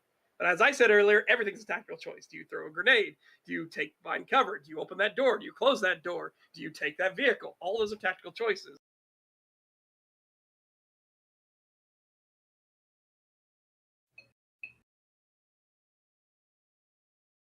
It was still then a tactical decision, although your squad mates were very scripted. This was the most significant jump of the ADS feature coming out of a purely simulation setting. ADS was still not the norm. It was a feature in every COD game, but Call of Duty was not yet the standard. Halo and its Okay. So that goes against your point then, right? Because you said Call of Duty came along and made it the standard. Now you've just doubled back and said Call of Duty didn't make it the standard. And now you're going to talk about Halo 2, where you're literally showing them ADS? Like, what? I just don't even know. I don't even know. $5 from Ted Comet. Thank you very much. German. Sees America with shotgun. What is that, mine enemy? American. Mustard gas launcher. German. Oh, carry on then. Oh my god, yeah. So, there is actually a point to shotguns being war crimes. There is actually a point. And it's injuries. It's why triangle bayonets got banned. Because you couldn't as neatly and easily stitch up and seal wounds from a triangle point bayonet. Well, it's a shotgun. You're literally going to turn some dude, like an entire body area, into Swiss cheese. How? How do you plug all those holes? How do you save that person? They're already out of the fight as a casualty. How do you save them now? So, there was reason to call it a war crime. But, obviously, we won, so it didn't go anywhere. Yeah. Plus, they were using gas, so fuck them. Yeah, exactly. But the Canadians were the ones that actually used the most gas in World War Yeah, I. I know. It's ironic. But, yeah. Got it. Yeah. German has flamethrower. American has shotgun. Autistic screeching. Yep. I thought the triangular bayonet thing was a myth. No, that is No. actually true. Yeah, that is completely true. But yeah, that's how the Germans always knew that they were fighting the Canadians, or if they knew they were on a front line and their enemy opposing faction was the Canadians, they would issue out gas masks. Because the Canadians always did mass nerve gas attacks before they actually attacked. Also, cheese is delicious. Yeah. Blech.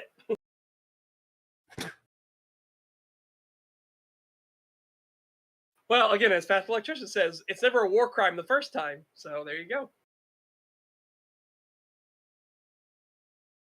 smithing was the norm until basically 2009. In Halo, naturally, you were a super soldier and did not have to slow down at all to aim. You didn't have an animation to zoom either. Your helmet just connected to the gun or something. Woo! Look at them wonky physics. See that brute go flying. Woo! that crate just fucking yeeted him out of existence. It's like, what?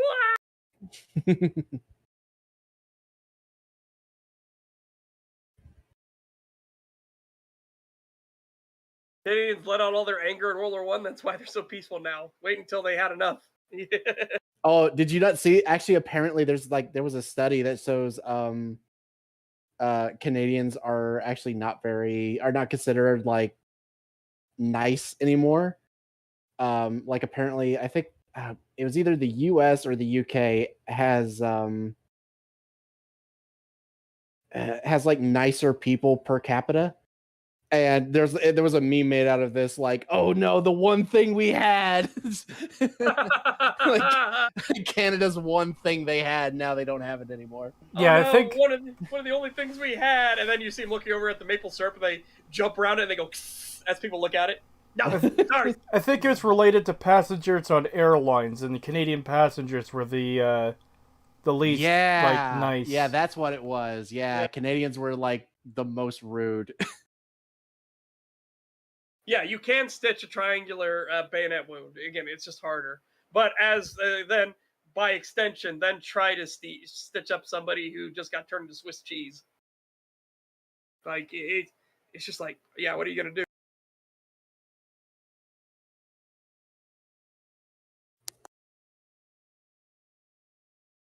Certainly empowering. Recoil was independent of your movement, and you did not flinch at all when shot. Instead, you would simply be removed from scope. Which is a horrible feature.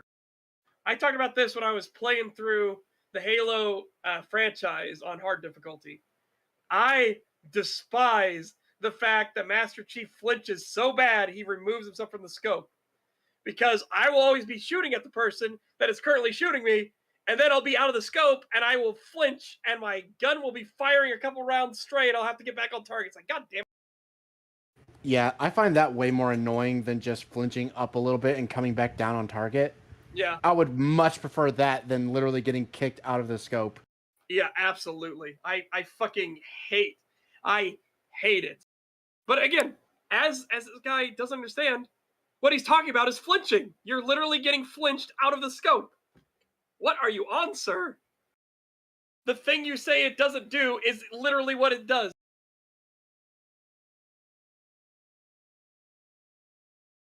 Yeah, as D-Dot says, flinching is you being removed from scope. Yeah, it's just, I don't get it.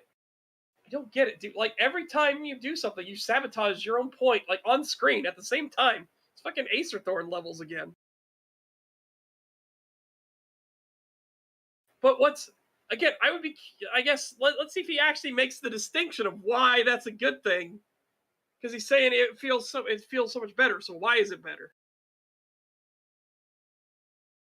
And you did not flinch at all when shot. Instead, you would simply be removed from scope. You had a de-scoping mechanic to avoid ranged weapons being too powerful. Halo 3 finally slid below Modern Warfare 2 in 2009, at the very end of its life cycle.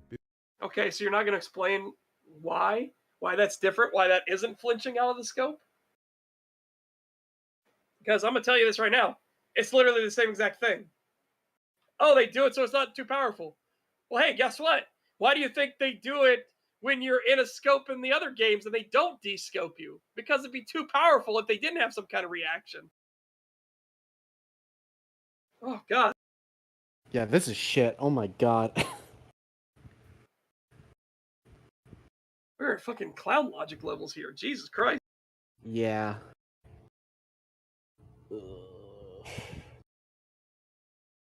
Before sliding down into the gutter. With that, Call of Duty took the position of top shooter, and with it, aim down sights became the standard. Now, let's look at aim.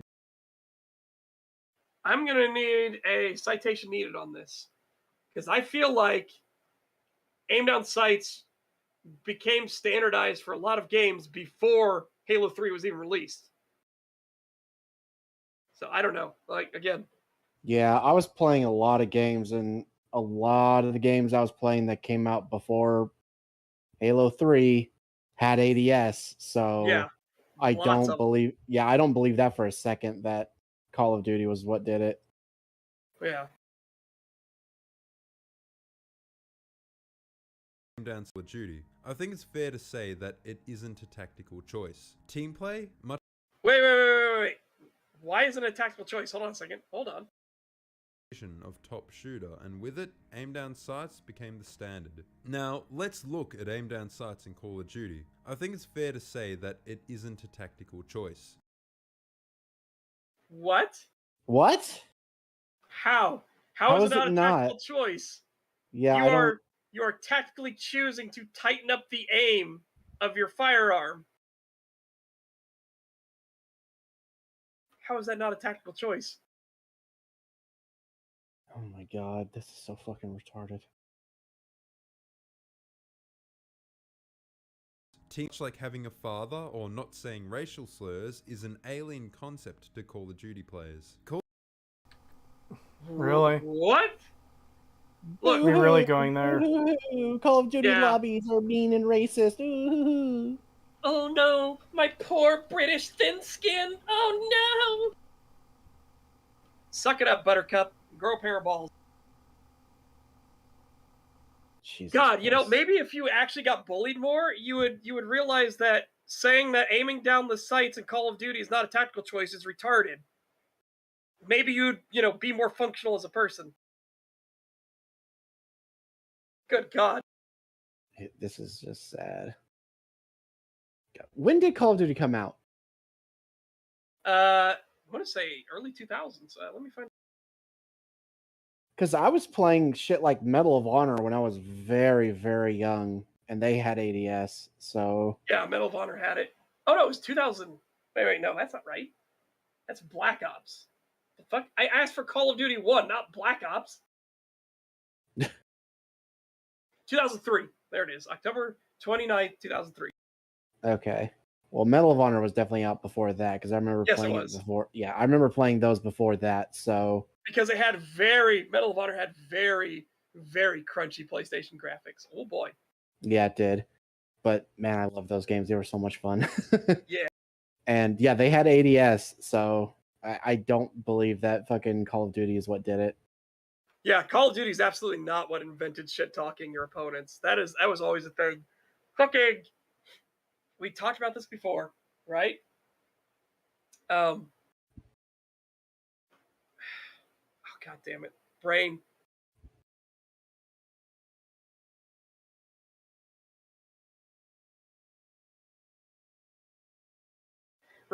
John Romero. Jesus Christ, I kept wanting to call him Carmack, and I knew that was wrong. I'm like, fucking hell.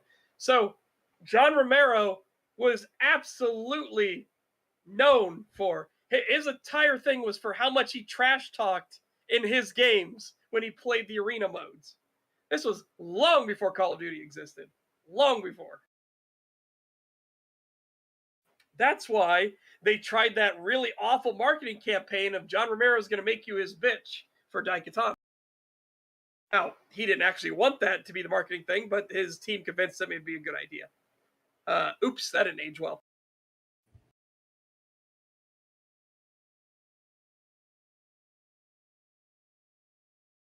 Yeah, and of course, naturally, they're smack talking in sports all the time. Like, come on. I can't say their name because it's in Japanese letters or Chinese, I don't know. But they said Roman soldiers in 32 BC were probably shit talking the Germanic tribes they were warring with. Oh, absolutely.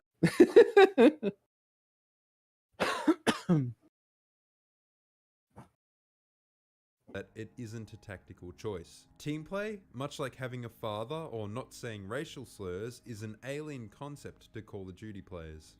Again, poisoning the well and making a really shit joke that kind of makes you look sad, unfortunately. Yeah, I was going to say, this really just makes this guy come across as a cunt. Yeah.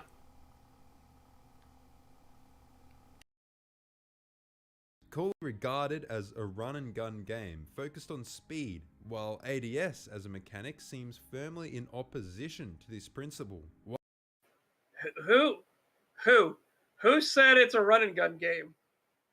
Yeah, Speed.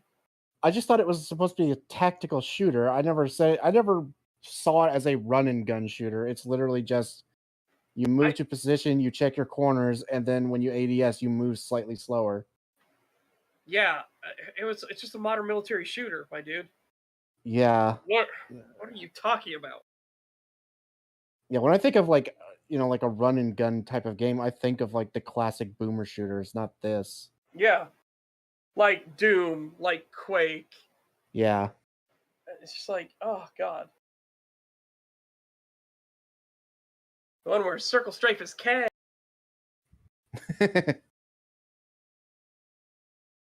God, we're only 7 minutes in. Yeah. Ugh. While reticle expands significantly, and with it your accuracy is reduced while recoil is increased. To shoot with any level of accuracy, you have to aim down sight, which slows your movement speed and narrows your FOV. In Call of Duty, which also makes you easier to get shot by someone else, which is why you're supposed to do it like get to cover, quickly snap to ADS, peek around the corner, pop, pop, pop, pop, pop, pop. Again, there are ways to be tactical about this while keeping up movement speed. Yeah.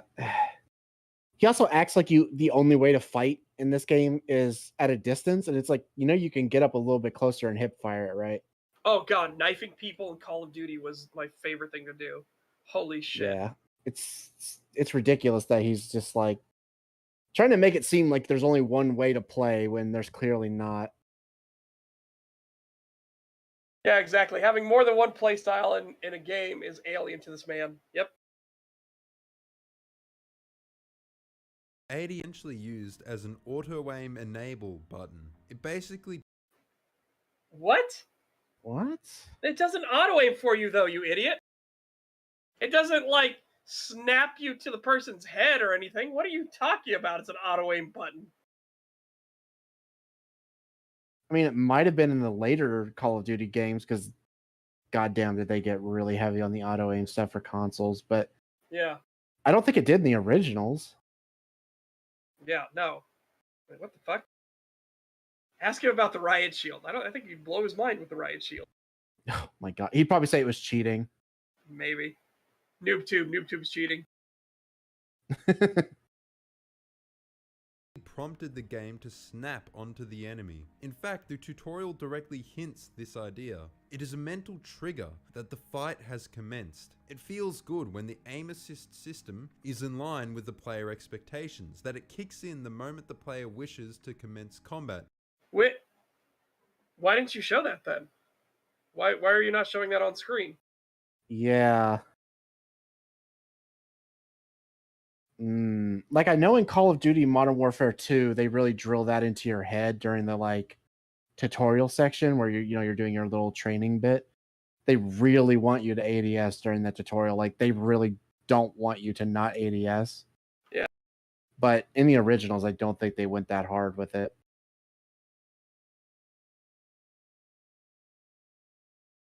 By using it. This is why it's so easy to tell when somebody is a COD player. They have a Pavlovian response in every game to aim down sights as soon as they enter a gun battle. It produces frustration. Okay, do you know why? Because they want to kill their target, and blindly firing away when your accuracy's not that good likely means you're the one that's going to die, right? It's almost like it's a tactical choice you make. Wow. Yeah, wow. And is he just mad that people do that, so therefore he dies because he doesn't want to play that way? Maybe. I think he was talking about he said something about it's frustrating, so it's fine. In every game to aim down sights as soon as they enter a gun battle. It produces frustration when they want to do something they're so conditioned to doing just to have it not behave the way they expect. Play. What? That's their fault then. Like, what do you mean? I'm gonna need some more fucking info on that one. What do you mean? Yeah, what? I don't think people get that conditioned where when they go to a different game, they can't adapt to the mechanics of another game. Yeah. Now, sometimes you'll have muscle memory moments because your brain will forget for a second. You'll try to muscle memory something and you'll be like, oh, well, that's funny. Yeah. Like, that happens to me when I play a bunch of squad, and then I'll play any other shooter and I'll just muscle memory, like, to try to get to my healing. And I'm like, oh, well, that was silly. Yeah. And by healing, I mean bandages, because you can't actually heal yourself in squad. You need a medic or a corpsman to come heal you. But God, yeah. Stop you from bleeding out, you want to get your bandage. Yeah, EFT and oddly enough, Fallout New Vegas, because I use mods, I'm so used to hitting Alt to check my ammo. And sometimes I'll do that in other games. And I'm just like, no, you don't have to. It's literally in the corner. I don't need to do that. Yeah. Muscle memory is a very hard thing to break too. If you had muscle memory from a game for a long time and someone shows you a better way to do something, and now you're trying to learn the better way because it's way more efficient and will increase your play, breaking old muscle memory is a pain in the ass. Yeah, it can be pretty annoying. Yeah.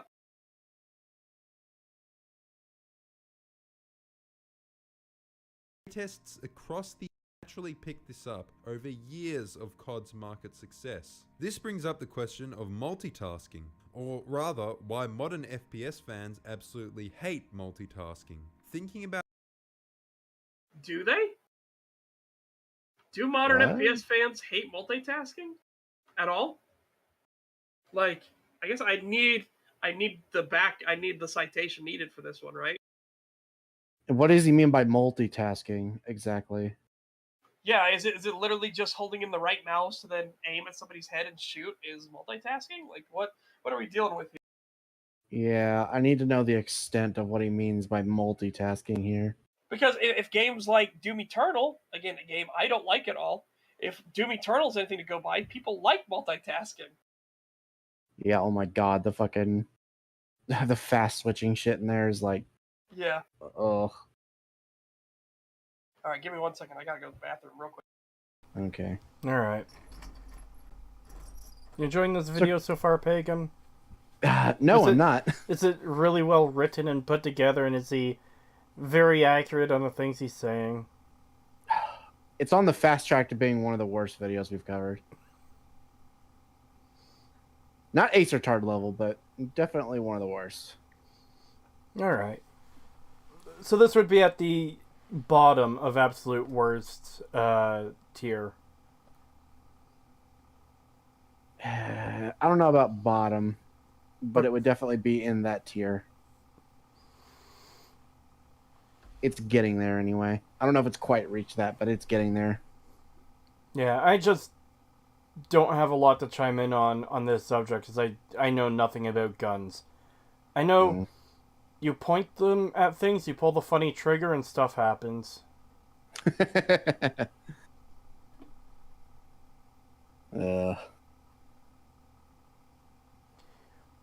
Keep game simple. Me can't think proper when me have to do more than 2 things at once.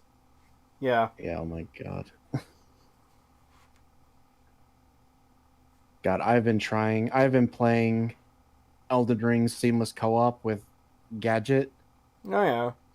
and oh my god, trying to get him to understand that you can do more than just swing your sword to fight an enemy it's almost impossible.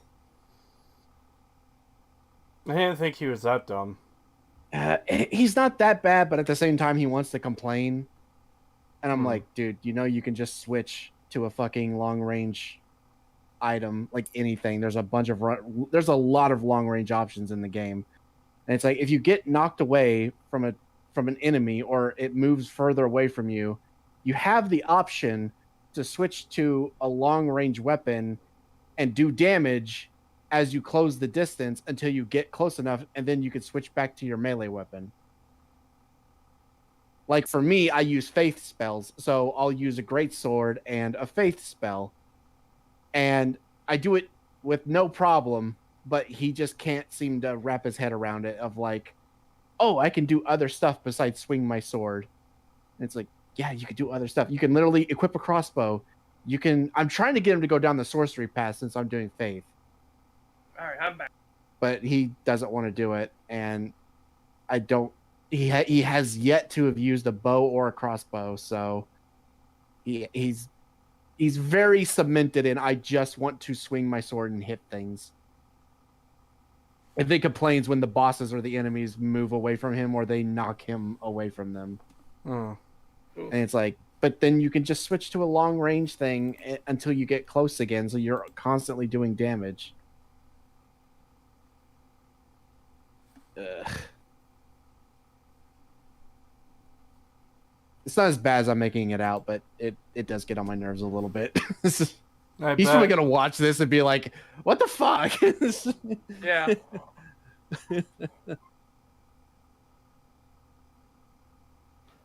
$2 from Barbaroy. Thank you very much. Cree, could you stop yiffing? It's so distracting. That's not Oh what my I'm God. doing. I'm struggling to stay awake. Yeah. There you go. God, I want to get you guys to play that mod with me as well. It's got some issues. Me and Gadget have been going through it and trying to figure out everything, and there are some bugs, some somewhat annoying bugs, but for the most part, it runs really good. Especially if they keep updating it. Yeah. ADS is preferable to whatever the fuck Bethesda were going for in Fallout 3. Agree. Fallout 3 shooting is fucking garbage. I don't know why. They had an entire build just for shooting, and they were proud of it. They bragged about it. Yep. God, I can't believe they fucking bragged about that shit. We have a build just for guns, just for shooting. We called it guns. It's like, Yeah. okay. It's too bad that none of that made it into the game. Because clearly you started from scratch. Yep. Yeah. Like, there's... Fallout 3 shooting is so nothing. It's like you literally could have gone either direction and it would have been a million times better. Like, you Yeah. could have gone the tactical slow route of making it like, realistic, checking your ammo, all that kind of stuff, sort of like Escape from Tarkov level stuff. Or you could have went classic boomer shooter where you don't even aim down sights and it's all about movement. Just make the player's movement speed a little bit faster. Like, either one of Honestly- those would have been way better than what we got. Honestly, I think a boomer shooter Fallout game could be good if you at least built it around being that rather than being an RPG. Yeah. I think there's many things to criticize Bethesda about for their Fallout games, but if you don't want to make an RPG, just fucking drop the RPG then. Yeah. If they didn't market it as that, I think I would be less angry. If they were just like, we just want to make Fallout a boomer shooter or something, or like a Doom level type of thing, but with a Fallout skin, I'd be like, okay, well, at least you're not marketing it as a fucking RPG. Yeah, they're going for this weird in-between where nothing works. Like, it Yeah. doesn't work as a shooter. It doesn't work as an RPG. It doesn't work as a story choice-driven game. They did that. It's called Fallout 4, except they still marketed it as a fucking RPG. Yeah.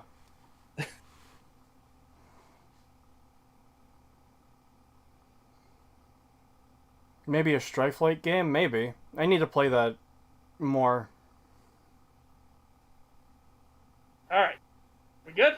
Yep. Yeah.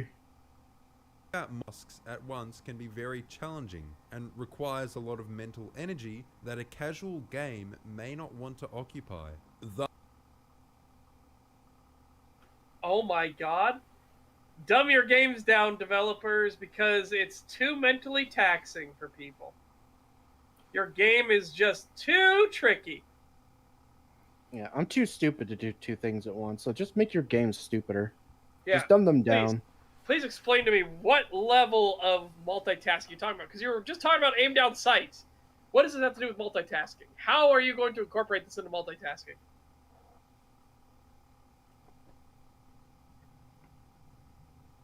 Thus, it is advantageous to isolate mechanics from each other, such that you do not have to think about them simultaneously.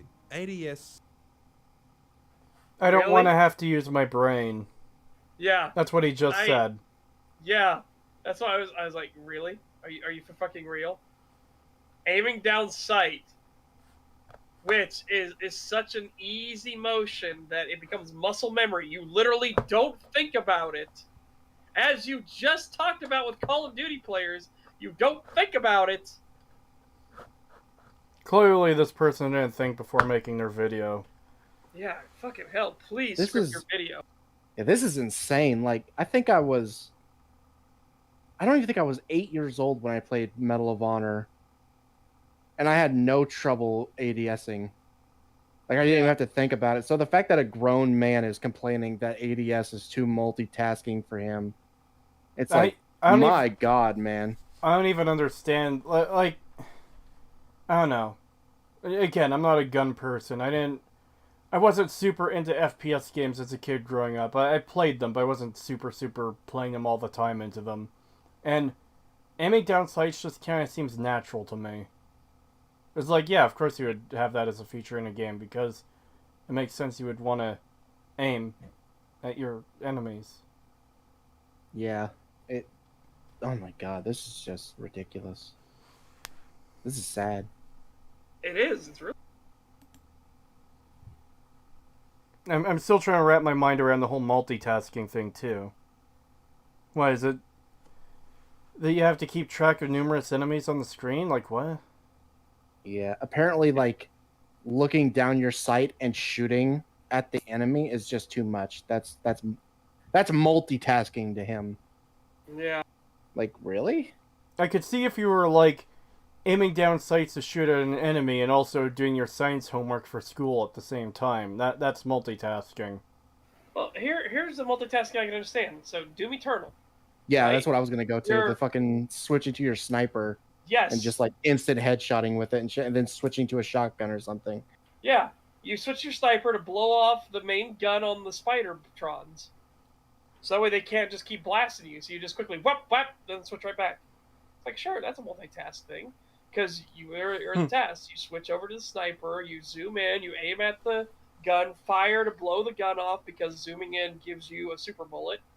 And then you switch off to a new weapon, while the Spidertron is stunned. I like this comment here. Video games as a whole are too complex. Audio and visuals? Hold on there, Einstein. Yeah. Aiming down scope is as much as a tactical choice as tagging enemies. There's no tactical benefit to improved accuracy of knowing, to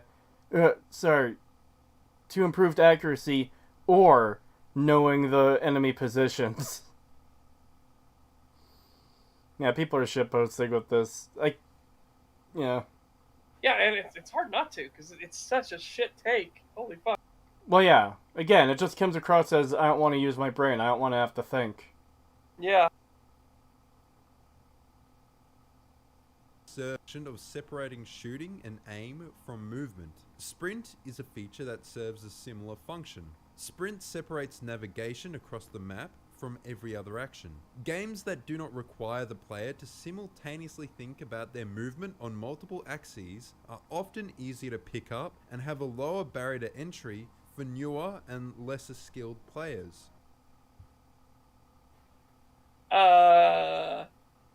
Potentially. Sure. But why does that make ADS a problem? Why is ADS a bad mechanic? Why? Because those people might have to aim down the sight while they're doing the movement? Is that literally all it is? Truly.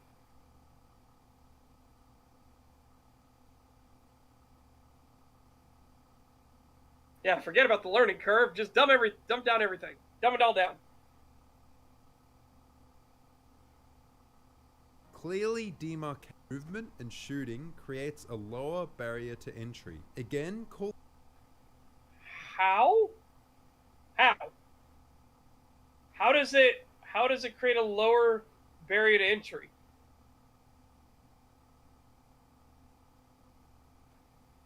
I'm genuinely trying to figure this out.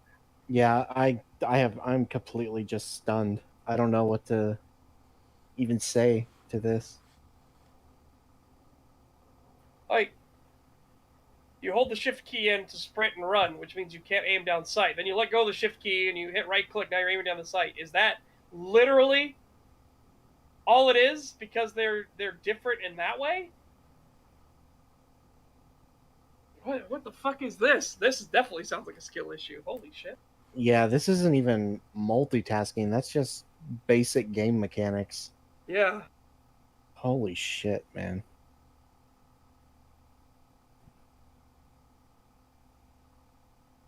Referred to as a run and gun game, but Who refers to Call of Duty as a run and gun game? Yeah, I've never. Everybody I know who plays Call of Duty tries to make it seem like it's a fucking military sim that's ultra tactical and shit. And yeah, I've never heard anybody call it a run and gun. I just don't understand this. Like, who says the Call of Duty is a run and gun game? Or are we super basic bitch watering this down because you can run and gun in it? Oh my god. If that's what he's boiling it down to off of, I'm gonna be really pissed. Yeah. Like, if that's all it takes, then holy shit, most fucking games are fucking run and guns. Fucking Escape from Tarkov is a run and gun. Yep. Jesus Christ. Now, I would say fucking Call of Duty, oh, fuck. I think maybe the modern ones, probably? Yeah, the one where it's like fucking... where they got like the Battle Royale shit in it, you know. I don't remember which one that is, but that looks like a run and gun. Yeah. Yeah, Argamedi, excuse me, but shooting and not shooting is tactical. Yeah, but like I said, I agree with you. I was trying to use his argumentation. I just realized I can't put on the voice. His argumentation was that aiming down sights to get more accurate shots is not a tactical choice. Whereas I said everything's a tactical choice. Do you go to the left? Do you go to the right? That's a tactical choice. Do you open the door? Do you close the door? That's a tactical choice. Do you throw a grenade? Do you not throw a grenade? That's a tactical choice. Again, the tactical choice doesn't need to be some like grand concept of what a great tactical choice. It's like, no, in the heat of the moment, you can make a tactical choice. Yeah. Oh, yeah. Warzone. That's what I was thinking of. Yeah, Call of Duty Warzone. That looks like a run and gun game. Yeah, I agree with Kingaroo. Half-Life is more of a run and gun game than Call of Duty. I agree. Yeah. Yeah, no worries, Arrogant. Again, this guy has so many shit points, though. It's hard. It's real hard.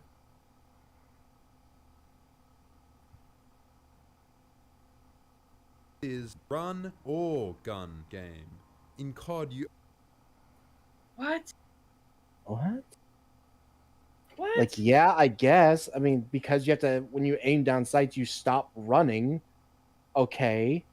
But that's not really multitasking. That's you slowing down for a bit. And if you don't want to slow down, just get up closer. Get up closer to your targets, run, and hip fire. You can do that. The fuck is this? Such, imagine this guy learning Armor 3 keyboard binds. Oh yeah, dude, his head would explode.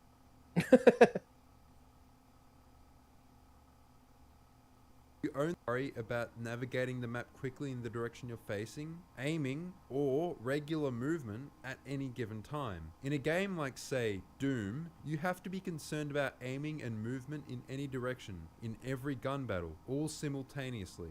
This often involves skills that can be challenging for new players and put things like map knowledge to the test. You have to be aware of the rocks and cover around, even what isn't in your line of sight. There's a natural tendency among new God, like you're trying to make your gameplay look so much cooler, but you keep firing into walls and keep missing and shit. You're getting the quick swapping down, I grant you that, but like you're just blasting all over the place. You're trying to make yourself look more badass by constantly swinging the fucking camera back and forth, back and forth. Yeah, he just did like a random circle thing there too, where he literally no reason to do it. He's literally just trying to be like, see, look how quick I'm moving. Look at all this shit I'm doing while he's shooting random walls and stuff. Yeah. It's like, don't do that. Actually play the fucking game like you're supposed to. Yeah, so here, chat. Watch his accuracy while he's doing this, while trying to showcase that, you know, he's trying to make it look more fast-paced than it is. It's already fast-paced. You literally don't need to do this. Yeah. like, say, Doom, you have to be concerned about aiming and movement in any direction. Look at that. What was that circle thing that he did there? He was like, wow, I'll do the circle thing, then aim down at him, switch over to a rocket, fire, hurt myself. It's like, what the fuck? He just does like a random fucking woo in the air for no reason, then shoots his feet with a rocket launcher. Well, he shoots the ground and misses the M first, then shoots his feet. Look, I mean, I will slow this down just to showcase this, to highlight this for just this point. In COD, Oh shit! Oh god, that's too much for back then. Hold on a second. You only have to worry about navigating the map quickly in the direction you're facing, aiming, or regular movement at any given time. In a game. Here we go. Game like, say. Oh my god. Doom. Watch his Doom game. You have to be concerned about aiming. Look. Yeah, I don't get why he does that. And then shoots, misses both imps, switches to a rocket launcher, blasts himself in the feet. My god, dude. My god, man. Okay, again, you don't need all the jerky, fast mouse movements to highlight that Doom Eternal is a fast-paced game. I agree with you. It is a fast-paced game. It's a run-and-gun game. I agree.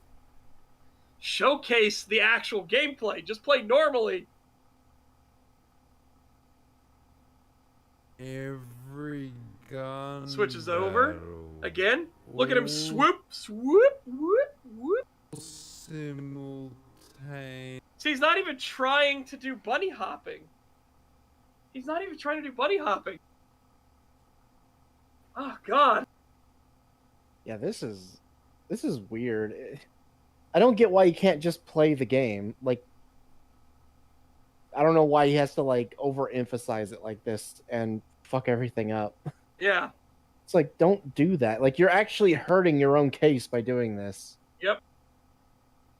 This guy doesn't need ADS because his eyes are seeing into other dimensions where he's good at shooters. Yeah. And again, this is not.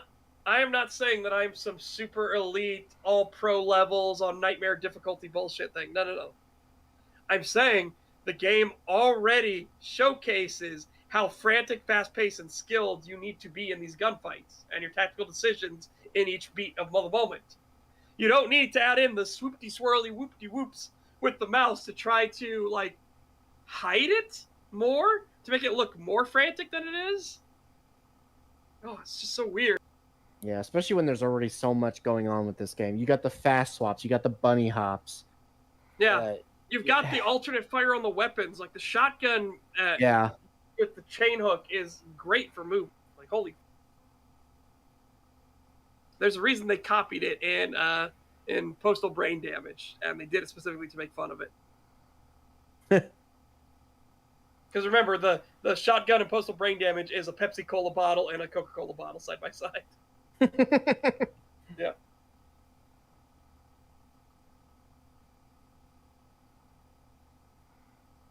Involves. Look at that. He fired a mile over that imp. The imp that was flashing that he could have done the glory kill on, he shoots over its fucking shoulder. Oh, Jesus Christ. With a rocket, by the way. A rocket on an imp. Fuck it. Fuck me sideways. Jesus Christ. Just for one imp. I can understand if there were 3 or 4 of them together. Blast them all. But Jesus. Come on, man. Skills challenging for new players and put things like map knowledge to the test. You have to be aware of the rocks and cover around, even what isn't in your line of sight. See, so look, when he wasn't doing all the swoopty whoopty whoopty woo shit, and he was actually doing the quick swaps for the pinky demon, notice that the game looked frantic and fast paced. Yeah, And then he pulled the immediately shotgun. goes, then he immediately goes into whoopty whoopty whoopty doops again. Yep. Pulls out his fucking shotgun and starts just doing like weird circle movements all over again. Oh my god, stop. Yeah. Just fucking play the game. Yeah, just play the game, dude. It's fine. It's fine. You would actually make your point better if you just played the game, if you showed more of like what you did to the pinky demon. Yeah, because here it doesn't look like that's actually part of the game. It looks like he's just fucking around. Yeah. There's a tendency among new players. Look, he just shot a rocket into a wall that had nothing there. Fucking yeah, it's so weird. I don't get it. Yeah, sorry I'm harping on this point, guys, but again, this is really bad. These are things you don't do in your video, by the way. Just don't do these. Just don't. Yeah. Players the direction they're going, like when they're running for cover, when in fact it's always better to shoot at the enemy that's shooting at you while you're running into cover. Have you ever seen an old person playing a first-person shooter game? Or someone who's really young? Okay, so in both examples, how long has the old person been playing first-person shooters? Are they brand new to it? So I can tell you my grandfather's really good at first-person shooters. All right? But he was a big kid at heart. So he played the shit out of them. He has more of a gamer rig than I do. Okay? So, yeah. Again, if you ever notice old people and children, it's like, so people with inexperience. Okay? Yeah, when you're inexperienced, it can be overwhelming. Have you ever seen a normal 20-year-old that's inexperienced try to play games for the first time? It's funny as fuck.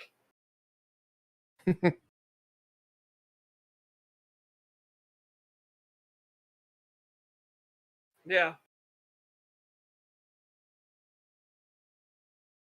Young first ever game, it is challenging to adapt to the use of both thumbsticks simultaneously, or keyboard and mouse. Now, why? Okay. We should keep that challenge, though. That's your barrier to entry, right? If it's not for them, it's not for them. That's entirely fine. Why do you want to get rid of that barrier of entry for everyone else? God, you know what this sounds like? What's it Elden sound like? Ring needs an easy mode. Oh my god, it does. Oh jeez.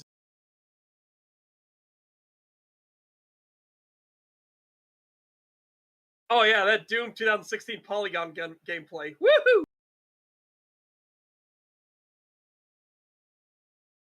Oh god. Well, Adam, you missed this guy trying to overdo how fast-paced and frantic Doom Eternal was, and kept fucking up all of his shots and everything because he was flicking the mouse around everywhere, just like whoa, whoa, whoa, do a circle here, whoa, like for just no reason other than to make it look more frantic. Yeah, literally shooting empty walls where there's no enemies even near that area, just shooting rockets into it, wasting rocket launcher shots Yeah. and shit just for no reason.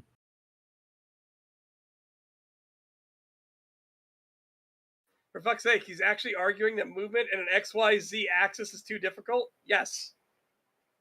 Because again, he was trying to do this as why aim down sights is a bad mechanic. But he literally just said because old people can't even walk and shoot at the same time. Okay. It's an old person. How experienced are they with games? What muscle memory do they have built up? And then he said, and young children. It's like, again, how much experience do they have with games? What muscle memory do they have built up? It's the same question. Yeah, because the dumb thing is that can apply to literally any game. Yeah. It's not just, it's hard for old people to play this shooter game. You know what else would probably be hard for them to play? Spyro. Or football, for God's sake. Yeah, so like fuck off with this. Yeah. It's such a bad faith argument. Like, holy shit. Come on, man.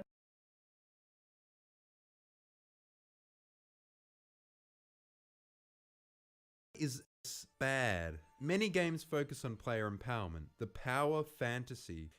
Okay. I am one of those people. If you like power fantasy games, more power to you. I don't. Yeah, I don't like either. having moments of that felt really badass. But if your entire experience is all power fantasy, I get bored of it very quickly. Yeah, same. My thing that I like autism games. I like weird, interesting, bullshit, kooky shit that okay. Seth Zintak just did a video about Songs of Conquest. And he talks about the magic system. And he talks about how brokenly overpowered the magic system is. And he's like, did I say balance? No, because I don't care about balance. I care about things that are interesting to me. And being able to abuse the magic system is interesting as fuck in that game. Because you could cast as many spells as you have essence for. There are minions who you can generate essence from. So, cast the ability to generate more essence for that minion, have them generate essence again for that turn, and then revitalize them to take another turn. Like, uh-oh.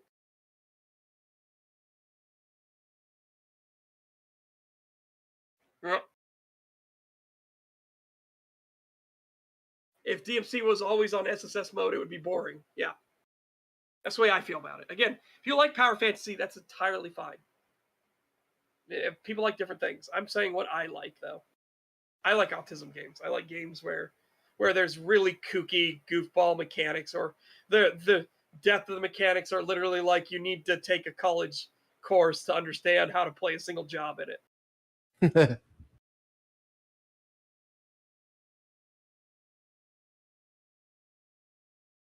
All right.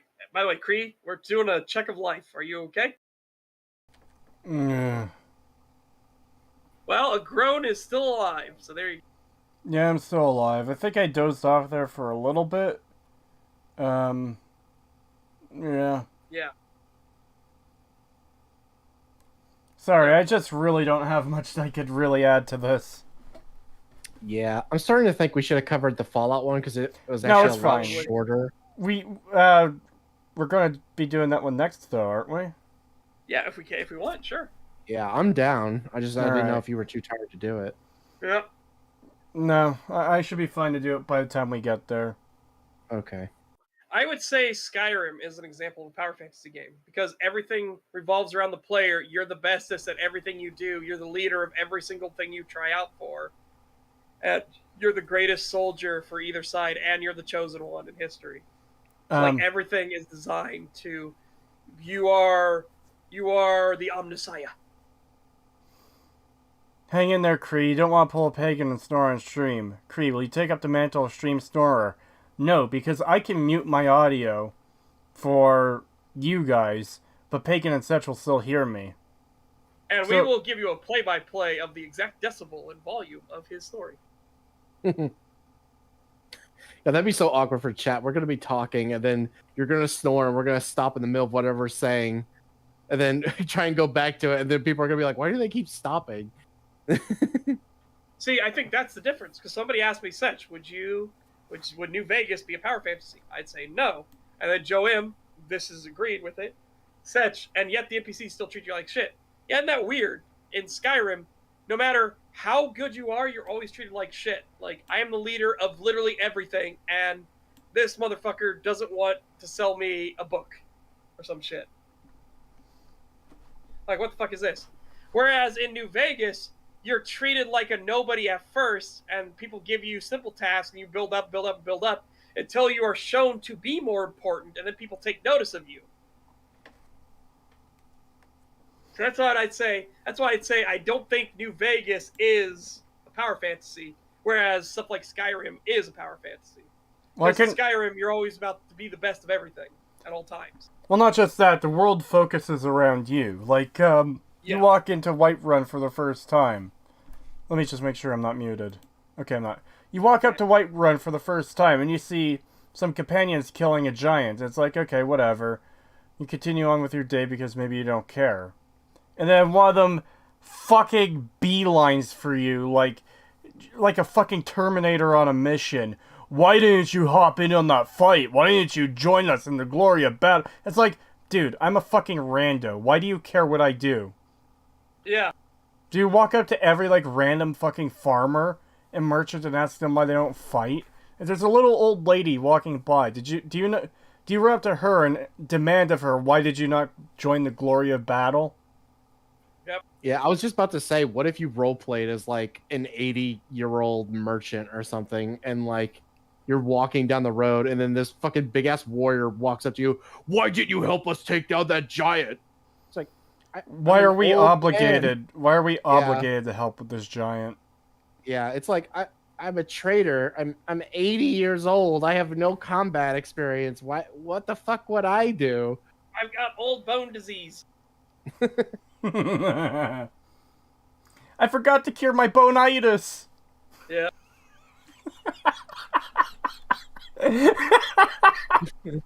I was an orphan.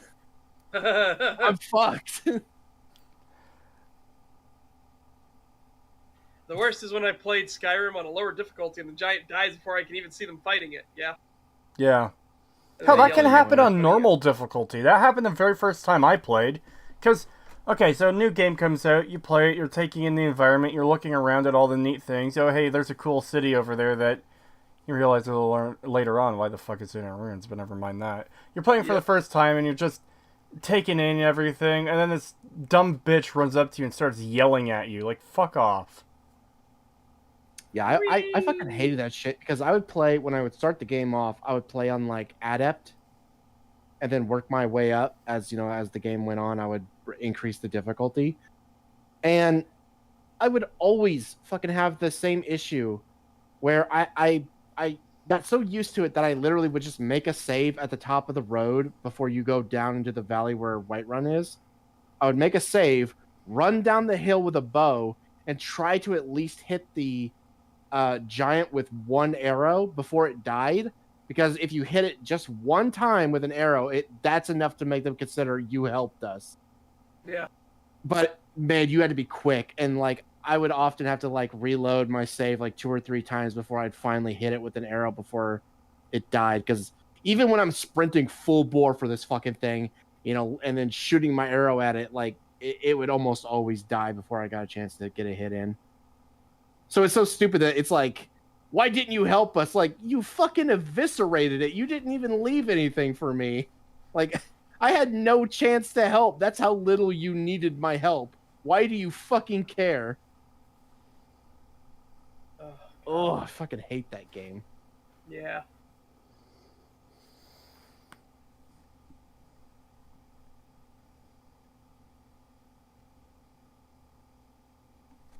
Honestly, too, Funny. Morrowind doesn't have this problem, but Morrowind actually has more of a right to even have that problem because you are a reincarnation of like a messiah to people, and it still doesn't. It still manages to not have this problem.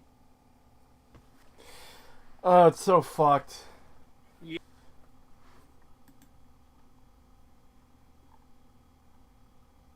All right. Yeah. It's a common philosophical developers use to describe their approach to design, especially in first. I mean, yeah, it is philosophical, but you can kind of point out what a power fantasy game is, right? Doom 2016 is a power fantasy game, right? You're the fucking Doom Slayer, the one they fear. Like, you're kind of a badass. That's kind of the entire point behind it. But Doom 2016, unlike Doom Eternal, again, this is me not liking Doom Eternal. Doom 2016 had peaks and valleys of this, where it's like it felt like Doom Guy genuinely had moments of excitement. Like when you first get the BFG and he's just like, "Oh my god, give me this! I want to have sex with this gun." And he's like, "Ah, give me the gun! Give me the gun!" It's like you can feel that Doom Slayer is like, "Yes, please, yes, please." And what's the very first thing they do with it? You're dropped in a room with the easiest enemies in the game to fight and farm, but you have the BFG equipped. What's the first thing almost everybody does? Yeah, melt the entire fucking room. Yeah, you fucking fire that shit off and melt everybody in the room. That is player empowerment. That is a badass moment.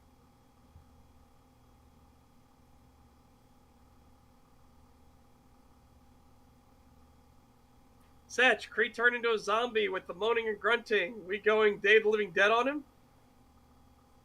Which one was that? I can't remember, because he remade a couple of his Dawn of the Dead stuff and other things. See, I've only seen No. a couple of them. I've seen the Dawn of the Dead remake from like 2000 something ish. I saw the one from ages ago where it's like an old dude and a teenager working at a warehouse, and they accidentally open a barrel that has a zombie in it, and that releases like zombie gas. It starts going into the atmosphere, and they, yeah. Huh. Oh, okay. That's kind of like the Road to Fiddler's Green, which I always thought was fascinating. Because what it was the Road to Fiddler's Green was kind of a we've got the apocalypse figured out. So you have people that are totally safe and fine, and people that go out scavenging. The zombies aren't really a threat anymore. They just kind of exist, but it's now other people are the threats.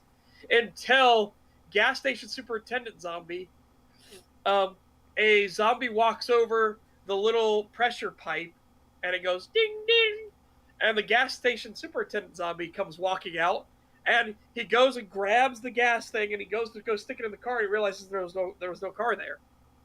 And one of the people was looking like, wait a minute, do they remember some of their past lives? It's like, no, that's bullshit or anything like that.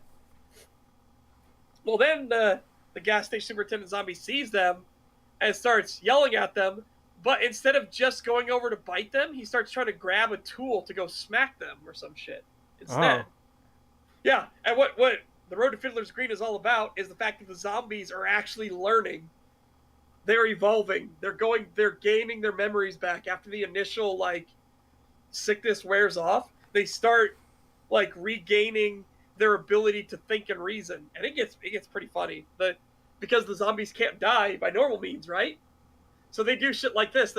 They see the Fiddler's Green is across a big canal, and the superintendent zombie, the gas station superintendent zombie, looks at all the other zombies, and he grabs one of them and he just throws them in the water. They're like, ah! He goes in, and the zombie starts walking. He comes up the other side of the canal, and he's like, I'm fine. But, he doesn't actually speak. But so then all the zombies start falling off into the water with him, and they all start just walking along the bottom of the water. Oh, so they did that before Game of Thrones did with the fire trench. Yes. God, that Yeah. still pisses me off. That actually almost has some horrifying implications about all the zombies that have been killed, though. Like, if these are still people on the inside. Yep, Like- and like- that actually gets into part of it too. Like, because, what if you wait long enough to the point where they're just normal people again? Yeah. Well, I mean, I they could remember never- there was a movie like this. I'm trying to remember what it was. I watched it. It wasn't very good, but it had it was this. The Road to Fiddler's Green. Was it? It wasn't very good. They made a video game about it too, which is funny as fuck. Because it's about this like somewhat young zombie and his friend, and like they like they're starting to get their memories and shit back and whatnot, and he has like a crush on a human girl, but she just sees him as a zombie because that's what he is. But then like, is this the same thing? No. Okay, yeah, no, then I didn't think so. But, I was like, that movie was shit. But what's fascinating is that by the end of the movie and the game, it's revealed that all the zombies wanted was a safe home, because people would go out in the wastelands and be like, zombie, hang on, I'm going to go buy my motorcycle. Get your baseball bat. Whoop! 2 points. Oh yeah, Warm Bodies. So- That's what it was called. Yeah, that I did not like that movie. So the zombies take over Fiddler's Green, which is this big like mall complex thing. They take it over, and that's their new home. But it's funny because the gas station zombie knocks a guy off a motorcycle, and then he picks up his gun, and one of the other soldiers is like, "Oh my god, he picked up the gun! What's he gonna do?" And the zombie goes, "Ah!" and starts just blasting these soldiers with the gun. It's like, fuck, they're figuring out tools. Whenever I hear the phrase, he's got a gun or he's picked up a gun, I can't help but think of that Hellboy comic strip that goes around sometimes where they're like, oh, it's a monkey. He's got a gun! I love when they do that in the Postal games. Oh my god. It's so fucking good. When you free the monkeys that are being experimented on to give them more intelligence, they pull out a fucking Glock. And they're just like, ooh, eek, ooh, eek, banana, ooh, eek, ooh, eek. And they follow you because you're their new glorious leader, and they shoot all the scientists with you. Oh, it's fucking great. You're leading the monkey revolution. But yeah, we're not gonna. No, if we're gonna do anything to create, it's gonna be like Shaun of the Dead. We're gonna chain him up to the couch and make him keep doing stags. Yeah. I've So seen Shaun of the Dead. We'll slap at him a couple times and be like, no, stop it, Pat. Yeah, quit. I'll just fucking re at you.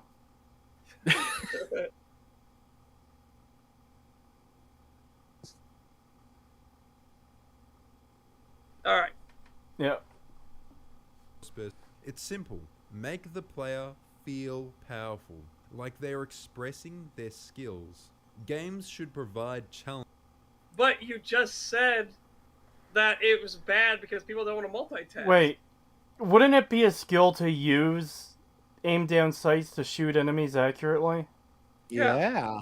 Yeah, if you ever watch some people on Twitch, like these really hardcore people that actually have genuinely good game sense and ability to aim, oh my god, it is amazing to watch. Guns don't kill Yes. people. Apes with guns kill people. Yes, as JD points out, and the testing facility is called the CCCP. It is.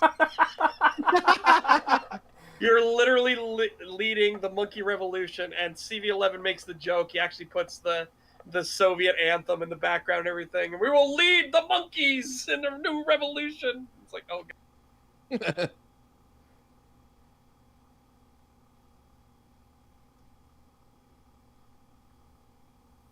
Hold on, Set. You can't refute a central point he made. That's mean or something.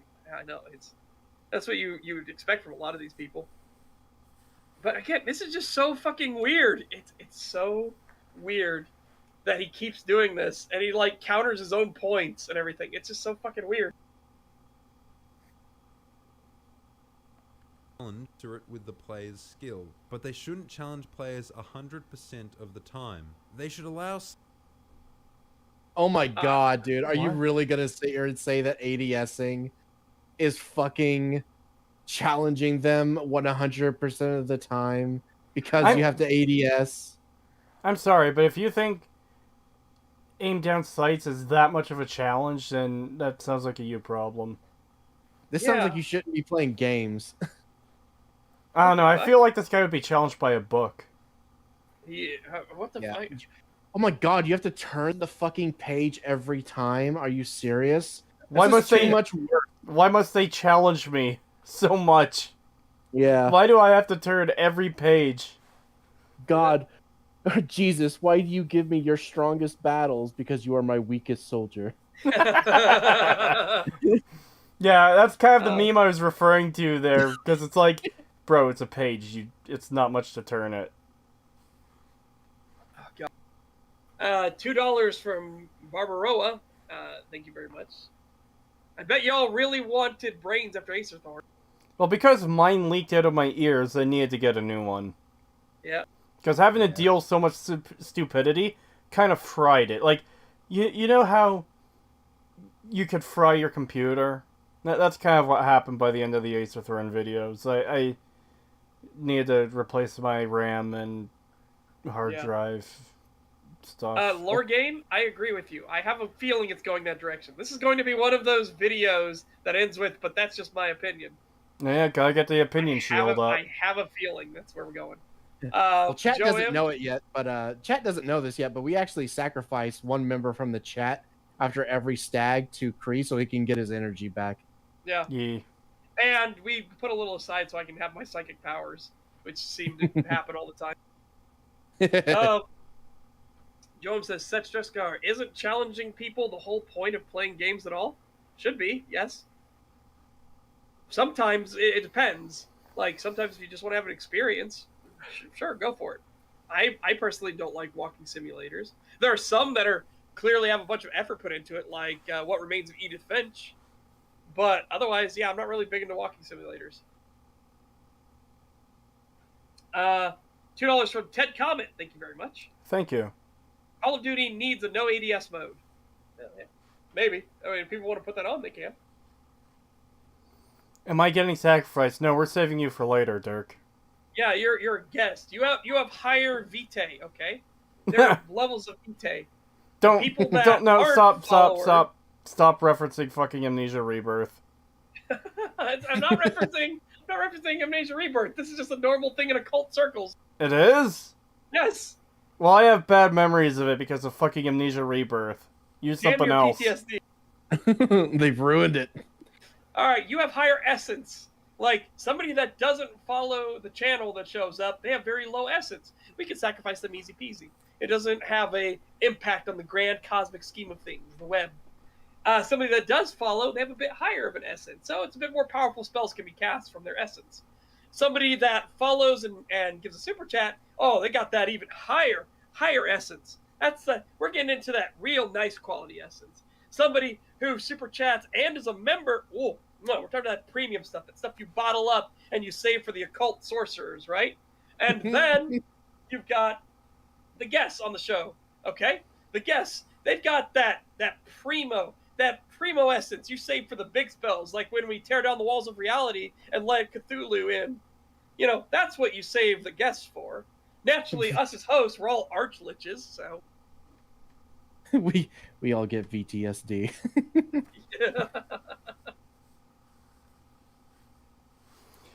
Psycho streamer sacrifice viewers for aggressively negative owl. Oh god, yeah. New lore, Kree is a vampire such as a blood mage. What is pagan? Just the resident brony? Yeah. I'm the changeling. I suck out your essence.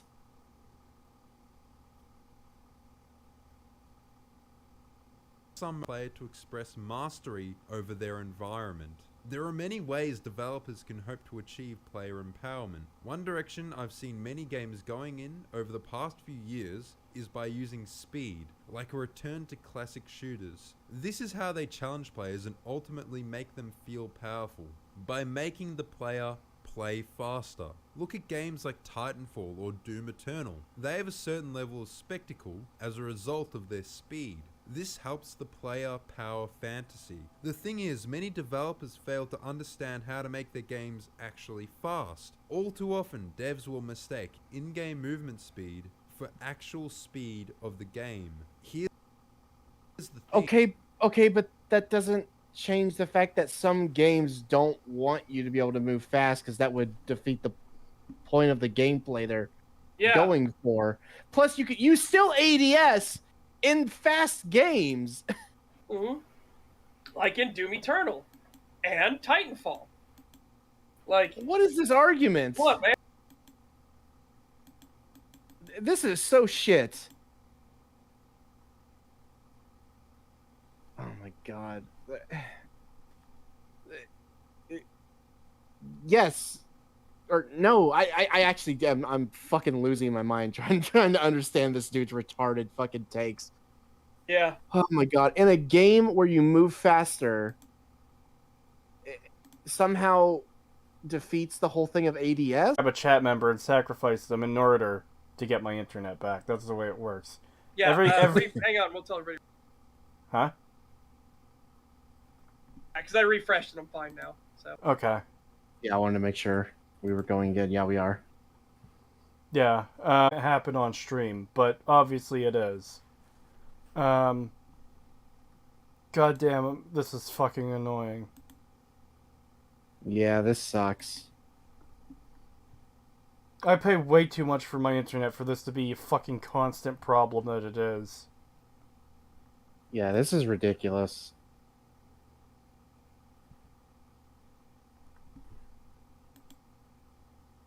Hopefully we're back. Hopefully there's no more problems. Yeah, it seems to be working for me now. I thought you guys were fucking with me at first when you said, like, no, he's gone again. I'm like, what? Oh. Yeah, no, we weren't joking. Like, you just, like, cut off, and then, like, whatever you were saying, like, you got, like, 3 words in, and then stopped, and we were like, what? Oh, no! Because then I immediately saw that my stream was, it got the wheel again, and I was like, oh, fuck. Why the fuck does this always happen? Why can't anything just work? Anyways, what were you saying last? Do you just want to continue again, or? I could try. Because I don't know where we cut off. All I know is that I was talking about how weird it is that what he's talking about doesn't make any sense. Like, oh, if we just speed up these games, it makes them work better. And it's like, okay, but you still ADS in these games, and they still slow you down. Just because your character has more speed to his movement doesn't change how the mechanic works. And also, it doesn't work for all games. You can't just make all of the player characters for every game move faster, and somehow that fixes ADS, even though ADS isn't broken. It's like, yeah, I don't want to be able to bunny hop and fucking jump over buildings and escape from Tarkov. The point is that it's supposed to be slow and methodical. So his argument just doesn't make any fucking sense. Yeah. $5 from Itiko the Tricky. Thank you.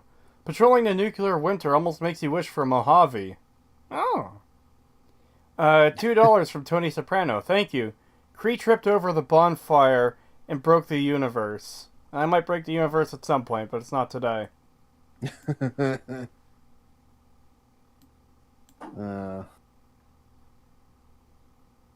we're just waiting on Setch now. He went to go grab something to eat real quick. I guess he left because he thought everything was dead. Yeah, he thought we wouldn't be getting back as quickly as we are, which we usually don't, to be fair. Usually this takes a lot longer, so he probably thought he had time to go grab something to eat real quick. Yeah, that's fair. I'm actually ordering food right now.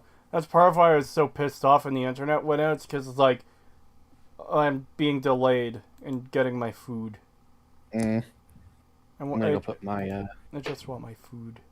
Yeah, I am hungry. I'm gonna go put my bowl up. Actually, I might get something to eat too, but I'm gonna actually keep my headphones on and still talk, so it's like I'm not even leaving. Alrighty then. Sorry to everyone in chat for the stream going out, and for me not commenting on a whole lot of this video.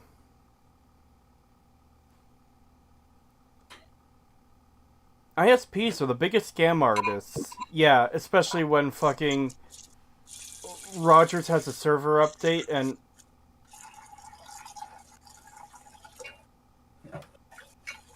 I didn't think we'd be able to hear him doing stuff in the kitchen. Oh, sorry. No, it's fine. Especially when Rogers has, like, a server update and it's like, oh yeah, all of internet in Canada is down for fucking a day. Real great. Real fucking great. Yeah, that was insane. I can't believe that happened. Yeah. It was like a server update or something. Like, this caused so many issues. Debit machines weren't working. Some people couldn't call 911. Guys, he wasn't pissing. He was fucking pouring water from the tap. Yeah, I told you guys I was gonna take my bowl in the kitchen and put it in the sink. You guys know what the sound was. Yeah.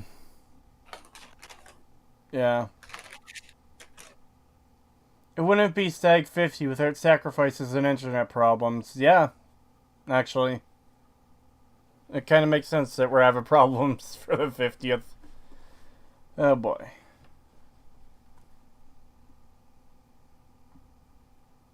I am slightly less tired than I was before. Well, that's good at least. Yeah. Yeah, it's almost like Canada shouldn't have a monopolized ISP for the majority of their systems. Yeah, we've got like 2 companies here across Canada, Bell and Rogers, and those are basically your choices. Any smaller internet companies run off of their system, their lines. Jesus. Yeah, that's insane. And it's like if one of those goes down, basically half the country is just fucked. Yeah. Yeah, pretty much. I think Rogers is probably the worst of the 2, based on what happened the other day, because if it ran on both of them, right, then we still have been able to use debit if they could rely on Bell. But since they can't, that means it's all on Rogers, which means if Bell goes down, it won't be as impactful as Rogers going down. Like, there'll still be, like, millions of people who can't use their phones and internet, but it won't be as bad. It's just so fucking dumb.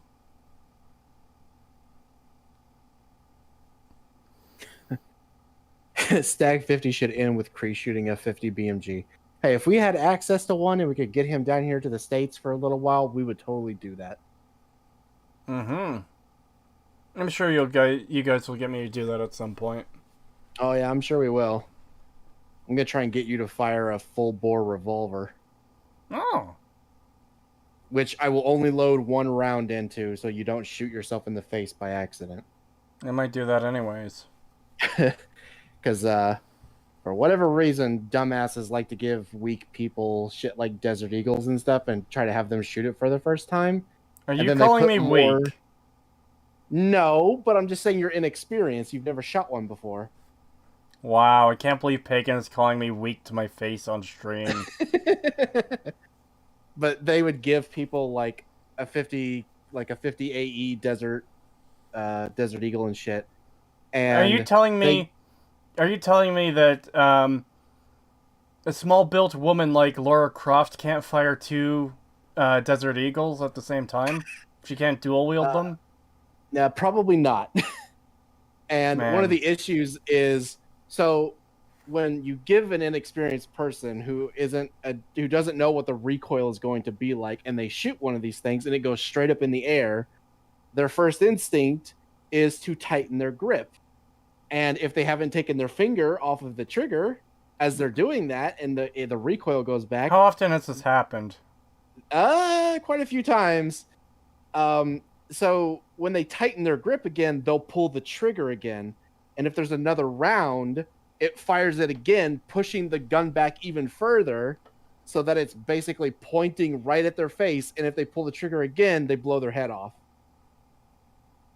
So that's why when you give an inexperienced person one of these type of revolver or like any type of handgun that has a lot of recoil, you only put one round in it to make sure that they can handle it, so they don't blow their own fucking head off. Yeah, it's just like this fucking cascading effect of like they get hit by the recoil, so they get scared and they tighten their grip, which causes them to pull the trigger, which makes the problem worse, and they end up blowing their head off. It actually kind of reminds me of that story from a few years ago where a young girl was at a gun range and the instructor had her firing an Uzi, and he was like trying to help her aim it and stuff, and she lost control of it, and it went up, and Yep, I saw that. Yeah. Ugh. Really bad. Yeah, it's I don't know why people are so dumb. Don't put a full mag. Don't put in the fucking gun to somebody who's inexperienced. Just give them, if Also- it's an SMG, just put like a 5 burst round in it. Like just put 5 rounds, just a quick little burst. If it's also a fucking revolver or something, put 1 round in it. also maybe if you're teaching a young girl to fire an Uzi, don't stand in a place where she loses control and goes straight up into your face. Yeah. Don't stand basically right in front of them. 50 AE, a series of unfortunate events. Yeah. Yeah, I was telling Cree because somebody mentioned like for the end of the 50th special we should have Cree fire a 50 BMG, and I said, hey, if we could get him into the States and we had access to one, well, I would totally have him do that. And then I was trying to explain like, oh, maybe we could have you shoot like a full bore revolver or a 50 AE Desert Eagle, but obviously I'd only put 1 round in it for you so you don't kill yourself. Yeah. And then he was like, are you calling me weak? I'm like, no, you're just inexperienced. There's a difference. Yeah. Remember that video that Brandon Herrera showed when a guy fired the revolver, and because he was still in the thing from flinching from the gun going off, he still had the trigger held, Yep. and it That's what I was was kicking telling back, Cree. fired off right next to his forehead, up into the ceiling. And, Yep. video Have you seen cuts that right video? there. Jesus Christ. Have you seen the video with like the girl in like the camo pants and green tank top or whatever, and she has a Desert Yes. Eagle and she shoots it? It goes Cracked up herself in and the she cracked herself in the head, but she shoots it. It goes up, and then she freaks out and grips it tighter and pulls the trigger again, and it just goes off and just like narrowly misses her fucking head. Ooh.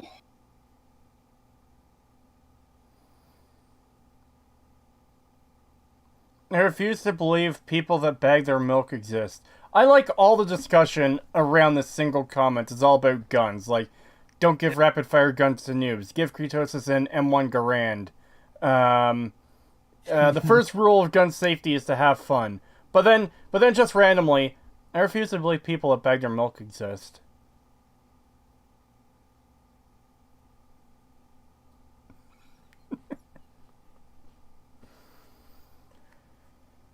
Are we ready to continue?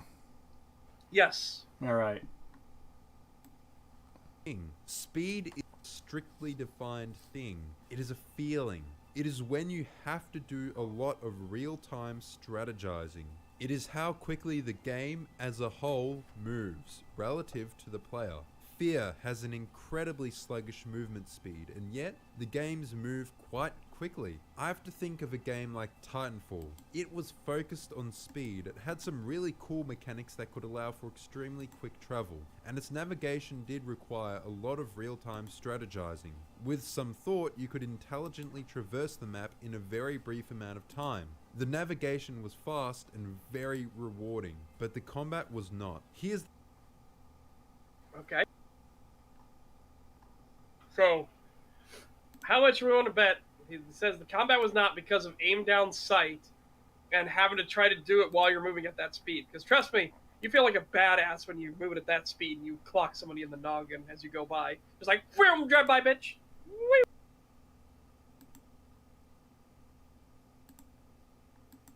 Setch, Deep Space Nine or Babylon 5? Oh, that's a tough call. Babylon 5 is really fucking good, and so is Deep Space Nine.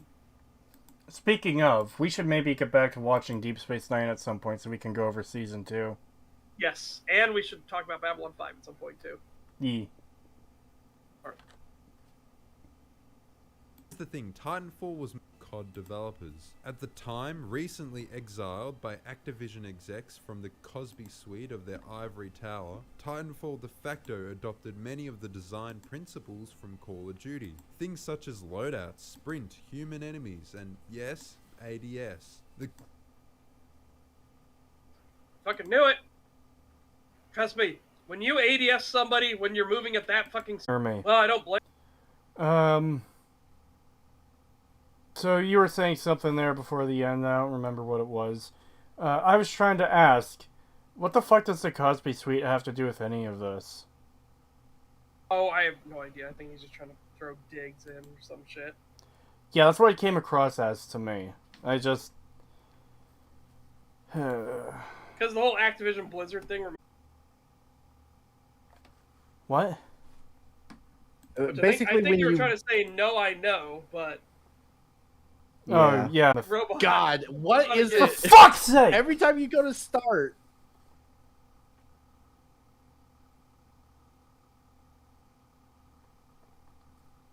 This is really pissing me off.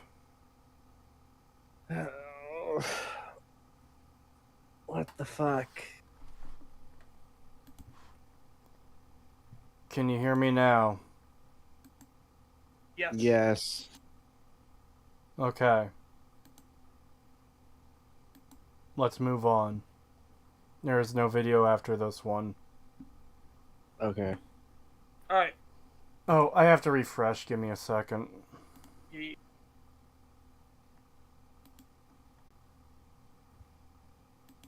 Thank you for making me have to refresh Watch Together. It's very much appreciated. Aim down Okay.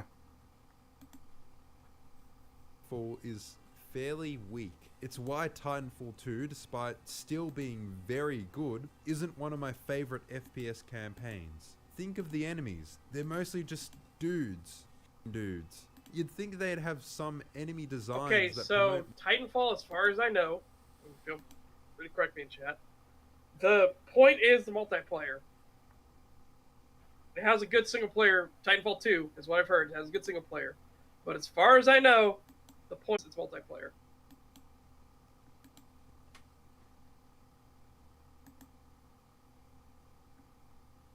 Hello? You'd think they'd Yeah. have I was just making sure stuff didn't cut off again because you stopped and there was silence and I got scared.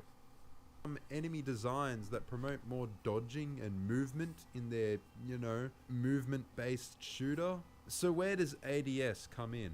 ADS as a mechanic means that to shoot accurately, you had to slow down considerably. Yes, the hip fire was still very useful in Titanfall, but that doesn't change the fact that to be as accurate as possible, you need to stand still. In a movement shooter... That's how guns work. Yeah. That's how Be as aiming accurate as anything possible. works. What the fuck? Oh my god, dude. Seriously, what a fucking idiot. Yeah, this is really fucking bad. This is absolute dog shit.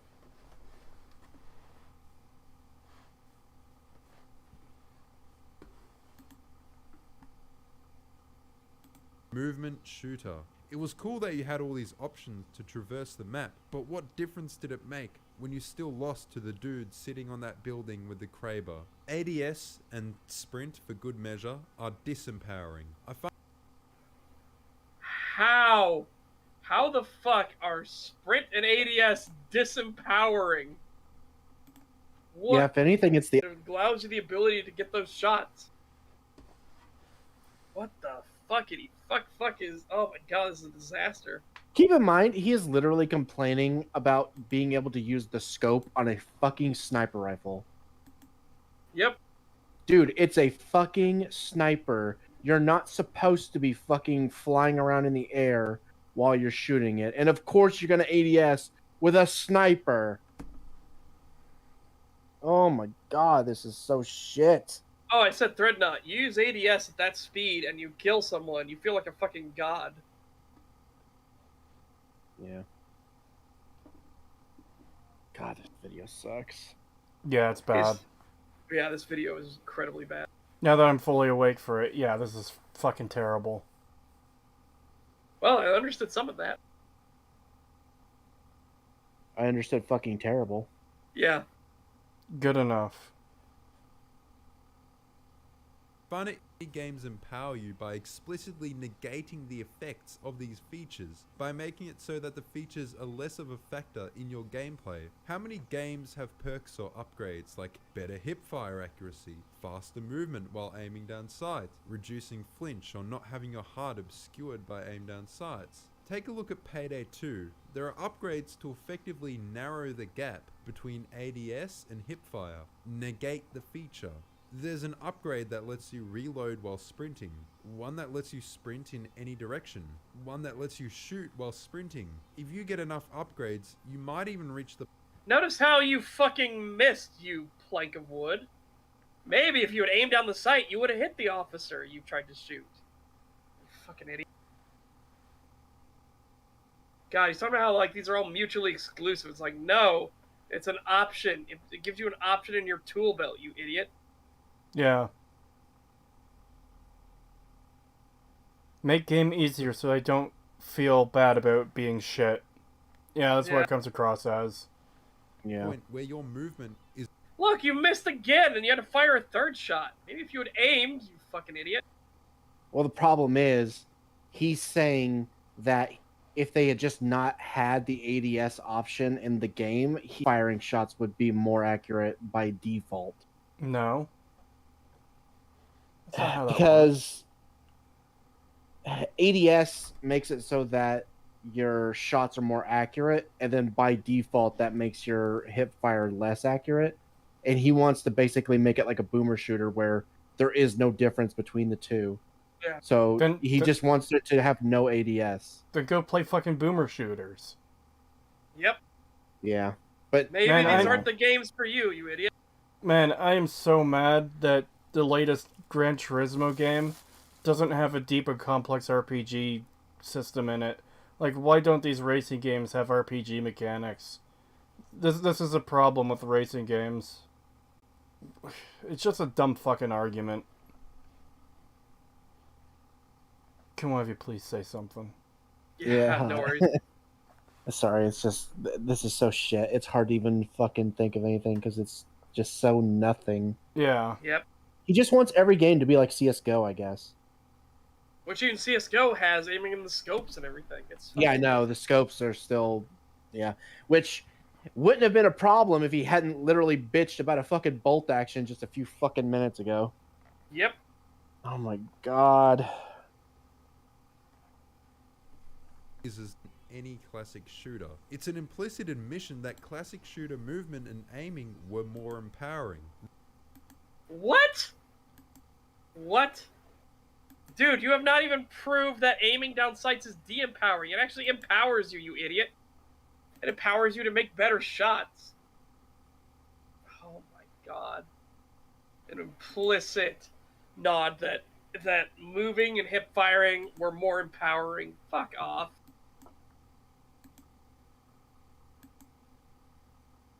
That it is an regular movement. Destiny 2 is another such game with similar perks on its weapons. Ones that make you move faster while aiming down sight, or not even needing to aim down sight at all. I got an interesting comment on a previous video, and I want to say that I appreciate all of your comments. This one stood out to me regarding Halo Infinite, saying that they managed to make Halo Infinite feel not having ADS. On the contrary, I think it feels good because it does not have ADS. Well, as the rest of this video is evidence, you're an idiot. Yeah, Oh god. it's pretty bizarre. Yep. I'll be right back. Keep going. Okay. Destiny gives us quite a solid point of comparison between the two styles. The recent Bungie throwback event saw the addition of several new weapons, including one known as the BXR-55 Battler. Got to wonder what this might be a reference to. Maybe Yeah, notice how it's aiming down the sight. God, I can't wait to hear him explain why that's not ADS.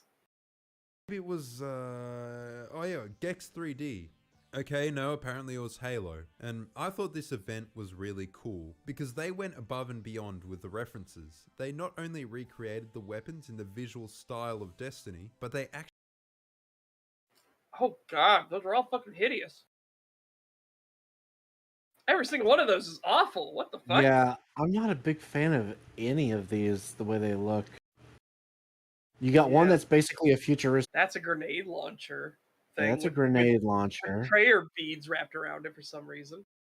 Yeah, and then you got, I guess that's supposed to be like the beam rifle. Or the Covenant Pulse Rifle, maybe? Maybe it looks like the Halo Reach beam rifle, but I could be wrong. Oh no, it does look more like a pulse rifle. You're right. I do not like the swords either. I know the swords look. I do not like the swords at all. Oh. Alright, well, anyways. actually mimicked the attributes as well. The gun functions similarly to the battle rifle in Halo. What Oh, where you aim down the sight, you fucking plank of wood. does this actually mean? Its reticle That you don't know what aiming down the sight actually is. doesn't expand. It remains accurate while moving. Its hipfire is improved and the ADS works similarly to scope in classic Halo. Near instant. And people loved it. It felt so much better to use than any other pulse rifle in the game. Besides the fact that that's a Destiny thing. The gun itself felt great. And Destiny is a game about player empowerment. A vague concept, but it has a lot to do with how the game feels to play. God, can you stop the fucking voice, too? Jesus Christ. Empowerment. And it has a way the way it feels. Jesus Christ. Your emphasis on random words is getting really fucking annoying because you're such an idiot. And why do I get the feeling that if we were to ask actual Destiny players, and the strong hit with a classic style scope setup felt good. If you'll remember back to before, many games focus on player empowerment, the power fantasy. Another important feature of player empowerment is competence, making the player feel like they always have a challenge commensurate with their skill. This necessary. Okay.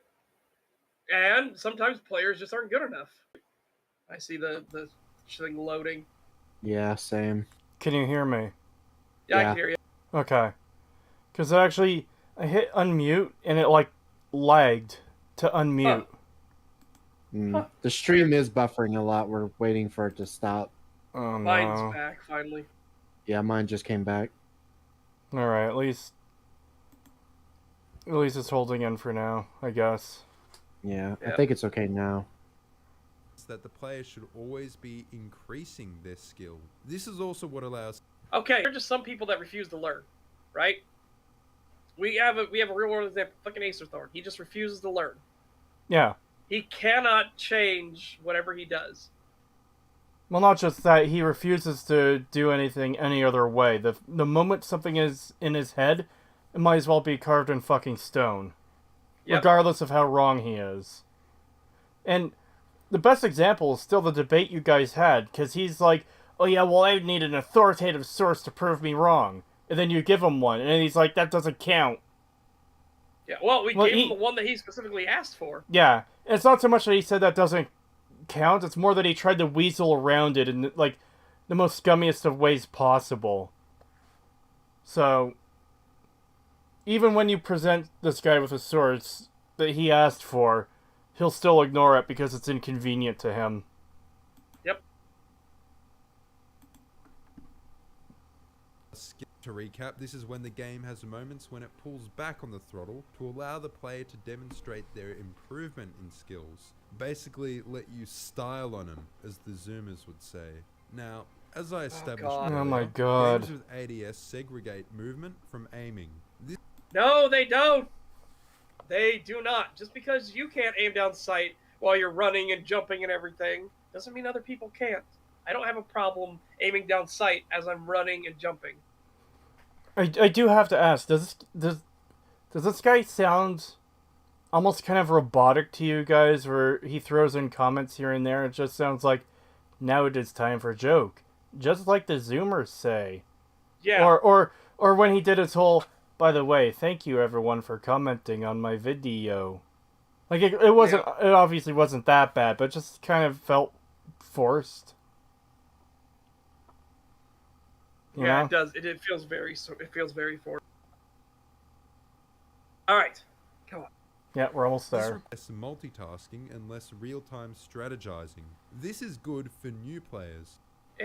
Why is it real-time strategizing? You're not actually employing strategy. You're employing tactics. There's a difference. Strategy is an overall thing. It's why it's called a real-time strategy game, not a real-time tactics game. It's like, oh, God. If you truly want your game to get the player to improve and later provide opportunities for skill expression, you'll need to challenge them. And multitasking in FPS games is essential to challenge and engage the player. Forcing the player to be aware of their environment and their enemies simultaneously. Tone, it's like, this is a joke. Please laugh. Please clap. Please clap. Yeah. All right. Fire awareness is a skill present in every first-person shooter, but it is discussed to a grade that aren't based around ADS and sprint as well. How? Okay, he just said because, so I shouldn't have stopped him there. But how? How the fuck is that even remotely logical?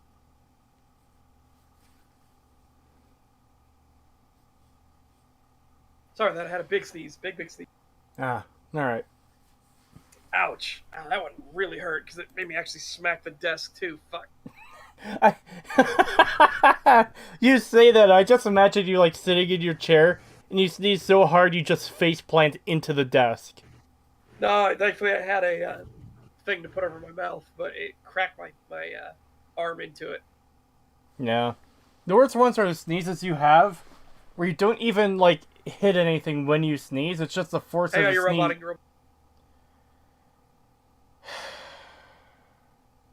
Is it better now? Yes. Okay, let's continue. Okay.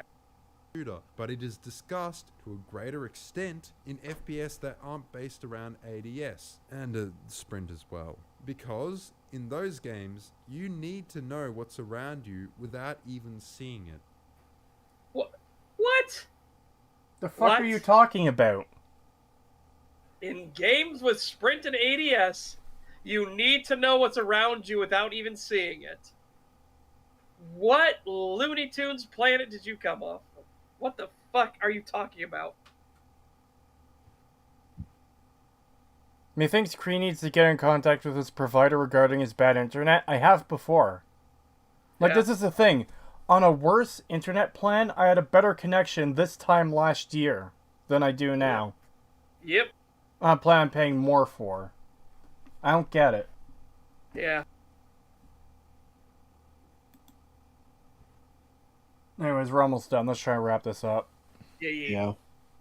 Mental map of the environment. This is perhaps also why so many environments from classic shooters are so much more memorable, at least campaign areas. What? Multiplayer maps you've played on a billion. What the fuck? That seems like something that would be entirely subjective. What you find more memorable? Yeah. And also, keep in mind, you need to make a mental map of the area. You would do that with or without ADS. What the fuck are you talking about? Keep in mind, too, something being memorable doesn't necessarily mean it's good. Those are two different things. Yeah.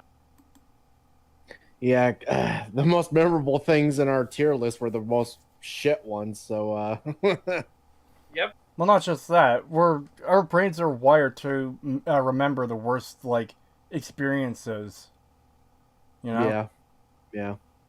Yeah, So, until all those finally drift away, and then you start remembering the good times. It's... Oh yeah, sure, at the ripe old age of fucking 92 and you've got dementia. Basically. Yeah.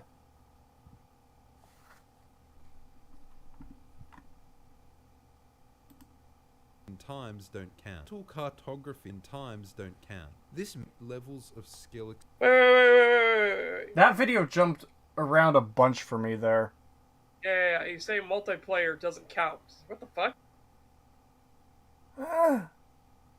Also, why so many environments from classic shooters are so much more memorable, at least campaign areas. Multiplayer maps you've played on a billion times don't count. This meant Why wouldn't they count? Why? What's your arbitrary reason for why they don't count? Is it because you're familiar with the level because you played them so many times? Yeah, That doesn't change. that But literally you doesn't still- change anything. You could do that with a fucking campaign map too. Yeah. You could play a game so much that you become familiar with it. The fuck is Yep. this argument? Oh my god, dude, this guy is actually a fucking retard. Yep. I can't stand this. Yeah, it seems pretty fucking bad to me. Yeah, Oh, this is absolutely. easily in the absolute worst tier right now. photography, Okay. of course, allows for great levels of skill expression. If you've seen a pro in classic shooters, this becomes apparent. Their Actually, map hold on. knowledge What the fuck is skill expression in a video game? Yeah. That just comes off as meaningless. Like, oh, I'm going to express my skills in a video game shooter. Like, what? Like, maybe if you're playing a multiplayer game and you're, like, dunking on people who can't play as well as you, sure. But you're talking about single-player FPS campaigns. Yep. The fuck is this shit? Well, what's even weirder is he's actually getting into even dumber territory here. Because he's talking about that's why they look so much better in classic FPS games when people are this skilled. And it's like, it looks great regardless. Flick shooting still look really fucking good, you idiot. Like, what the fuck is this? Yeah, this is fucking terrible. alien and inhuman feats. They seem to have a sixth sense, knowing exactly where to go and when, knowing everything that's happening on the map and where everything is. Breezing through the map while not even looking where they're going. Because it's muscle memory. Oh my god, my dude. Muscle memory builds up in everyone. You will eventually get to this point if you keep playing the same thing over and over and over again. Okay? Including campaigns. Yes. Oh my god. Like, I actually can't tell. Is he actually praising this when he just said that multiplayer stuff doesn't count? Yes, he is. Oh my god. Oh, it doesn't Multiplayer count still when doesn't it count when it has ADS, apparently. Yeah, it doesn't count when it goes against my fucking point. Yeah, Fucking retard. God. absolutely. This is fucking terrible. Now, do I guess should be exercised from games entirely? No. I think there's a variety of But you're calling it a bad mechanic. You're literally calling it a bad mechanic. By your logic earlier, if something is universally better, so aka if aim down sights is a bad mechanic, it is universally bad, excise it. Am I asking for it to be excised? Yes, earlier you were. You fucking plank of wood. Oh god, intelligence of a fucking walnut tree.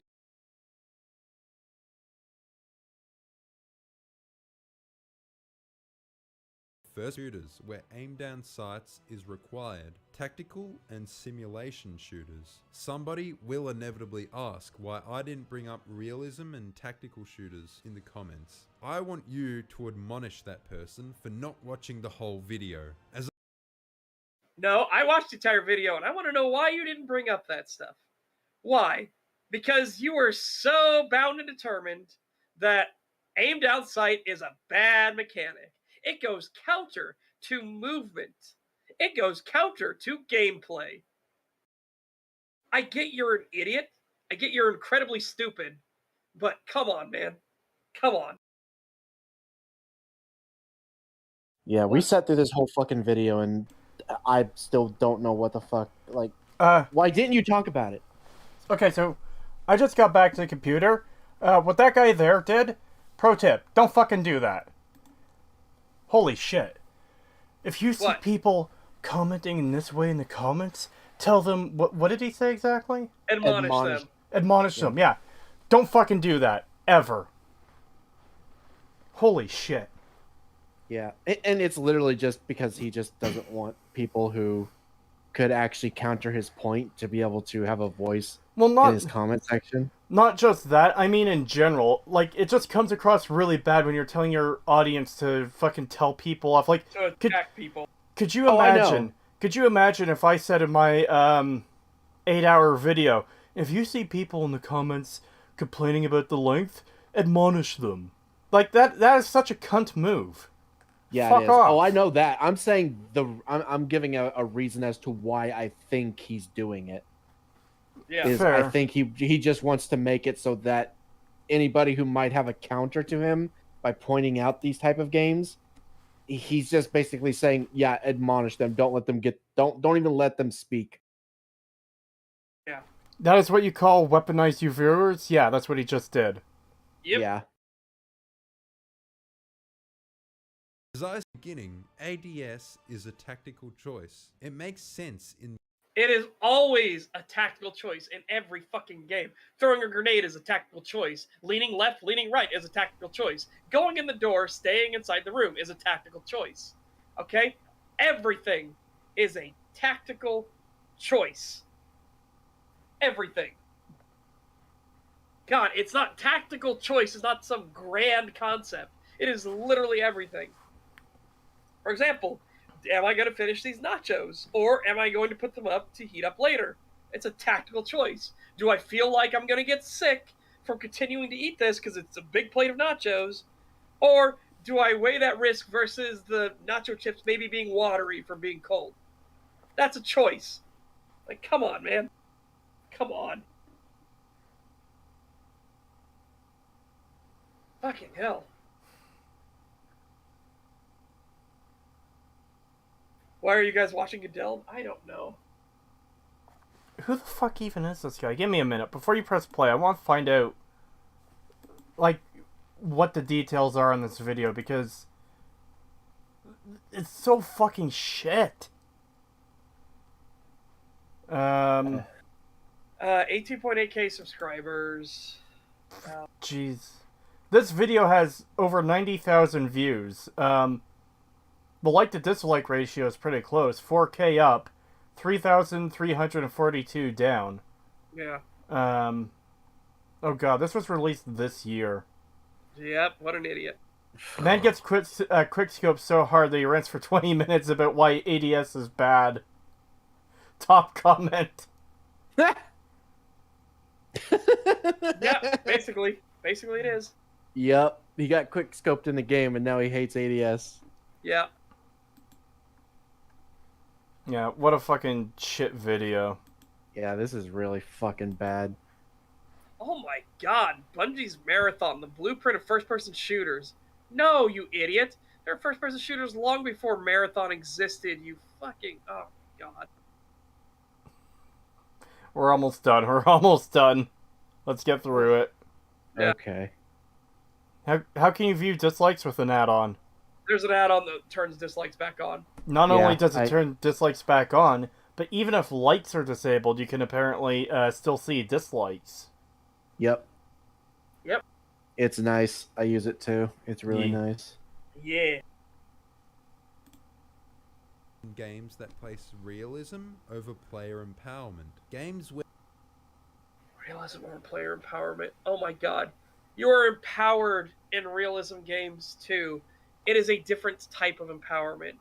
When you work with your team or you find that perfect angle and you hold down a flank or some shit, god, that is fucking empowering. You feel like a badass. You feel like, yeah, I'm the one that turned the tide of this battle. I do not understand his weird obsession with, like, aiming down sights is not empowering. It is. It is, by its very definition, empowering. Oh, God. It's like you intentionally structure the video to troll people? Yeah, a bit. where your come out of your gun instead of the middle of your head. Sacrificing mobility for accuracy makes sense in a team-based game where you can die in one hit. It forces you to be slow and methodical. Ultimately, I think games should take a step back and try to justify their features. Start from square one. Instead of following industry orthodoxy, think. What? I God, think dude. we've descended into the realm of schizo rambling. Yeah, we have. Because what the fuck? Like, Industry orthodoxy? It's like, yeah. hey, guess what? Boomer shooters don't have aim down sights. Yeah. Well, most of them, I should say.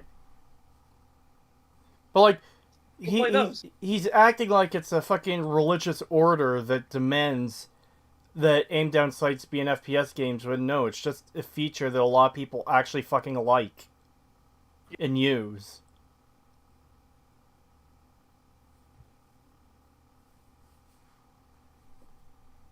Alright.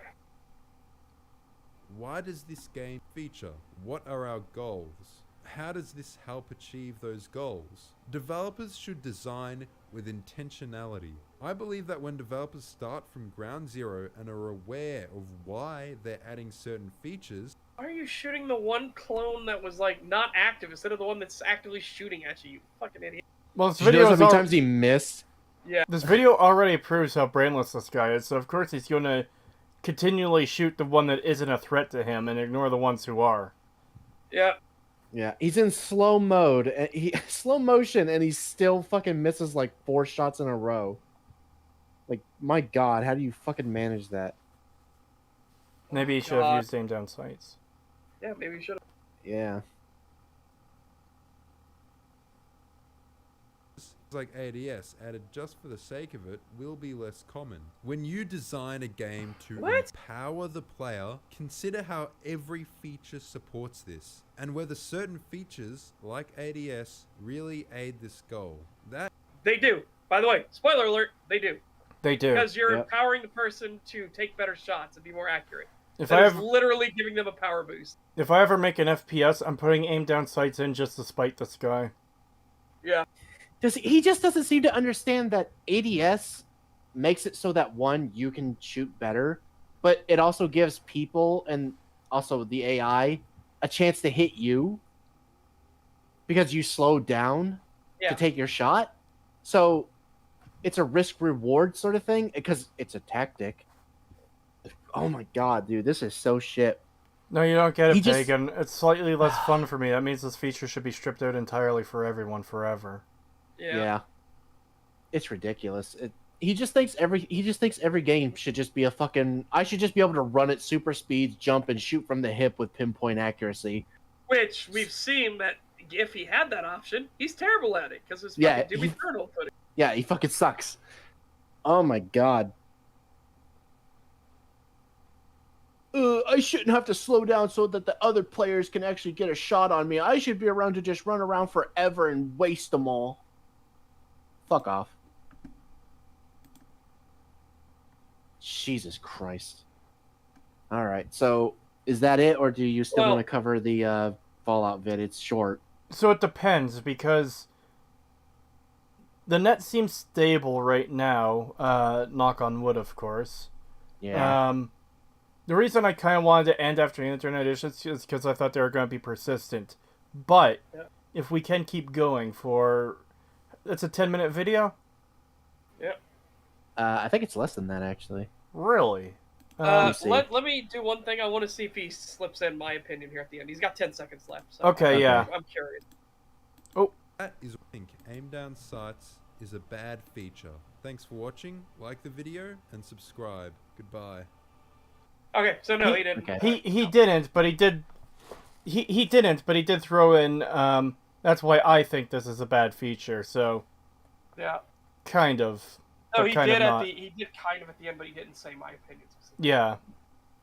All right, give me 1 second. I'm gonna wrap up this nachos. All right, the Fallout video is 9 minutes and 20 seconds, so almost 10. Yeah. I think we can do it. Okay.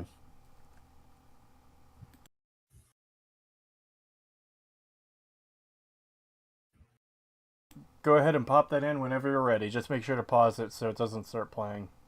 Yeah, okay, let me grab it.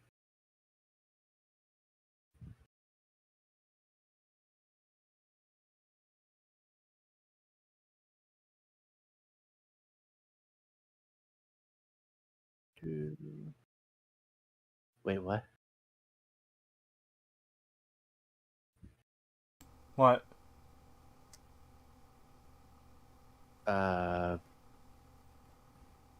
Okay. What? I copied the Fallout video and it put the Oh, you know what I think happened? what? Where'd you copy the link from? Like our chat, right? But like, there's the 3 videos there. Did you click? I think. Wait, Yeah, you probably grabbed the bottom link, right? no, I grabbed the top link. Oh, I think I did. Oh, maybe, you know what? Maybe I did. Maybe I'm just. because it's showing the other one we didn't cover, right? Yeah. Okay, yeah. Then you grab the bottom link then. Okay. Yeah, I must have fucked it All right, up. I've got it then. Oh, okay. And pause. Okay. Okay. Alrighty then. Because, based on the title of this video, they've got a lot of explaining to do. Yeah, and I previewed some of it, so how dog shit is it out of 10? From what I saw, at least an 8. Oh, sorry. 8 being bad or 8 being good? Bad. Okay.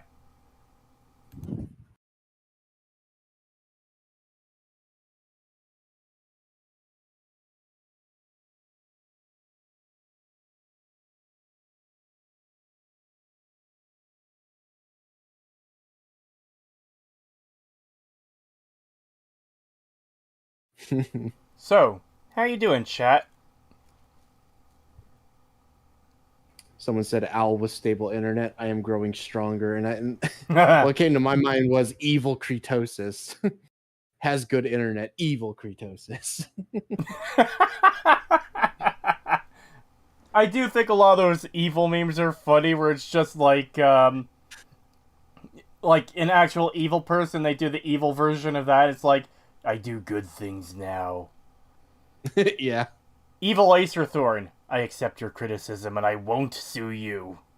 Yeah.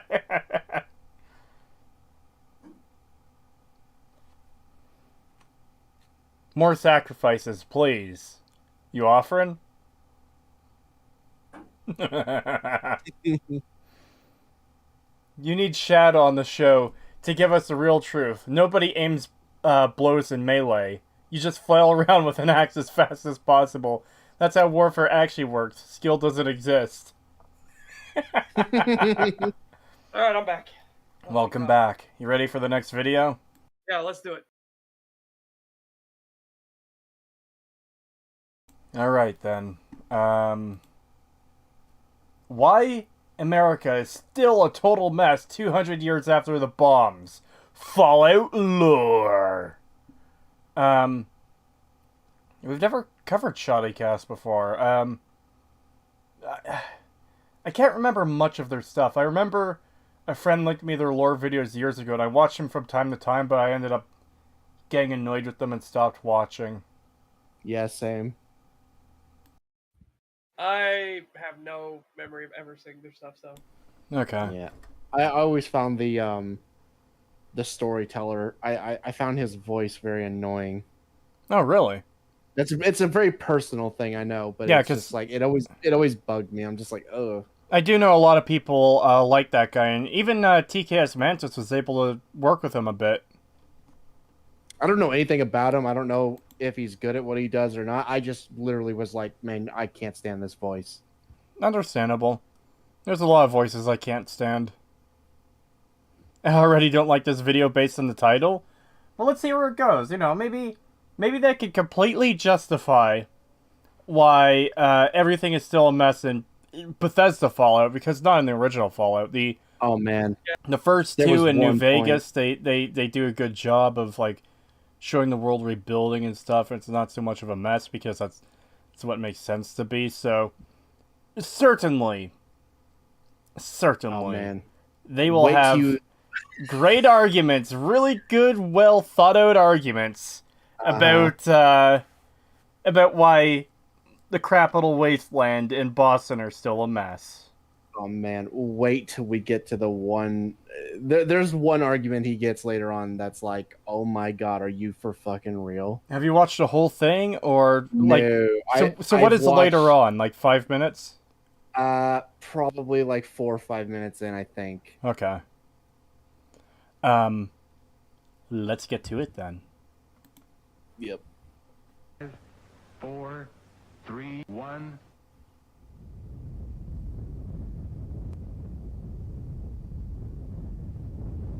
Few people cried. Most people were silent. I remembered the line from the Hindu scripture, the Bhagavad Gita. Now I am become death, the destroyer of worlds. What a fantastic line from Oppenheimer, by the way. Like, holy shit. And Yeah. I'm not saying that as like, oh, he was scripted for this, but what a fantastic realization of the sheer destructive force you have just unlocked in the world. Sure, but what does that have to do with Fallout hasn't cleaned up in 200 years? Yeah. Again, this is all fluff, this is all padding, so. Like, something like this would be a lot more meaningful if it was like a deep dive on the series and the theme of the destruction of the world and how it rebuilds and everything. Like, it'd be much more impactful there than, well, they didn't clean up for 200 years. Let's talk about it. You know? Yeah. Yeah.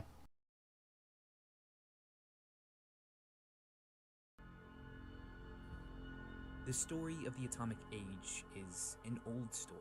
A story about genies and bottles, of doctors and their ill-fated monsters. Okay, again, as we just said, what's this got to do with Fallout still being a shithole 200 years later? Yeah. Like, there's a time for this, and there's times not for this, and this is not a time for this. Like, just get on with the fucking point. A creator can grow to hate the created. This is one of those stories, only this time the doctors won't live to tell the tale, and the monsters they unleash will plague their descendants and impede mankind's progress for centuries. The Fallout series gives us a look into No. human civilization. Nuclear didn't impede us. What the fuck? What the fuck Is are he you talking talking? about? Is he talking about in the context of the Fallout world? Maybe? I don't know, though. But yeah, nuclear didn't impede... It didn't impede them in the Fallout world either, did it?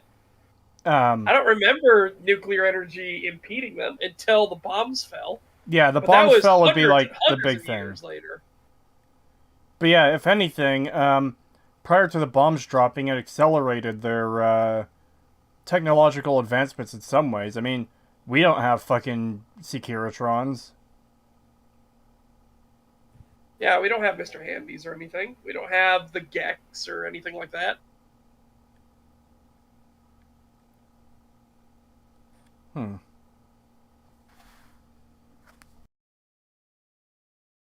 Not owes itself to hell, but it stays there, not for a mere decade or two, but for centuries. Mankind is a shadow of its former self, a twisted parody of the old world. 200 years is a long time, and in Oh, he is talking about Fallout. But, again, Fallout 1 and 2 show that that's not true.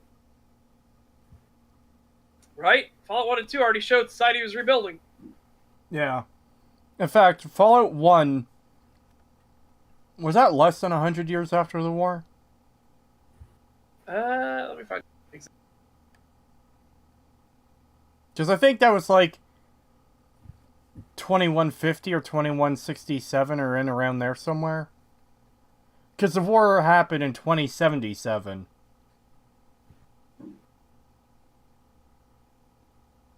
There's 2077, the Great War. 76 begins, don't care. Fallout begins 2161. 2161, so I was kind of close. So 80 some years, 84 years? Yeah, it's not quite 100, but like, if society is rebuilding less than 100 years after total global nuclear annihilation, that's actually pretty decent for rebuilding. I think, anyways. Yeah, Because remember, we got cities and factions and commerce and trade and everything going on. People are setting up their own like laws and rules and safe harbors and everything. So it's like that's really really good. The Gunrunners are in Fallout 1 as well, so manufacturing is starting up again, at least in some form.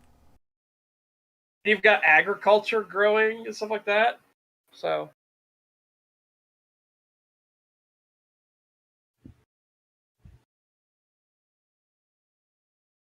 Sorry, guys. My nose is running like crazy. Ugh.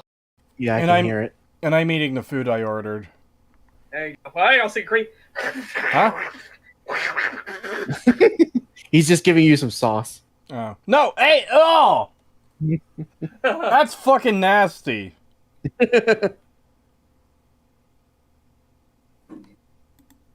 Most Fallout's wasteland, man has done seemingly little to make things look as they once were.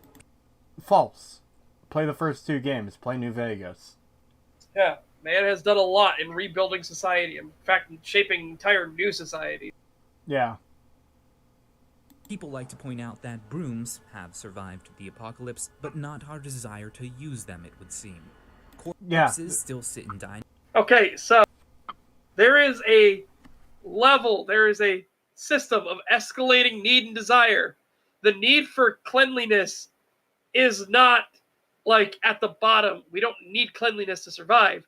What we do need is food and water and shelter from the elements.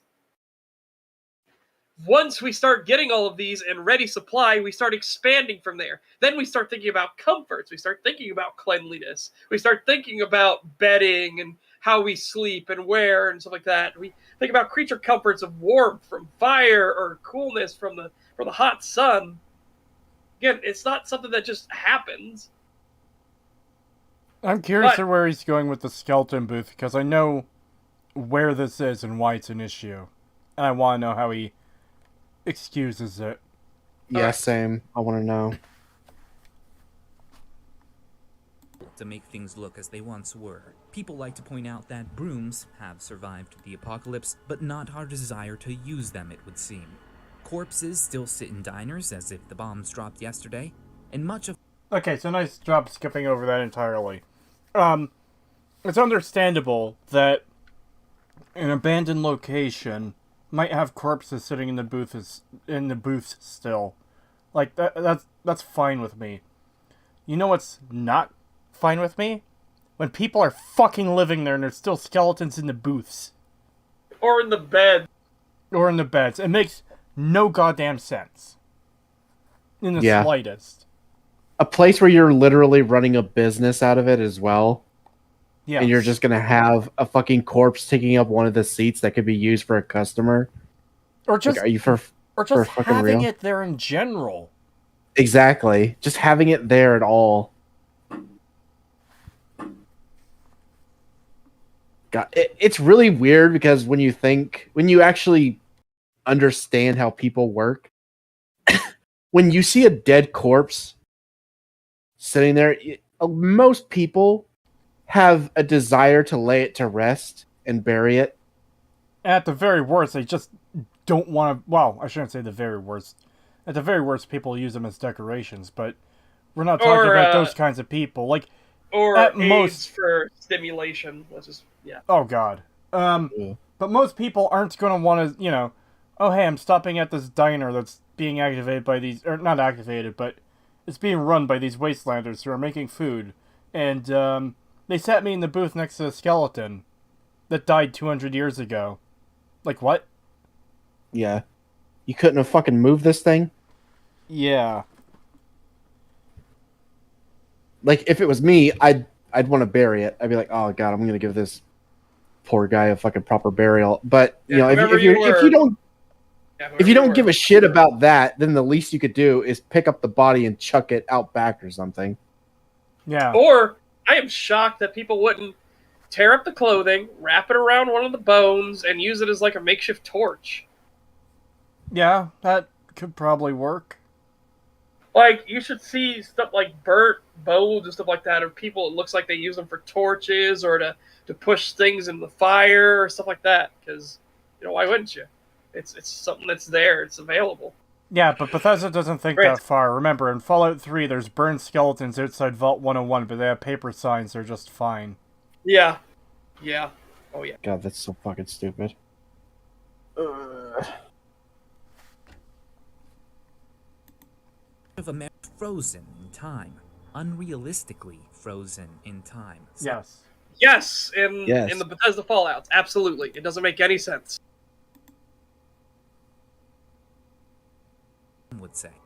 But what if this version of the post-apocalypse wasn't so far-fetched? To understand why Fallout looks like Fallout, we have to understand its lore, and we have to understand the psychology of people. No Well, amount that's of easy. lore. No amount of lore can solve this. I'm sorry. Yeah, and it's easy because Fallout 1 and 2 show the society was rebuilding within 90 years of the bombs dropping. So, get fucked. Even disregarding the originals, there's no reason to be living amongst utter trash. Yeah, I know, but I'm just saying, because he made a whole big spiel about lore, it's like, okay, well, the original game's lores immediately, show that Bethesda are fucking idiots. Yeah. Yeah, also the psychology thing. It's like I just got done explaining how humans have an innate desire whenever they see corpses to not be around them. They want them to either be laid to rest or at least put somewhere out of sight. Most people, anyways. Most people, unless you're a necrophiliac or something, but otherwise you would want it away from you. Yeah.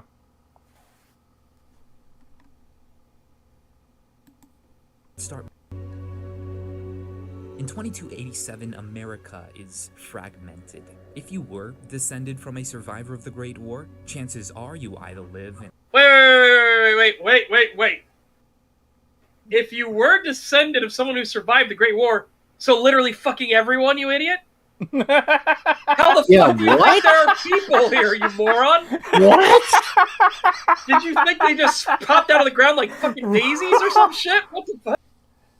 Some say there are no dwarf women. We just pop out of the ground.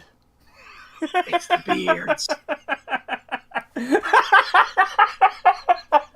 Holy shit, man. Okay, so every single person alive today are descended from people who survived horrible things in the past. Yes. It's physically impossible for that not to be true.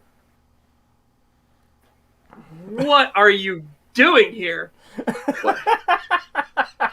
Jesus Christ, we're 2 minutes in and you already literally fucking CIA'd yourself. You stabbed yourself 1,000 times, shot yourself in the head, then hung yourself. What the fuck?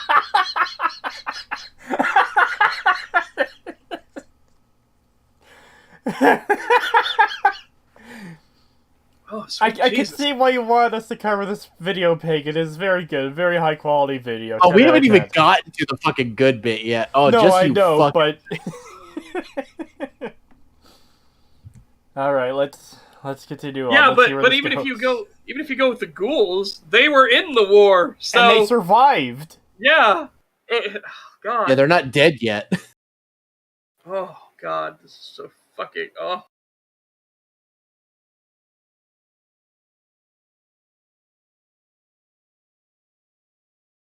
in a vault home, a small backwards tribe, or if you're one of the lucky ones, maybe you live in one of the larger settlements under the heel of local government, while each has... Wait. So you're showcasing Fallout 1, 2, and New Vegas. So he knows they exist.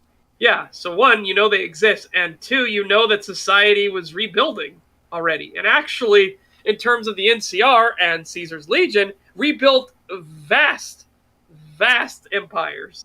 Yeah. Like, the NCR talks about having their own states and senators and stuff. Yeah. In fact, even Fallout 2 mentions they have senators. Yep. And So, you have the Legion, which apparently housed thousands of tribes and cities, so... so is this just gonna be a Bethesda Defense Cope video? Yeah, oh God, I hope not, but that's where we're already going. That seems to be, there's very few paths to split off from here, and, That seems like the direction it's going to go to me. Yeah.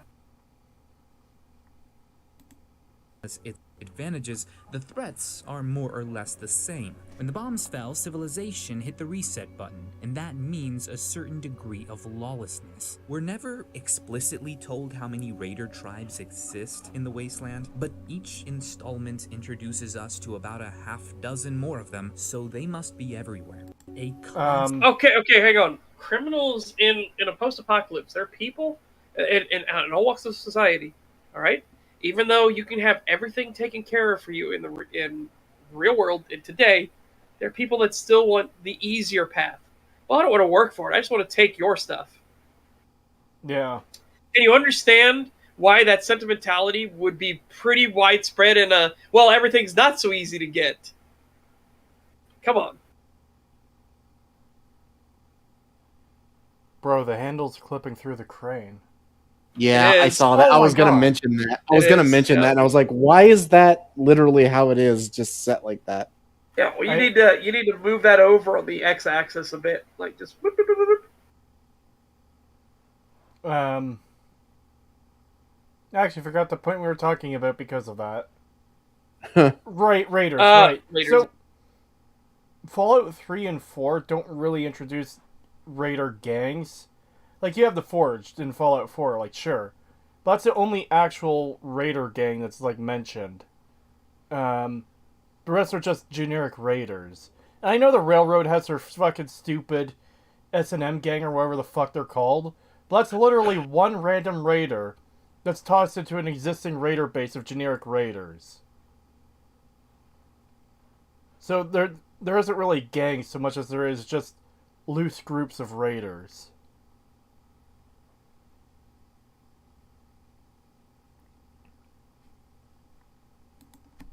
In most places in the wasteland, and yes, that includes NCR territory. This is the first point we really should highlight when talking about Fallout's setting, because I think it's Okay, so, spoiler alert, there were raiders and gangs before Junktown started, before Vault City started, before Shady Sands got up and running. These people started banding together to protect themselves from these raiders, right? They are building society to protect themselves from the undesirables. So, this guy's hands aren't actually tied. I don't think he'd be able to kneel down like that with his feet hanging over the edge. Yeah. You lose quite a bit of balance without your feet when you're kneeling. Especially on metal grating floor, which is going to be fucking painful to kneel on.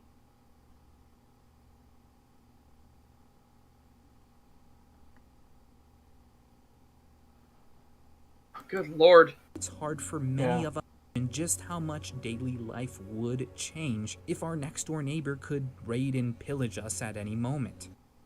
Not really, because I'm going to blow your mind, Shoddy Cast.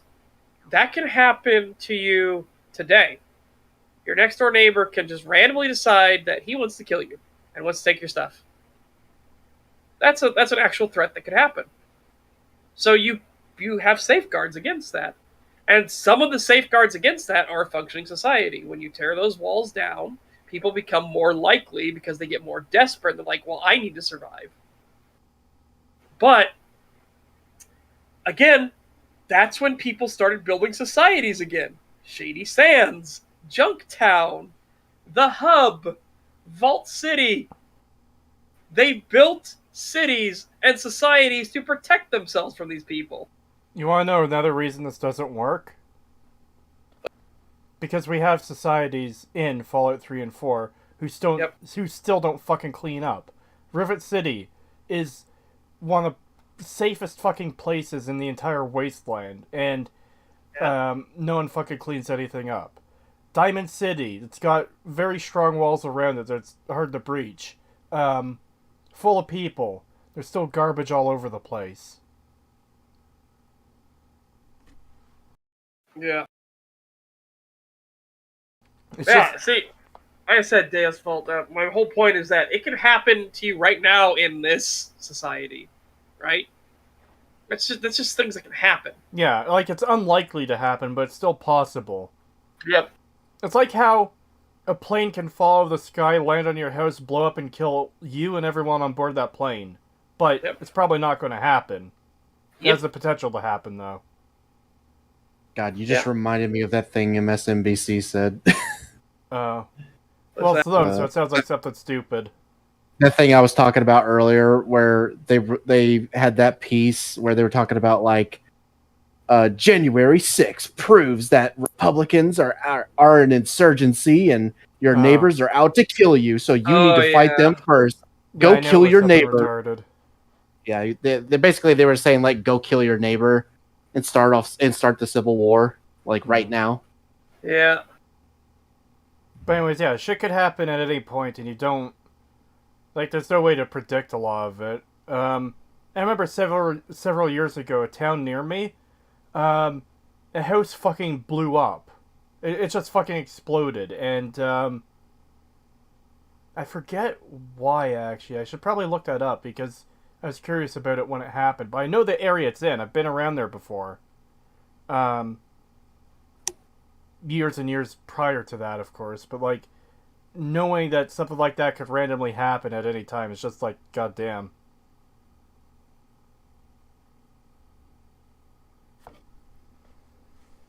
Yeah, so it's one of those like just again. So don't take everything for granted, but you can't live your life in fear either. So yeah, it's gonna happen. It's gonna happen. What you do is you find like-minded people like yourself, or you move to areas with like-minded people like yourself. People that are law-abiding citizens that like to clean up their areas, stuff like that.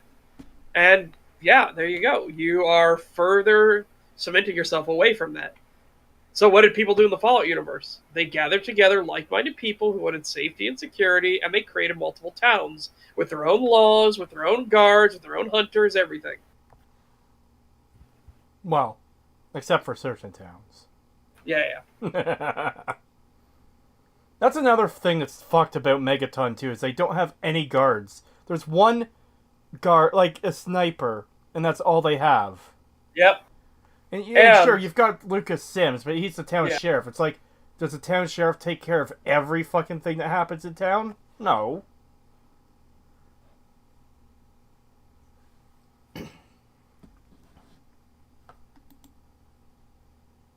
It's just one of the reasons that might help explain why Fallout's world looks like an unmade bed generations after the bombs fell. Because no, it doesn't explain it at all. Actually, it makes it much worse because we see in Fallout 1 and 2 in New Vegas, people did start rebuilding.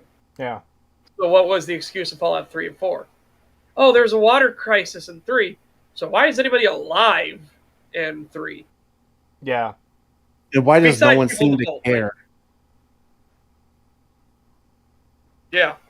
Like, you don't see anybody trying to set up like systems to get more water or anything. Like, no one seems to give a fuck. Yet Yeah, you don't see like rain barrels everywhere. That would Yeah, be exactly. I think at least in Moira's store there is a guard. Okay, so in lore, that's a mercenary she's hired to protect her business. Realistically, that's a character they put in there so you couldn't steal from her when she goes to bed. Yeah. Morrowind did the same thing all the fucking time. Numerous different stores or any like characters with valuable items, they would have guards in their business or in their home. Because that's how you deal with that in a game where NPCs can't travel from cell to cell.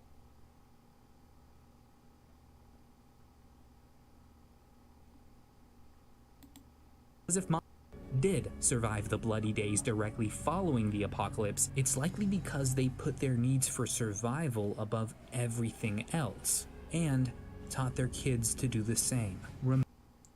Okay, as I said, which is fucking every single motherfucker in the wastelands. Every single one of them. The people that set up the hub, the people that set up Junktown, the people that set up Vault City, the people that set up Shady Sands, every single one of them is the exact same story. Not just that, but that's like, is that your reasoning? People took care of only the most important essentials and never cleaned up, and that's like that was passed down through the ages? Are you fucking with me? Like, That's I wonder if these guys genuinely believe the medieval ages everyone was covered in shit and stinky and smelly and dirty, Well, and they of don't course, realize that's- that people were clean and washed themselves in the medieval ages. They just didn't know about medicines. he probably did. I have to ask I'm still Pagan, was this the argument you were talking about? No. We haven't got. Oh God, it gets worse. Wow. There's a bit. It has to do with the shacks, All right. and it's really fucking stupid. All right. Cleanliness might be next to godliness, but a clean home won't necessarily discourage your neighbor from bashing in your brains if it means he gets his next meal. That doesn't have anything to do with anything. What the fuck are you talking about? Yeah, after generations, when you set up your own societies, people are going to start cleaning up their immediate areas and then expand out from there. Just you wait till you hear the argument against that. Oh boy. great. Wait till you hear this. I'm just gonna wind this back just in case it skips because. All right. Holy fuck. Cleanliness might be next to godliness, but a clean home won't necessarily discourage your neighbor from bashing in your brains if it means he gets his next meal. Why should your family waste their energy upholding social norms that no longer exist when food is scarce and clean drinking water is a luxury? It's not about social norms, you fucking potato. Again, people will start naturally cleaning up their area around them because people, unless they have a mental deficiency, mind you, people will like to be clean. They don't like having dirt on them and under their fingernails because if you ever get dirt under your fingernails, you know that feeling of just like, oh, God, ugh. Not just that, but like, okay, so you're in the post-apocalypse and you're eating whatever food you can get or grow. And then you toss the bits of those food aside in the corner of your room. And you just keep tossing them there. What's going to happen? Yeah, go bad, get moldy, give you sickness and disease. Attract insects or other pests. Yep. Even that rotting smell will attract likely blowflies, cazadors. Like, holy shit. How does he think those social norms started? This is fucking sad, dude. It's really sad. What Yeah. the fuck is this video? Oh boy, just wait. We're right there. We're like right fucking there. God damn, even when people were hunter-gatherers, they genuinely liked to clean themselves. For fuck's sakes. Yeah, because it generally feels weird when you have, like, the blood and guts of an animal you've killed on you, or just dirt in general.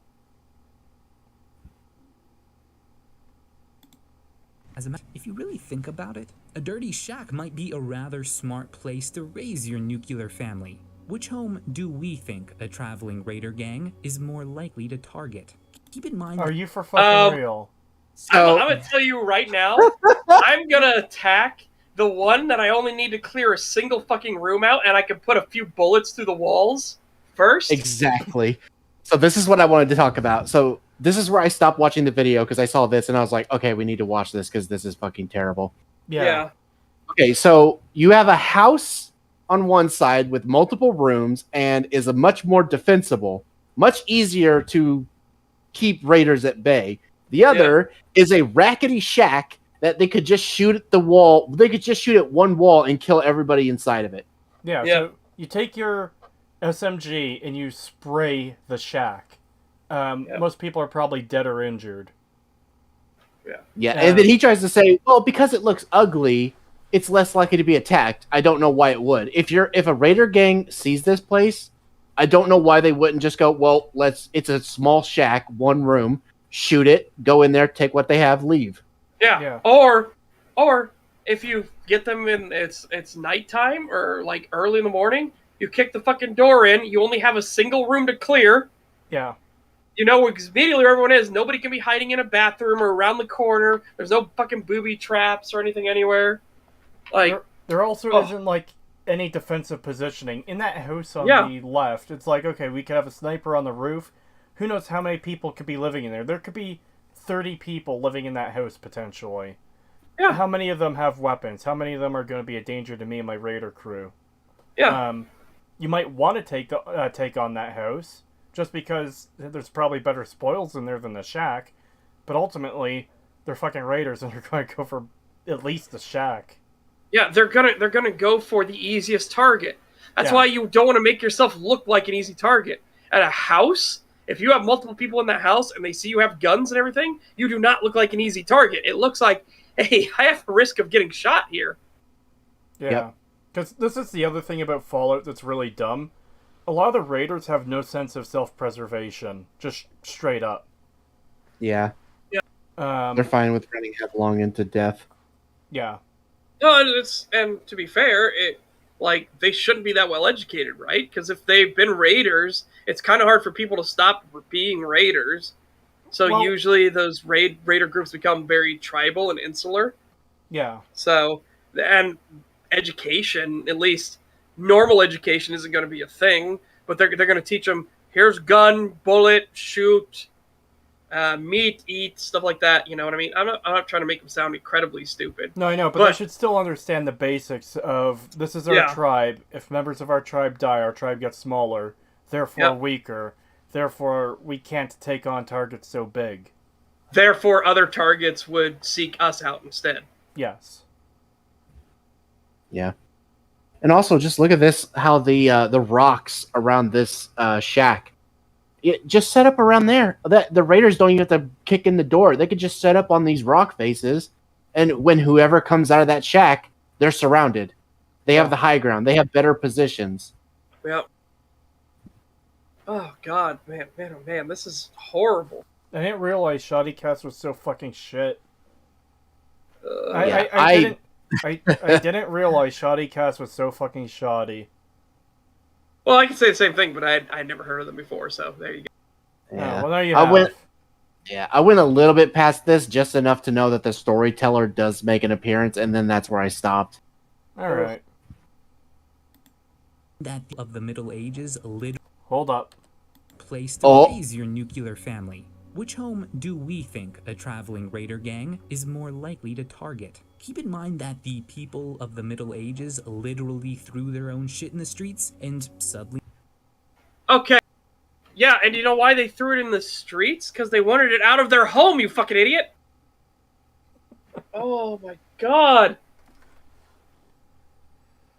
For what you are saying to be more reasonable, people would shit in their homes and leave it in the corner. Is that not what you guys do? I mean, technically, if we consider the bathroom a corner, it just happens to go out a pipe. But yeah, so they throw the shit in the streets, and guess what? There are then people whose job it is to rake that shit out of the streets. They're called muckrakers. Oh man. It's almost like the medieval ages had a functioning society. Now, granted, again, they didn't know about medicine and disease all that well. So, like, medieval Londoners didn't realize that dumping all their shit in the Thames where they get their drinking water and their washing water was not a good idea. Yeah, and then it also attracted rats. Oh, so that's what explains the British. Yeah. British? The water, governor, it's infected. Yeah, medieval people did figure out that feces is genuinely bad for you. It makes people feel sick. It makes people get sick when they're near it. It's why they would tip weapons and traps in feces. Yep. They knew these things. What they didn't know was what bacteria was. They didn't know what viruses and germs were. Because, of course, they couldn't fathom that. They just thought it was an imbalance in the humors. It was your fluid levels in your body were out of sync.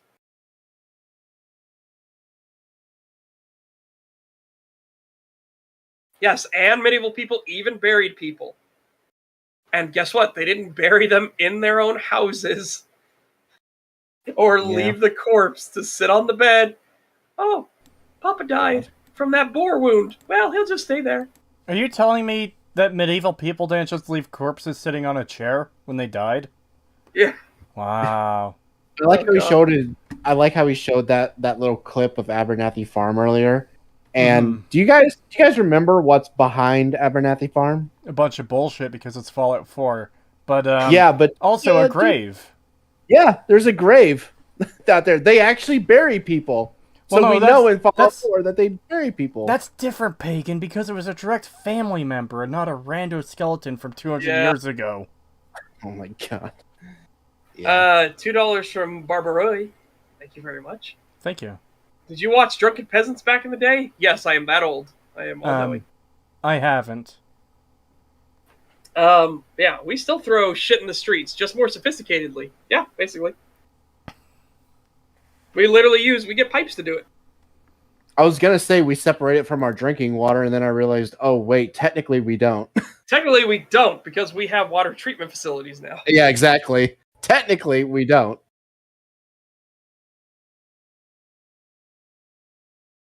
Yeah, for anyone curious about that, the water that comes out of the water treatment facilities is way cleaner than any well water or spring water you will ever get. So they are ludicrously high standards on that shit because they know where it comes from. Yeah.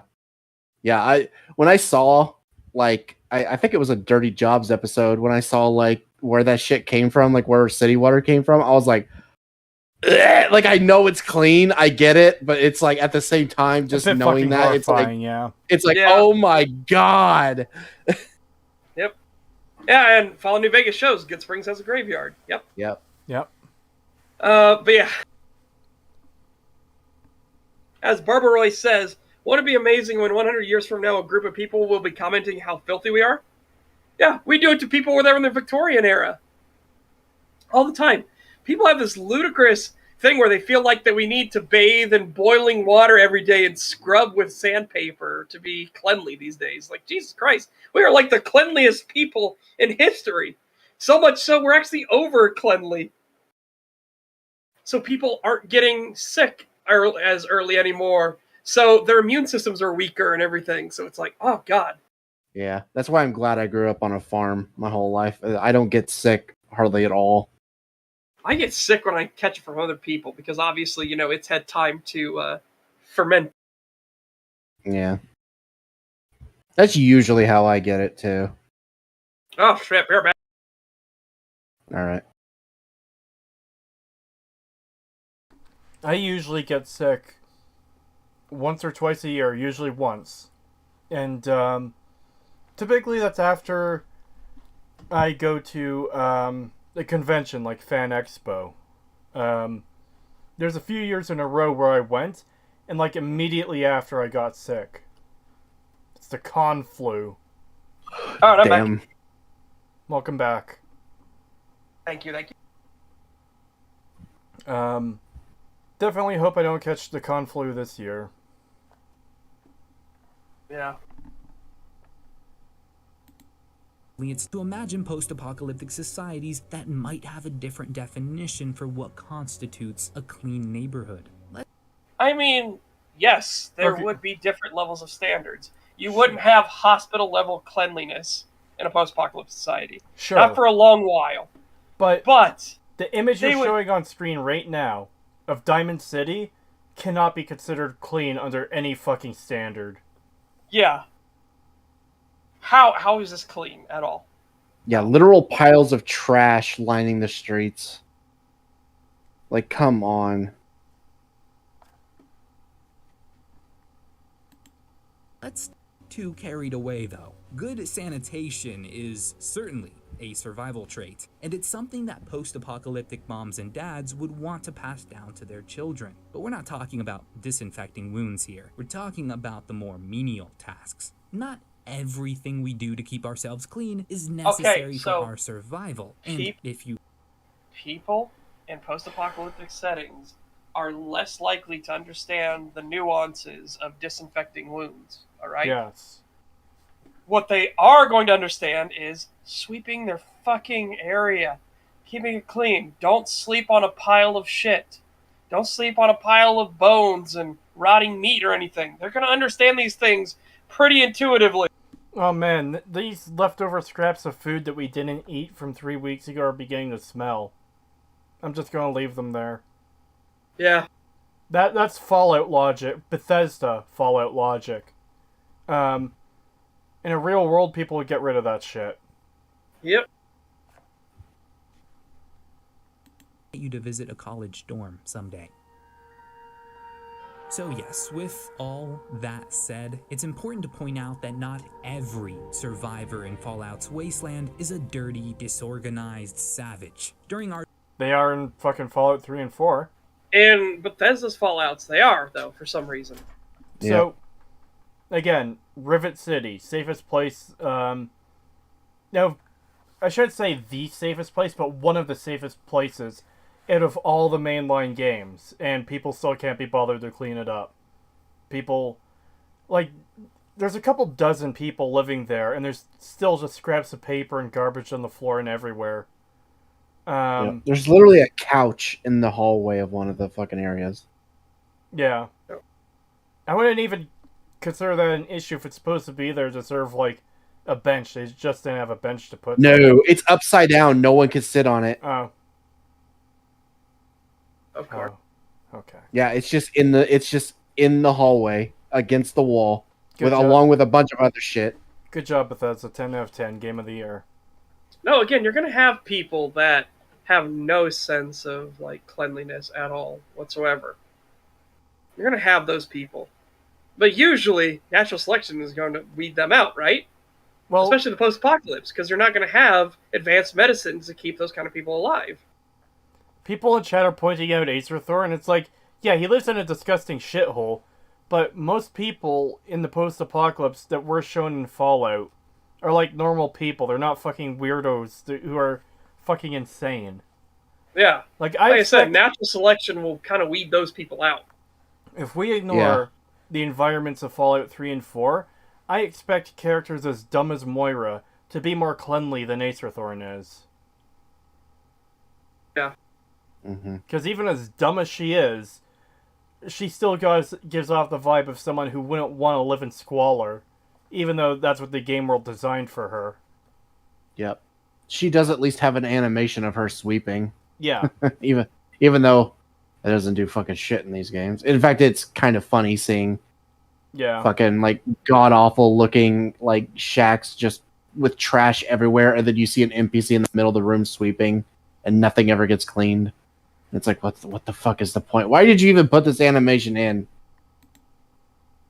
Yeah. I understand having idle animations. It bugs me when everything is complete squalor, and they just add in that when honestly, Animation would make sense if it was like it is in Fallout New Vegas, where when you see somebody sweeping, it's usually in an area that's already clean, so it looks like they actually accomplished something by doing that. Yeah. Honestly, it would have been better for them to just not acknowledge it at all in Fallout 3. Don't even make the animation if you aren't going to make it, like, if you're not going to make the world be clean. Exactly. That's what I'm saying. Yeah. Just because it's the post-apocalypse doesn't mean everything has to be permanently dirty. Oh, God. And they even understood this to some degree because Tenpenny Tower is fucking clean. Yeah. Like, it's not fucking sterile, but, you know, there isn't garbage laying everywhere. Yeah. It's fairly clean. Like, there isn't just, like, stacks of paper everywhere and just random trash in the corners and stuff. It's like they actually went out of their way to clean up their area. And places and it's like, so they understand this, but for some reason, the rest of the wasteland just won't do it. In places where there are garbage at Tenpenny Tower, it makes sense to be that way. Tenpenny himself has a bunch of Nuka-Cola bottles lined up that are empty. It's like, okay, this is someone who clearly drinks a lot of Nuka-Cola, and he collects the bottles. Like God, that... it's yet another reason why Tenpenny Tower is... Every time we come back to that, I'm just like, you know, Tenpenny Tower... I used to hate it as like it made the least amount of sense to me, and then now the more I think about it, I'm like, it actually makes some of the most sense in 3. Like, don't get me wrong, it's retarded, it's fucking stupid, but compared to everything else in the game, it's like I can actually somewhat understand what's going on here. I can't give it that simply because where do all the rich people get their money from? Well, I don't think it's that they're rich. I think it's that they just want to live in a. They want to feel like they're, Okay, so they have I can't. they have no problem. Excuse me. They've got no problem getting food or water to the point where it's not even a consideration for them, and they have the money That's to dumb. hire, and they have the money to hire this massive security force of like, what, a dozen guards, and they were able to get these walls built around their tower. Like, Ted Penny isn't doing all that and letting all these other people live there for free just because they think they're high class. To be fair, wouldn't the guards want to be there though? If it's like one of the nicest places in the wasteland, like wouldn't you just want to be there? Yeah, but they're Like, still not that's where working you for would- free. Maybe, but I mean, they clearly have money. They have stores and stuff. They can clearly pay them to some degree. Plus, it's a really nice place. It's like, I'm Where- just saying I where- can somewhat understand like Tenpenny Tower as It's a bit better than the rest of the wasteland, but yeah, that's what I'm saying. And like Roy Phillips, like he wants in there so bad, and he bitches and moans about where they live now, and you go down there and it's like, this place wouldn't be so bad if you actually, fucking cleaned up your area a little bit. yeah, if anything, that would be safer for them down there because who the hell's going to go down there with all the ghouls in the way? Exactly. But because they don't want to clean up their area, they think that they're entitled to live there, which is why I have no issue with helping the chief kill them, because I'm just like, yeah, no, you're going to kill all these people because they won't let you in when you've already proven that letting you in is a bad idea. Yeah. So you're literally just an aggressor on this place that has done nothing to you personally. So fuck you. Like, yeah, no, like I'd rather defend this place than let you live here. So I'm just gonna fucking kill you. Yeah. Our sometimes encounter entire communities that are just the opposite. They organize, engineer, build new structures, and exploit the natural resources around them like their pre-war ancestors did. They aren't barbarians, they're civilized. Why the differences? Why do some wastelanders appear more refined, while others don't seem to mind sharing a neighborhood with a bunch of pre-war skeletons? For some, the answer is rather simple. You see, when a Okay. You better have a really good explanation for this. Because this Yeah. is something I don't think you can ever explain away. Yeah. Because again, like I said, you have Shady Sands, the Hub, Junktown, Vault City. Come on, man. Sure, Vault City. They came from the Vault. It's one of the most easily established places with actual people in police officer uniforms, if I recall correctly.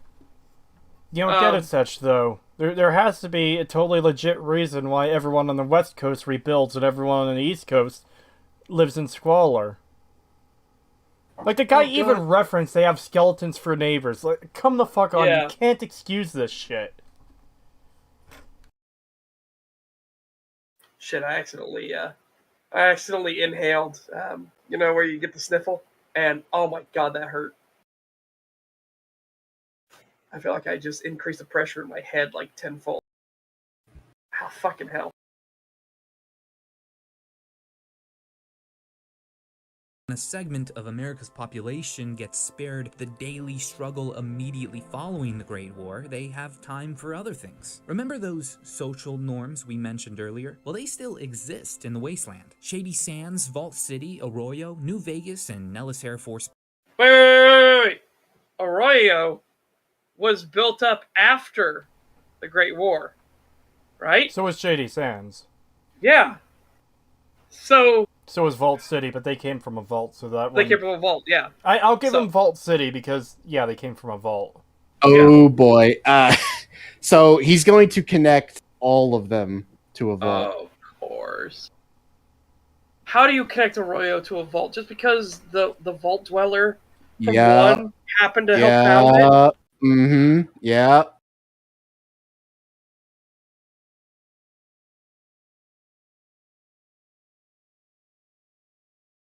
God damn it. 2 sneezes in a row. Fuck.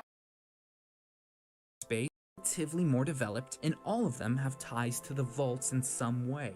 how Arroyo, he was kicked out of the vault. He didn't get anything else but what's on his back.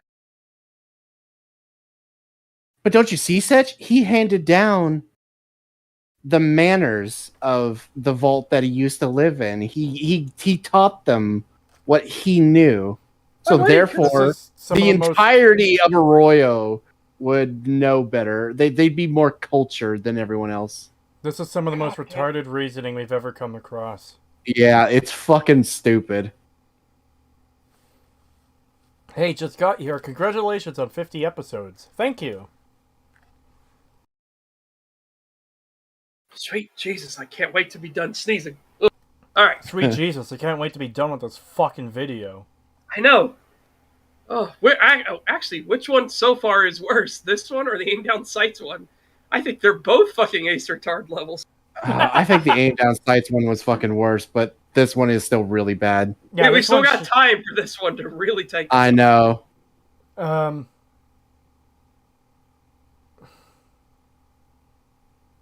This is just a pathetic argument, though. So, places that cleaned up all came from vault dwellers, and places that didn't come from vault dwellers. Like, are you fucking with me here?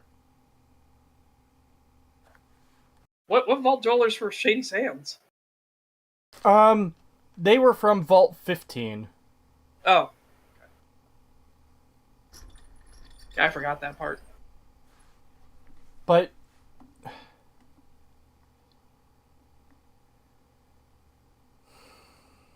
New Vegas is not connected to the vault, so it's House's brainchild to restore it.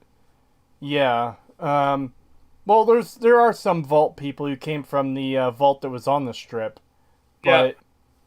that doesn't explain. Granted, he would just claim that because House was pre-war. Yeah. Yeah. He also ties it in with NCR. NCR are Oh, technically God. vault dwellers, so therefore because the NCR is stationed there, they're going to clean it. So what about What? Good Springs and Novak and everything? Don't think about and it. Prim. Don't think about it. Okay, I won't think about it because that's what's required to fucking take this seriously. Yep. Some parts of the wasteland have certainly progressed more than others, but there's still something we're missing. Human nature and basic psychology helps shed a light, sure, but it's probably not enough to explain 2 entire centuries of stunted growth. To help us fill... But it's only stunted on the East Coast. That's the problem. You don't get it. The capital is bombed harder or something, I guess. I don't know. Which I can buy that as a reason, but then I'd be like, so why are people here? Why are we here? The background radiation is just too much for the East Coast to handle. They can't take it. It just fried all their brains. Yeah. It didn't completely fry their brains. Like, they could survive to a degree. They just leave everything in a state of fucking disrepair and garbage. Yeah. And thus disease did spread across the eastern wasteland. in more of the probably turn to an important aspect of Fallout's lore. And for that, we'll bring in the expert. Oh no. America's scars might heal, and perhaps the wasteland won't be a wasteland forever. Oh my god, I see what you mean by his voice. Yeah, it bugs me. I don't like it. Yeah. Alright. I don't really care about the voice. It doesn't bother me, but It's the way he enunciates things. It's just, ugh. sure. Heal. Forever. It's like, what? Just, ugh. Yeah, but I guess like I understand that it's supposed to be a role of like someone that's telling a story. That's why he's a storyteller. I don't know. I guess I'm just other types of storytellers. Ones that don't have to, enunciate or put emphasis on words and stuff like that. Or if they do, it's like the drop at the very end of the story to like leave you stunned or something. Yeah. Well, I anyways, think it's just there's certain ways to do it. Like I think hold on. Joshua Graham does a great job. I can listen to Joshua Graham talk about anything for hours. Why are they bringing up the storyteller for this though? Doesn't he like? Isn't he supposed to tell stories? So what story is he going to tell that's going to explain away the lack of people cleaning up? Oh Yeah, who boy, knows? just you wait. All right, here we go. Wasteland won't be a wasteland forever. But to understand the stagnation that exists in this world, you have to understand that the genetic deck of cards have been reshuffled permanently. Well, imagine a world where humanity is a The genetic deck of cards has been reshuffled permanently. How? That doesn't even make sense as an analogy, though, because you just shuffle the deck again. Yeah, Yep. but also, like, humanity didn't get reshuffled though. We still have humans. Yeah, that too. He basically tries to say that we're basically cattle now. Oh, So- because of Bethesda's fucking stupid shit. Yeah, so humans are basically cattle. They're at the bottom of the food chain, basically. So now they're basically just stupid pygmies. But Even we then, aren't, That's not true. I know, because the gun exists. The gun is the great equalizer for a very good fucking reason. I know, and it doesn't make sense in any of the other, like, if you take any of the, like, 1, 2, or New Vegas into account, it doesn't fucking work. Yeah. And also, the Vault Dwellers, if we go, this is why it was bugging me, and I think I've got it. He was using the whole, oh, these towns are connected to Vault Dwellers, and he included Shady Sands and everything. What about Junktown? What about the Hub? What about the Boneyard? What about fucking anywhere else in these games? What about Reno? What about, New Reno? Fuck them. Don't pay attention to that. Stop it. Yeah, I knew there was a reason that was bugging me more, like, just beyond that being a stupid argument. It's like, yeah, and there's towns in the original games that didn't have connection to Vault Dwellers either, and they still fucking clean up. Yep. Yep.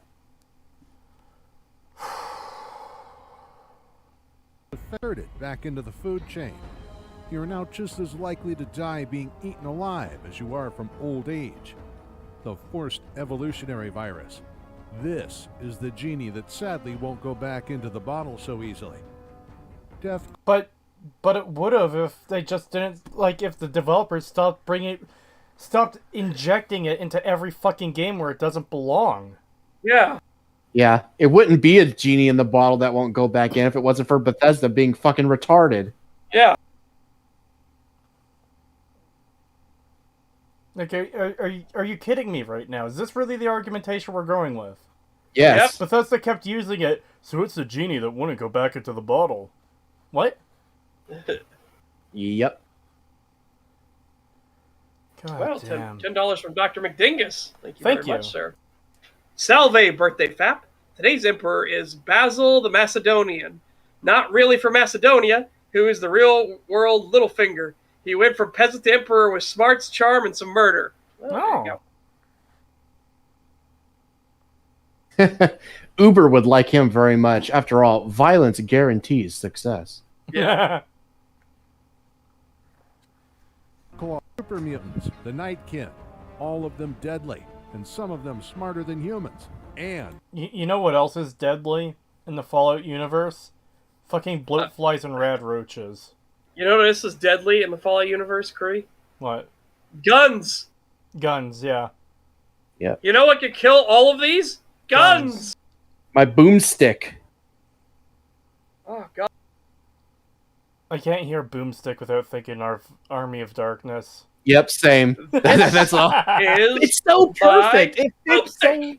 it fits so perfectly here. Lifts it up in the middle. This is my boomstick. Yeah.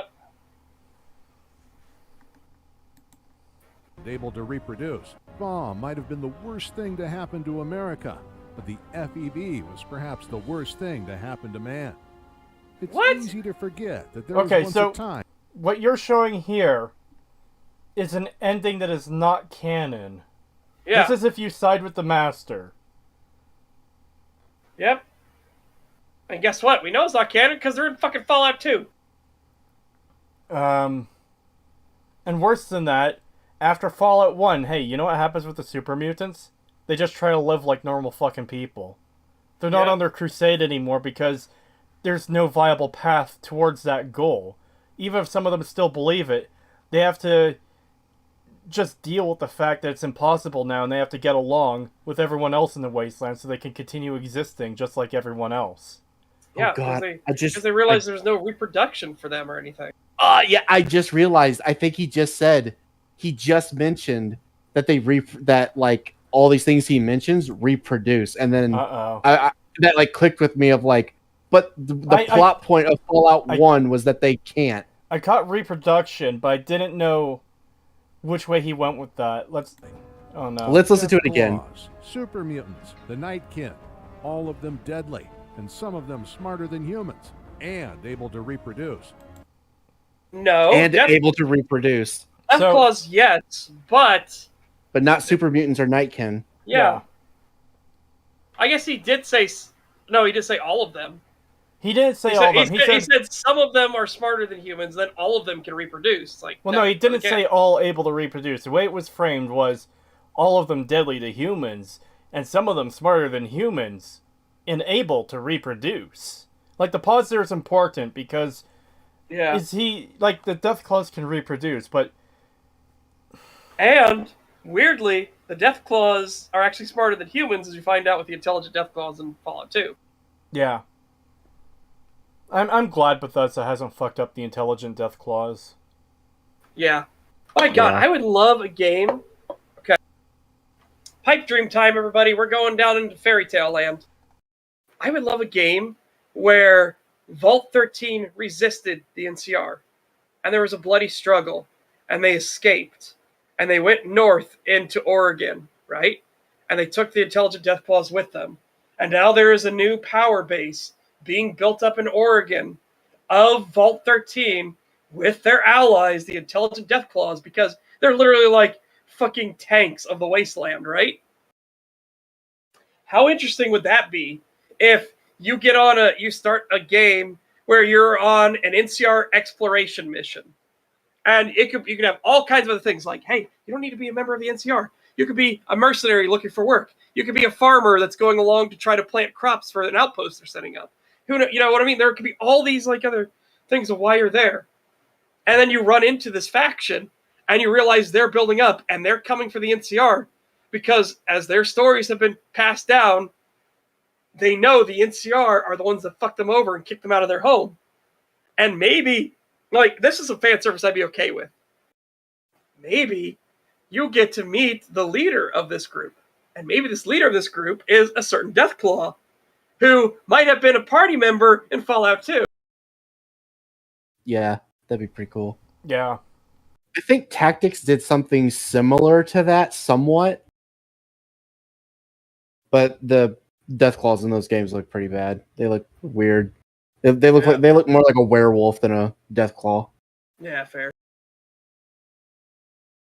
I think that would just be fascinating. So now you have another enemy that's to the north, and it's because of sins of the past. So that can be part of the theme of the game of letting go. Not the frontier, you degenerates. Yeah, basically. I read off a comment in chat, but you missed this, of course, because my internet decided to die. Setch just wants to play a lizard in Fallout. I mean, yeah, of course he does. Yeah. We want to be able to play ghouls too. Yeah. Honestly, I do think it's a shame that we missed out on the version of New Vegas that had playable ghouls and super mutants. Yeah. That could have been interesting as like a choice. Like, holy shit. Yeah. I imagine a debuff for being a super mutant. Like, you're really strong and powerful. Maybe you have high intelligence, but everything it weighs down on your mind is the knowledge that you're a doomed race. Like, oh, that could be really cool. Yeah.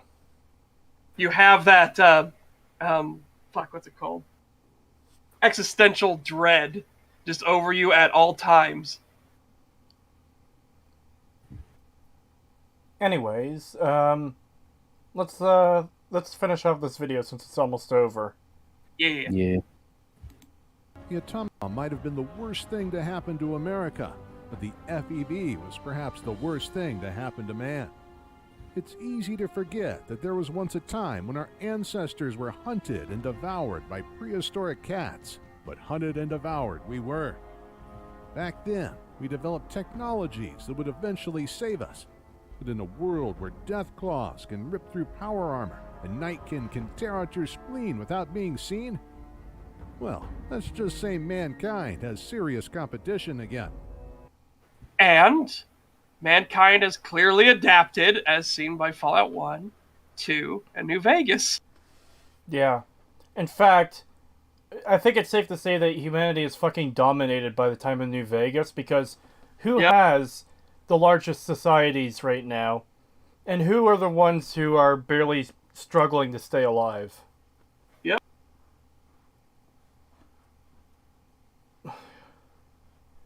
Did these people even fucking play New Vegas? Or 1 and 2? Probably not. Remember, 2 was the game that had a town full of super mutants, ghouls, and humans living peacefully among each other. And the one conflict they had was, like,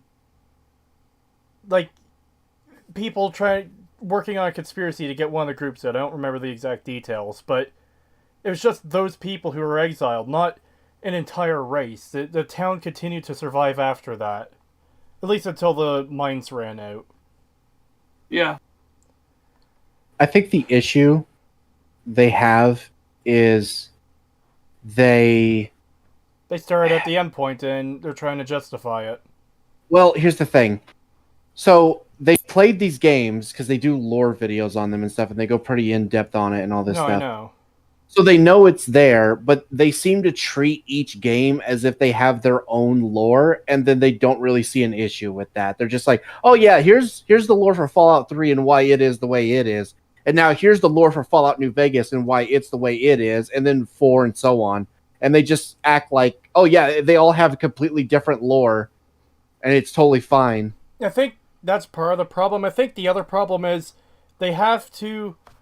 It sounds like they feel the need to accept and justify Bethesda's lore changes rather than calling them out for getting stuff wrong. Exactly. Yep. Because to them, they're not getting it wrong. They're just making a different story.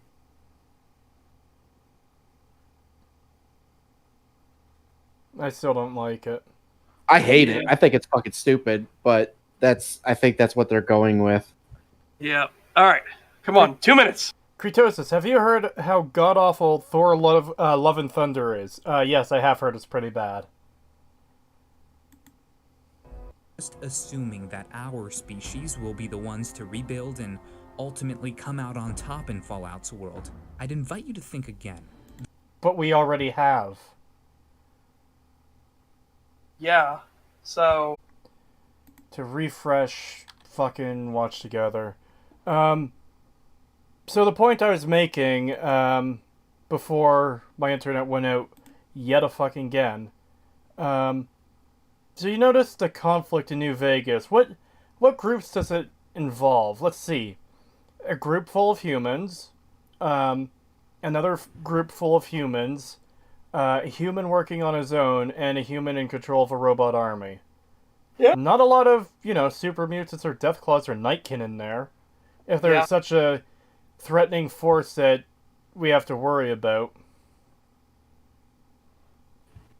This argument that we might not be the top forever just comes across as asinine when the 3 threats you're talking about are relegated to small pockets of the world. Yeah.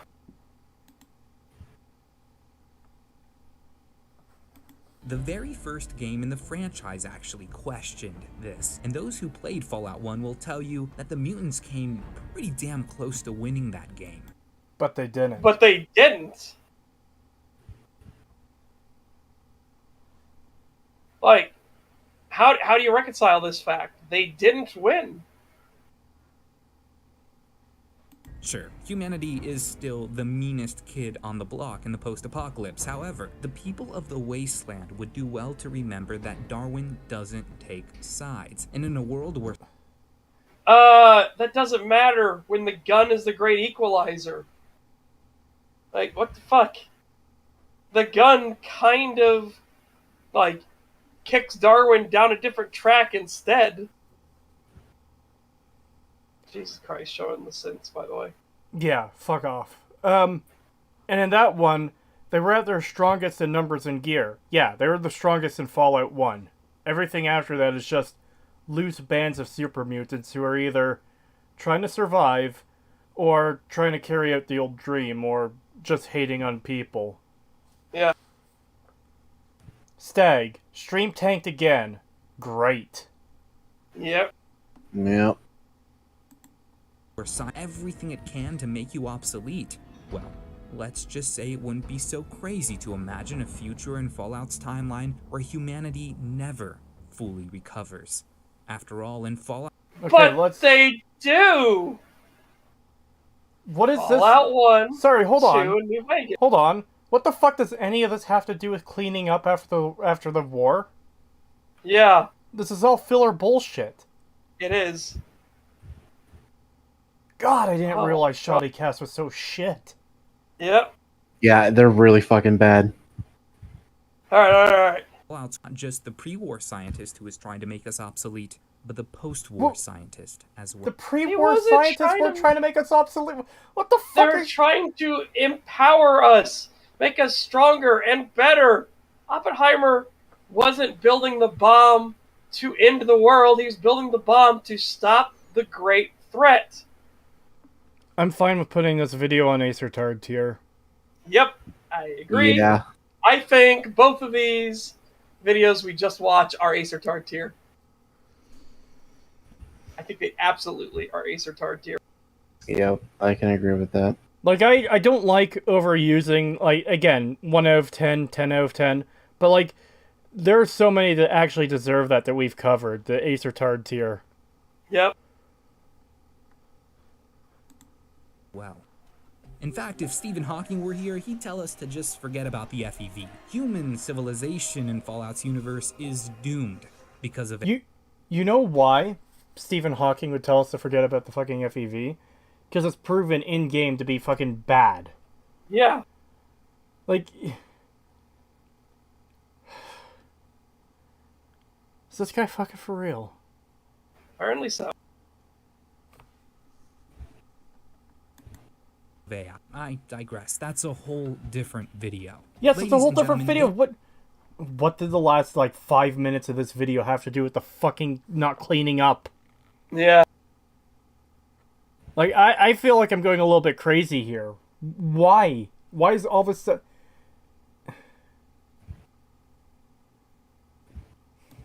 Thank you so much for listening to me ramble on about the decline of America in the 23rd century. If you'd like to learn more, I'd highly recommend downloading the Wasteland Codex on your next playthrough of Fallout 4. No. Which I'm sure you've already done, right?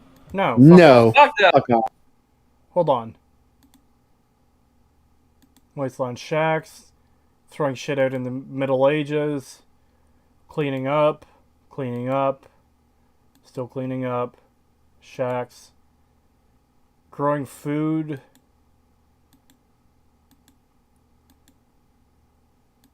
All these people came from vaults. Yeah, this is entirely fucked on every level. This is absolutely one of the worst videos we've ever covered. So, about 4 minutes of this fucking garbage had nothing to do with the main subject of the video. And, like, this isn't a stream that covers various different topics, like what we do.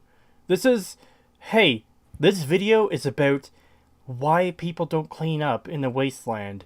And his argument amounted to, well, some people came from vaults and others didn't, but also ignore these towns that disprove my argument. And then it was just rambling about humans not being the top of the food chain? Yeah. What? Yeah. Which again, didn't fucking matter. Not only does that not matter, it's just completely irrelevant to the subject. I am glad I never, like, really watched Shoddy Cast. This is fucking putrid dog shit. Yeah. Yep. Not even 10-minute video. Not even a 10-minute video. And they couldn't keep it on track. Oh my god. It's so bad. It's so fucking bad. There's so much they could have at least tried to do to convince me that, oh, it actually does make sense that they don't fucking clean up after themselves or make new shit or anything anymore. You know, you could have at least tried. You didn't even fucking try. You put your foot in the door and then left. Hold on a second. When does the storyteller come in? To Fallout's lore. And for that, Right here. I'm the expert. Okay, so 602. This is where we start talking about the humans are to the top of the food chain, but maybe not forever. So, yeah, over 4 minutes of this video is just bullshit unrelated to the video. For a 9-minute and 19-second video. And keep in mind, like, the first minute or two was literally just like The Oppenheimer speech. the Yeah. Oppenheimer speech, and then some like shit about like just Fallout itself. So this might genuinely be the majority of the game, or the majority of this video has nothing to do with the topic.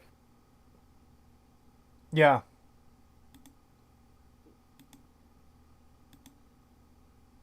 Wow. What utter dog shit. Yep. That was Shoddy Cast, everyone. I think that's all we can do tonight, though. Yeah. I want some kind of sleep. I Yeah, I am running on 2 hours of sleep. I am exhausted. I can't tell whether I want to go back to sleep or I want to relax and play some video games or maybe even try to get some work done on videos. I don't know. Either way, yeah. I am going to do sleep, and if I wake up and Kree's still up, I'll pester the shit out of him. We'll probably watch funny videos or something. We watch funny videos or work on a response to a certain someone. Yes! Oh my god. I really want to get that video done out of the way as fast as possible. Yeah, same. Anyways, yeah. Have a good night, everyone. We'll be back Sunday for part 2 of the 50th special, and we'll be having some guests on for that one. The plan right now is to do the movie Bob or a Nazi said it poll. Not poll, test. Yeah. Or quiz. We've got another Fallout 3 versus New Vegas video to cover with numerous guests. I'm considering rendering out the 25 minutes of the highlight clips from the first 4 episodes of STAG and playing that during that stream. And maybe something else, I'm not sure yet. Yeah. Anyways. And fan art. Fan art. Oh, I'm not prepared to do the fan art. I could try and collect some of it together, yeah. Yeah, that's fair. I just wasn't set up to do that for today or Sunday. Anyways, thank you for coming out, everyone. Hope you all had a good time. Sorry for the internet troubles, and we will see you on Sunday. Have a good one, everyone. Say goodbye, fuckers! Hey, you can come join my community if you want, like, even more spicy takes, and we're going to be watching a movie tomorrow at 5 p.m. Eastern if you care to come by on Discord. And hey, hopefully I'll see you by on Twitch and everything, because we do games every single weekday. We are streaming on Twitch. Are you watching Morbius tomorrow? No, I was going to watch maybe the Suicide Squad. Oh. The Suicide Squad, yeah. Maybe you should watch Morbius next week. You know what? You know what I'll do? If I can get Morbius on a stream thing, we'll just watch Morbius. Yes! Alright. Have a good night, everyone. Bye-bye! Bye-bye! I'm just here to feed off of all of your essence. Bye-bye!